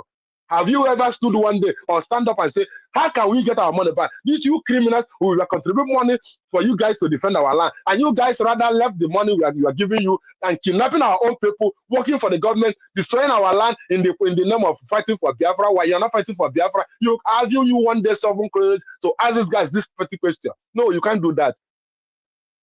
The same person you call your leader, this same criminal who call themselves their so-called men on the sky and men on the sea, they came out and accused their leader, Prime Minister, that he's following what is under the skirt. Have you criticized that? Have you shut them up for saying such nonsense? Is it not the same narrative Bakara Wasani is pushing? That our PM now is defending Ngozi Arabeze. The next thing to come up now is to one day come and tell us that both of them are dating each other. That's why they can defend each other. Whatever Ngozi Arabeze is doing does not concern someone. But as far as he is doing his bid, she's doing her bidding. That bidding also pleases Simon Ekpa because Ngozi Arabeze is dating her. This is what they will come up soon to learn because we are expecting it. Because they are so common on the sky have already narrated this thing. And no any of you came and countered it and say this is junk, don't say it again. This is a very big lie. This is to stain the same prime minister you are following. But it's not a sin, it's not a pain, it doesn't concern you. What you care is as far as that money is coming, you are pushing your mediocrity propaganda on social media. And every 15 you run to YouTube to get your pay because the Biafra snippet is not coming to you. We go 247. You come out to insult our DPM. We go 247. Can you show us your wife? Can you show us your wife? If you say our DPM is not getting Biafra for us in the club, we already know what you're about to call her. No problem. We welcome that. But can you show us that your wife you are hiding because every day you cough? I don't know who is the husband and who is the wife. Can you show us how pretty your wife is for us to know if your wife is more pretty than our DPM, or more eloquently speaking, very good than our DPM, or she's an intellectual, so to say, more than our DPM. So what is she? We want to know who your wife is. It's not you hide your wife and come out to insult another person's wife. You fools, you criminals. One them come go there here. Because if you let me continue speaking, I'm really, really angry and I can talk more than 2 hours. Let me stop for now, please. All the spirit here on you. The spirit here on you. You need that. Akonye wetere. Buru anyị gawa. Na bongo network ekwo ka mmanya na-eme. But ọ dịgo ka ọ ya dị ka m gwuo ihe m chọrọ ikwu before ha achụpụkwa m again. Ayọ nna ayọ bụ na ibido na ihe nwanne anyị nwoke kwuru now, that how many of them will tell us the generals fight with Ojukwu? None of them will say it. What is their understanding of media? None of them will say it. Onye bụ onye chọrọ ịpụta ihe gbasara media bụ Obi Nwanne. Obi Nwanne said, he sent the news na ya agaghị agụ ya otu ya enwe.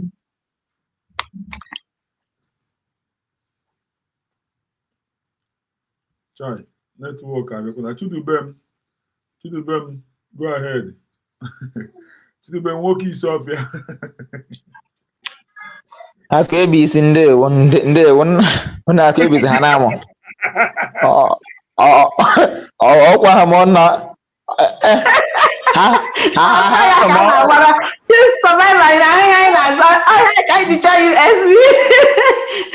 Na mmiri ihe ọjọọ bụrụzi ma ike gwụrụ obodo bongo nke a enwebe esi eti ya aka chi na-abụọ na-aka njọ. na m a na-akụ ebe ha na-anọ m biko ha na-anọ m na mmiri arụgwụzi onye isi ọbịa oke ka anyị na-aga n'ihu. Na mmiri arụgwụrụ onye isi ọbịa ọbịnna m ebe a mụrụ m ebe ntoro ya esi ebe mmemme ebe a mụrụ m sie ike. Yes, ebe a mụrụ na ịga be anyị na you will not hear any wrong thing about me, mana nwaanyị Sudan na anụ no one knows her again. No one knows her again. Echefugo ya. So abụgoro maka akwụkwọ nwaanyị Sudan. So ka obi isi o. Ma ọ nụrụ ihe a na-ebuga maka True Survivor ịma mma eje m ekwucha ha without anụcha ya. Mana ị hụrụ ndị a niile, all of them na ihe na-egbu ha one thing. Ihe bụ iwe ha one thing na nwaanyị nke nwaanyị kwuru yesterday. Okwu the reason why you go 247 ji wee dadị. No maka no position. Okwu the reason ndị a ji wee dahapụ no maka position. Mee na shi ịgwa ịjụ ndị a. Ọ bụrụ na ndị asụ na ha mụ ihe gbasara Biafra ha ya akọwaworo anyị ha ya that's ha gwa the first place first general that is all the general fight with Ojukwu. Ha ga-agwa nwa ya ha makpago nwa ndị media mana ọ na m nọ I will tell them few. Aga m agwa few mmadụ few mma because agụrụ m news come to agụrụ m news. I will tell them few I know.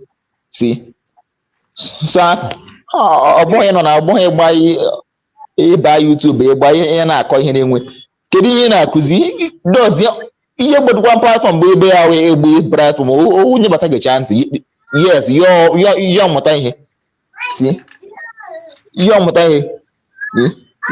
I can see USB media thing na-eme na USB na gị ụnụ nọ na media na-edefend USB. Get humble on ma that's Simon ma carry these people now. I know Amamundo deliver guru. Amamundo to go through these people. Stand behind our USB because of him nakuzi. See, because of him nakuzi. But we go to what na putare by our DPM. That's on the work no. Ekwo nwoke master ya master. Ekwo nwoke master ya master. Isa ha ọnụ basia media akpọ nwaanyị Igbo iyi. Isa ọ na-agba akọrọbishi na-akọ. Ngazu ike. Plan dazi. Even na akọ na-enwe meaning. Ihe a na-aka enwe meaning, no single meaning. From A to Z, no meaning. See, no meaning. Umiro Tongo Zara mere on. Neka yesterday fundraising day. Neka odi yesterday. People, that is after na anakọtachara ego. With nye ojiri ọkwarụ 2 hours.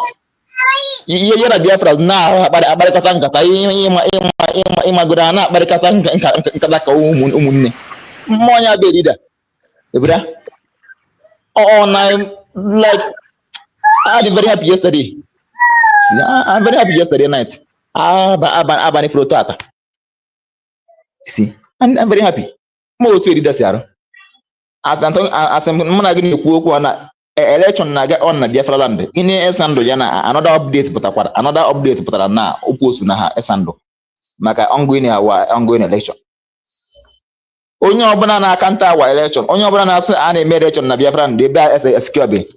Unu ga-ajọ unu kwesịrị ịjụ prime minister.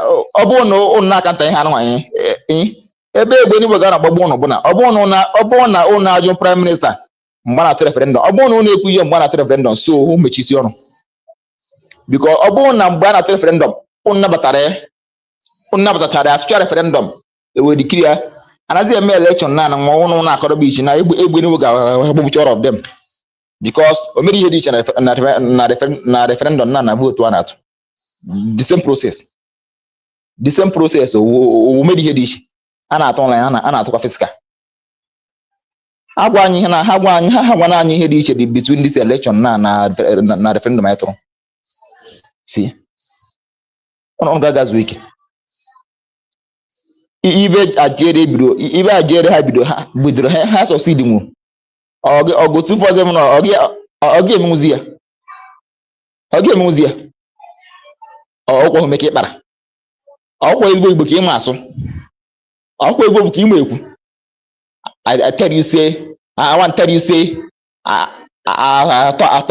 talk say no good English na apụ gị n'ọnụ.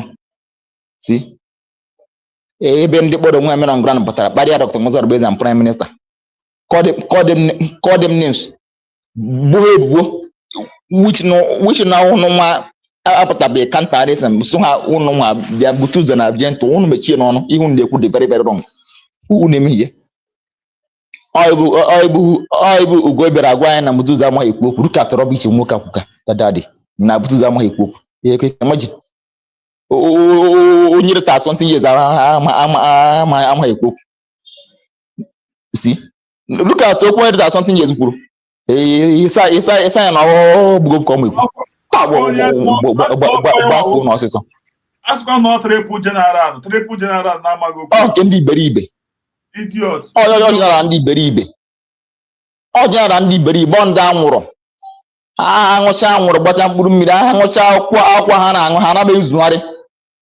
Ha ga-enwe nsọpụrụ agaghị adị n'ime ha. See, butu ụzọ je ntụrụ na-akpara wa Dr. Mozart Bezan like this. Our DPM na the old enough na able their mother. That means na ndị iberibe ha na-respect mma ha. That means na their mara okwu akparị ahụ ya. Yes, because ebe gas ọnụ gwa nwa Adigbo okwu a. That means ya mara mụrụ gị sef na ọgwaghị okwu na iwe sọtụ ha. Yeah, obi ihe o jiri. Ọ pụta asa ya na ọma okwu. Nonsense negere isi mana mma. Mma sara ọnụ so na Dr. Mozart na prime minister na ayị ha na-abụ na ayụ ọyị na o ji ego na ahụ ya wedesi bụ ihe were kwesịrị mma ya azụ ka nye ya. Ịma ha mere ezi obi ha n'obi. Isi ịma ha mere ezi onye abụghị ha n'obi. Obi ya n'obi since how long? See, mmụọ ha bụ n'obi since. See, mmụọ Biafra mere have your voice out. I swear. Yeah, Biafra mere have your voice out. Obi ya n'obi. Obi ya n'obi since 2023 since 2022 oge our DPM batara after our DPM to take reverse enwe position nwa nke nwaanyị na bụ Yes, a position on because they promote to COS. Yeah, be one day very bad. Yeah, my dear, no, since how many years? So the Biafra speaks Medina have they now voices out. Butuzo ndị amaghị aja na mba ha aja nọ ndị iberibe nọ diaspora asị asị inechara anya ịzọ ọkpa na aja n'Igbo ka ịzọkwasara ọkpa you imagine ịzọkwasara ọkpa na aja n'Igbo sikwasa nwaanyị Igbo ada Igbo asị onye emeghị ihe ọjọọ a na-aga etigbuchu ụnụ ncha ụnụ onye nọ na homeland were soro ndị iberibe nọ na media asị onye ọwụna that word unu puru get destroy, you know. That word alone can destroy someone and generation. I'm telling you. In a mother onye Igbo onye puru epu na Igbo so onye fra ni nwere ya. Nonsense language. No nonsense talk.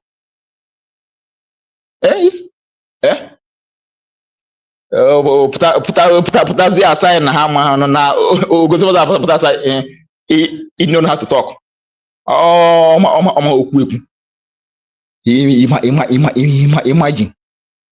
All the normal that is all the normal evu kite ni isi mama ogboro akwa money isi. You fit go to for them. Just all the normal enwurete ni na isi ogboro na akwa money isi. Si look at it. See, onye na-ekwe emihe just onye na-ekwe emihe say just ogotibosem tii yourself na chief prime minister were yourself nọrọ tii onwe gị na chief prime minister gba chu anụ gbara tii onwe gị ebe ahụ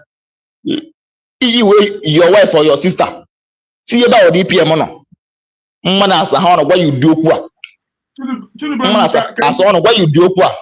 Can you go na konye wetere no ka network ya dị oke na biki iwe niwe no akonye wetara go ahead. Okay akwa ka network ya dị oke iwe kwa niwe biko. Thank you my brother. Ndewo ihe anyị lafula bụ ngo pụta ya adịcha mma so ka m gbapụ ya ọsọ kwuo ihe m la-ayọ bụ my own suggestion and ayọ ka m la-ayọ uru aka ndị so ndị amụnwa ka m la-achikwu now efuru Eggman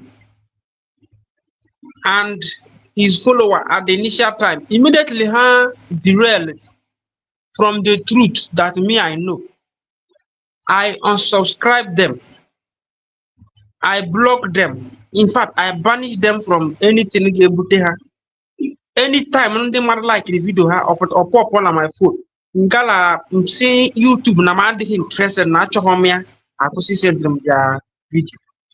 So ayon na bụ na that caller lekwu okwu before network achụọ m ọ sịrị n'ime ndị niile akpọrọ onwe ha media onye ga-apụtanwu now with offhand nwe ha akwụkwọ jiri aka onye anyị the history of Ojukwu gosiri rug none of them because enwebere otu n'ime ha take their time ije mee research ka esiri lụọ dị ọgụ ma ka esiri ọgụ anụnwa emechi declare no victor no vanquish.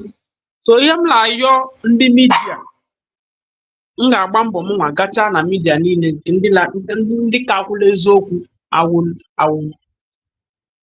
I will suggest na ebidoro kwube dị professional na our media si enyezila ndị a popularity ihe ọbụla ha kwuru fine onye ọbụla so ha fine soro ha ọ na nghọta onye nke ahụ because ọ ihe a ka Dede Simon mere Eggman ji gbacha ya mgba ọ nabata Eggman back ha nọrọkwa n'ime brigi leri ya gbakọrọ otule so ka Chukwu mee ihe ahụ ekele nna kwuru that heavily immigration border control were aka ya ghọta ndị faithful to the struggle ndị mana ihe the struggle bụ to them ndị a bụ ndị ga-eso gba ọsọ ruo n'isi njedebe without any man deceive ha.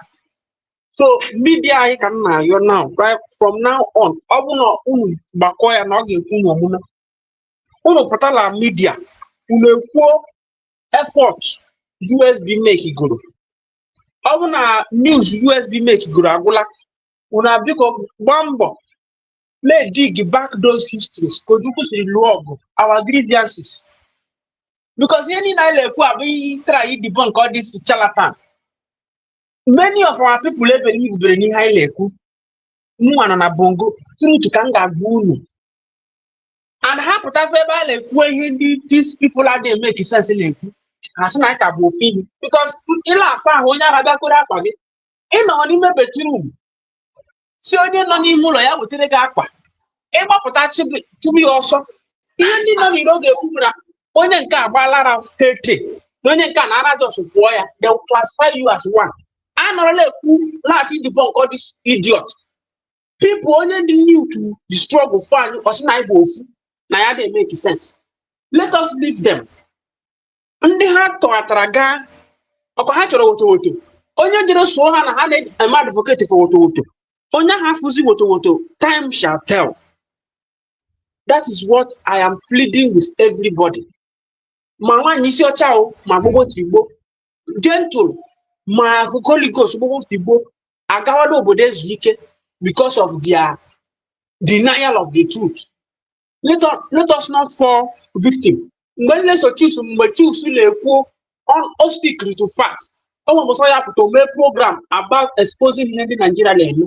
But n'ụlọ akụzi asịrị ya ga-ekoba asịrị agbaka m na ha nụ olu m na ha ga-akọ m ọnụ but it doesn't concern me. Me, I know na ọgụ nwere onwe na anyị ga-emeri. But na program ya ka m na-agwụ ya sị ya na nkwugheri a ha na-ekwugheri na ọ bụ ọzọ ka a lụtara ya ọgụ nwere onwe ala m ekwu ya ebe a. Ifuru anyị bụ ndị Igbo niile ndị komkom akarịgo ndị mara ihe.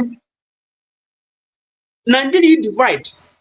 Ihe ga-divide Nigeria ifuru this Trump na-ekwu now fine. Ọ bụ na nke ya mehọ Tinubu rig election na 2027 ndị ugwu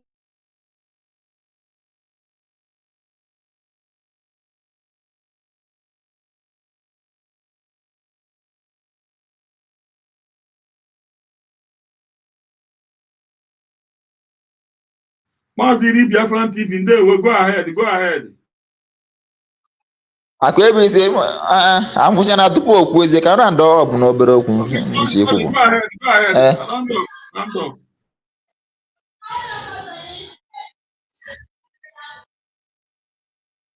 Ma m gaa n'ihu. Okay. So Biafra ihe na-achị egwu ụnụ bụ ụnụ hapụ ndị anụ na nwaanyị nke nwaanyị fụsa anyị na anyị hapụ ndị a na o mere ihe nchi ji wee were and up. Kedu our prime minister kedu mgbe o take over kwa 2021? Okay, o take over 2021 kedu oge bidoro woto 224. Ụnụ abụrụ how long o take ụnụ abụrụ how long o take apụ ihe ọgbata obi tupu o were bido woto ụnụ abụrụ how long 221 to 223 ihe bido woto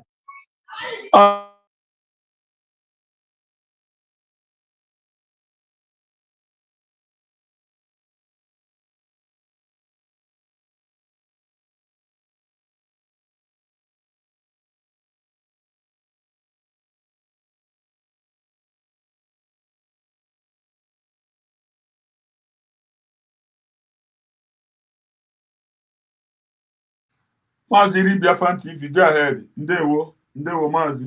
Ndewo. Thank you so much. The truth remains na if this government here dey here, mmadụ ama nji amara anyị egwuregwu. Nobody. Iwere government here ma egwuregwu mana anyị na ama ndị na matara. And if you are na-ekwu okwu onto na ị na-esu imi to the government, we understand your style and we will give it to you very very hot.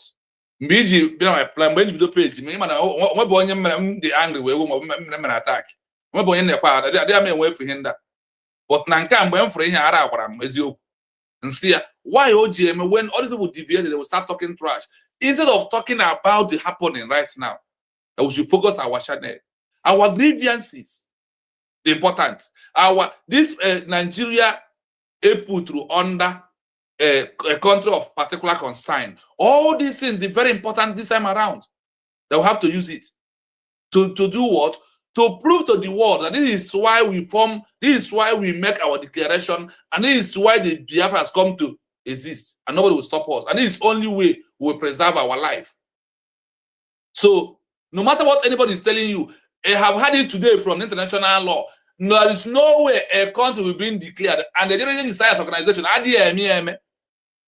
if you go to matter with Sinani, Tini, happy Sunday, Tini.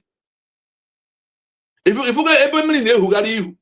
Instead of minister, if you say a minister, na rigu buelu, and that is what is happening to our people. In our one, every things that the government registered as organization. What is that thing? Our bank, yes. Our embassy, yes. And with those things that we read because of where we are. But for the sake of our declaration, we will never go and register Biafra as an organization. It's not happening anywhere. And why I am my own is when I come, I will bring you the fact and figure where you want. So that is why I told you survival. Why is it now that you're with the government is why we are bringing those things out? You are talking that way. Why those people ask the question when you're with the government? They want to use you to bring the government down, and we are not going to allow you. So, what you have to do this time around, focus on the things that will draw attention of the global community to the Biafran quest. Now we have a government. On international asking that there is no way you will make a declaration of a sovereign state with a parent population, with our even self-referendum vote, and we turn back and become organization. It's not happening anywhere in the world. And our okay is not going to be different. That's why I told people, go and check what is that this government to register as an organization. I'm going to bank carefully, I'm going to embassy, government are doing register this as an organization. Go where power documents for it. Even you put here about this government deviates, you actually had a government to defend nonsense.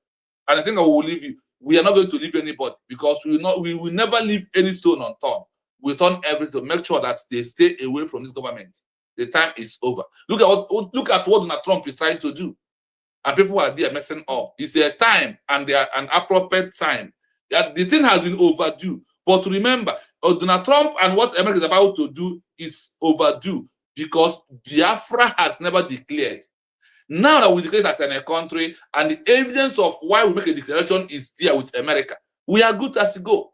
A country like Sudan, South Sudan, when America placed a sanction on Sudan, on the Sudan, they used that opportunity to grab their international recognition once. So our own has called for. Nigeria is playing a way to block our recognition, like what this British did in 1970 to 1970. They played that rule. So today, Nigeria is playing it also, but with what America has proved to the world, that while we are clamoring and fighting to have a new country is real. We must support it and be preaching it every day, time out, time in, for people to understand that we understand where we are. So my people, do not believe in those lies and deceits. A country can never be declared and the one back and this is an organization. Rather, organization is being registered under a country. Despite whether recognition or no recognition, we are already there. Let me submit a little bit small here. Thanks so much that we are here this evening. We must continue to do what we do because when we leave those their lies, operation and operation government abuse, we want those things to stop. We are not afraid of anybody. So thank you so much for all you do. We must continue. We must continue. Thank you so much. Humble Lion.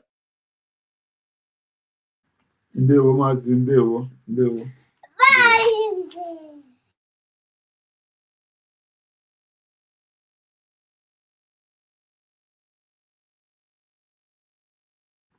Ndewo ụmụ Chineke na-ekene m unu. Ana m asị my kind enwere ihe ọzọ ị nwere ikwu. My kind. Yeah. Achọrọ m ikene Maazị Chino. Yeah, Maazị Chino, thanks so much. Thanks for your good job. Ị na-agba nne, ị na-anwa. Onye bi n'igwe gozie gị. Yeah, thanks for it because they are teaching a lot. Is making way, and ndị na-ama ha amata. Asị gas gara ha ozi maka ndị na-ama ha ka ha mata. Maazị Chino darụ nne. Nwere kwa ọra na-ekene gị ọhụhụ bụ ụlọ ya biko jisi ike ị na-agbanịrị nne. Thanks so much. Na-agba mbọ niile. Na-ekenekwa ndị nke nọ na platform ma ndị nke na-ege ntị. Na-wish unu happy weekend and happy new month. Thanks a lot, nwanne m. Ezinne. Nne Goddess, ndewo. Ekele m unu. Achọrọ m iji opportunity a biko wee kene Chino Real Biafra TV. Bible Biafrans, we love you. Your teaching is something else. Maazị Nnamdi Kanu say, I listen here to Simon Ekpa that he is taking this movement to a new dimension. Then again, Maazị Chino, give to a deeper dimension. The way I get to eme ya understand. Na adọkasị ife ndọkasị na-akụzikwele ndị na-amara ma ọ bụ na fire water. Echiche dị iche iche. I just want to compliment you and I just want to appreciate you. We Biafrans will love you for all the good works you are doing. We are behind you. And achọkwa m ikene nwaada nọ na platform. Nwaada humble. Baby humble. Ana m ekene gị because isokwe na-eme ekekwa program a. Ya dị worthwhile. So I mere gị appreciate and I mere gị acknowledge. Oyiri nna ya nwa. You are blessed. Happy Sunday. Maazị Humble, we thank you very much. One of my brother Kuluku, Amama aka wetel. Also, ife ndị Ojukwu mere and ihe a ka anyị na-eweta ya ka anyị hapụ ya. Nna m makwa anyị hapụ all this debunking. Ọ kacha nke a Humble iji otu na-ewefute. Ya onye gbọcha ya afụ ihe ọ gbọrọ. Ma ọ bụkwa ndị na-akpụ ya Humble iji. Ịgba na nsogbu gara ịdị. You understand? All this revisitation of what they did, all everything help now, and everybody doesn't have the same understanding. Echiche onye dịcha iche iche. So ọ bụkwara nke dị itinye ọnụ like ihe anụnwa Maazị Chuks mere na. Nna m ịfụ na ọ bụ na overlook lie aka nwe ndị na-abata na this movement, they won't know ncha bụ ncha. You understand? So, Maazị Humble, we thank you and we appreciate you are doing well. And actually, this platform again, and we one lady I want to appreciate. Anụrụ m na ọ mụrụ nwa ọfụ. Queen Capon Media, ọmarịcha nwa, akwa ugo akwa nwa, beautiful. Achọrọ ịchụmi na-aga gị n'ime, ịghọtago? Ya achọ nnọọ ka etimi na-aga gị, show your face, and you showed your face. Amadem that you were having a baby inside of you. Congratulations for your new baby. We Biafrans, we love you and we love what you are doing and we love your program. I just want to use this platform to appreciate you. Maazị Humble, thank you very much. And everybody in the house, EJ, everybody that has spoken, my heart-warm felt greetings to you all. Maazị Humble, thank you very much and God bless you. Yeah, and then somebody like Progress the Analyst, yes, you told me you were busy with something, you were busy with a project, and God is seeing you through in your project. For people that say that everybody is responsible. Does not mean that you run away. There's something took over you. You come back. So Progress the Analyst, we are with you in the spirit. We appreciate you. Well done. And all the medias, Exodus, Mazekai, Adam Mado, Ada Simon, Ekpa, Grace to your elbow. I just want to use this opportunity to greet everybody. All the platform media, you are wonderful. You are the Pichichi in the house. And my sister, Madam Origin, Ojugo, Mwada Ngozi, Mwada IJ, Martina, all of you, I appreciate you. God bless you. Have a good one. I drop my mic. Thank you so much. Thank you so much. Ekele m onye ọbụla ma Chukwu kebe ma gozie unu niile ọpụpụ ka unu arahụ unu ga na-atụ ihe ọma. Ndị na-arụ ọrụ unu ga na-atụ ihe ọma n'aha Chukwu kebe ma ise good night onye ọbụla ndewo ka anyị fụrụ n'ụtụtụ nnọnụ ndewo ka anyị fụrụ n'ụtụtụ ka anyị meet again.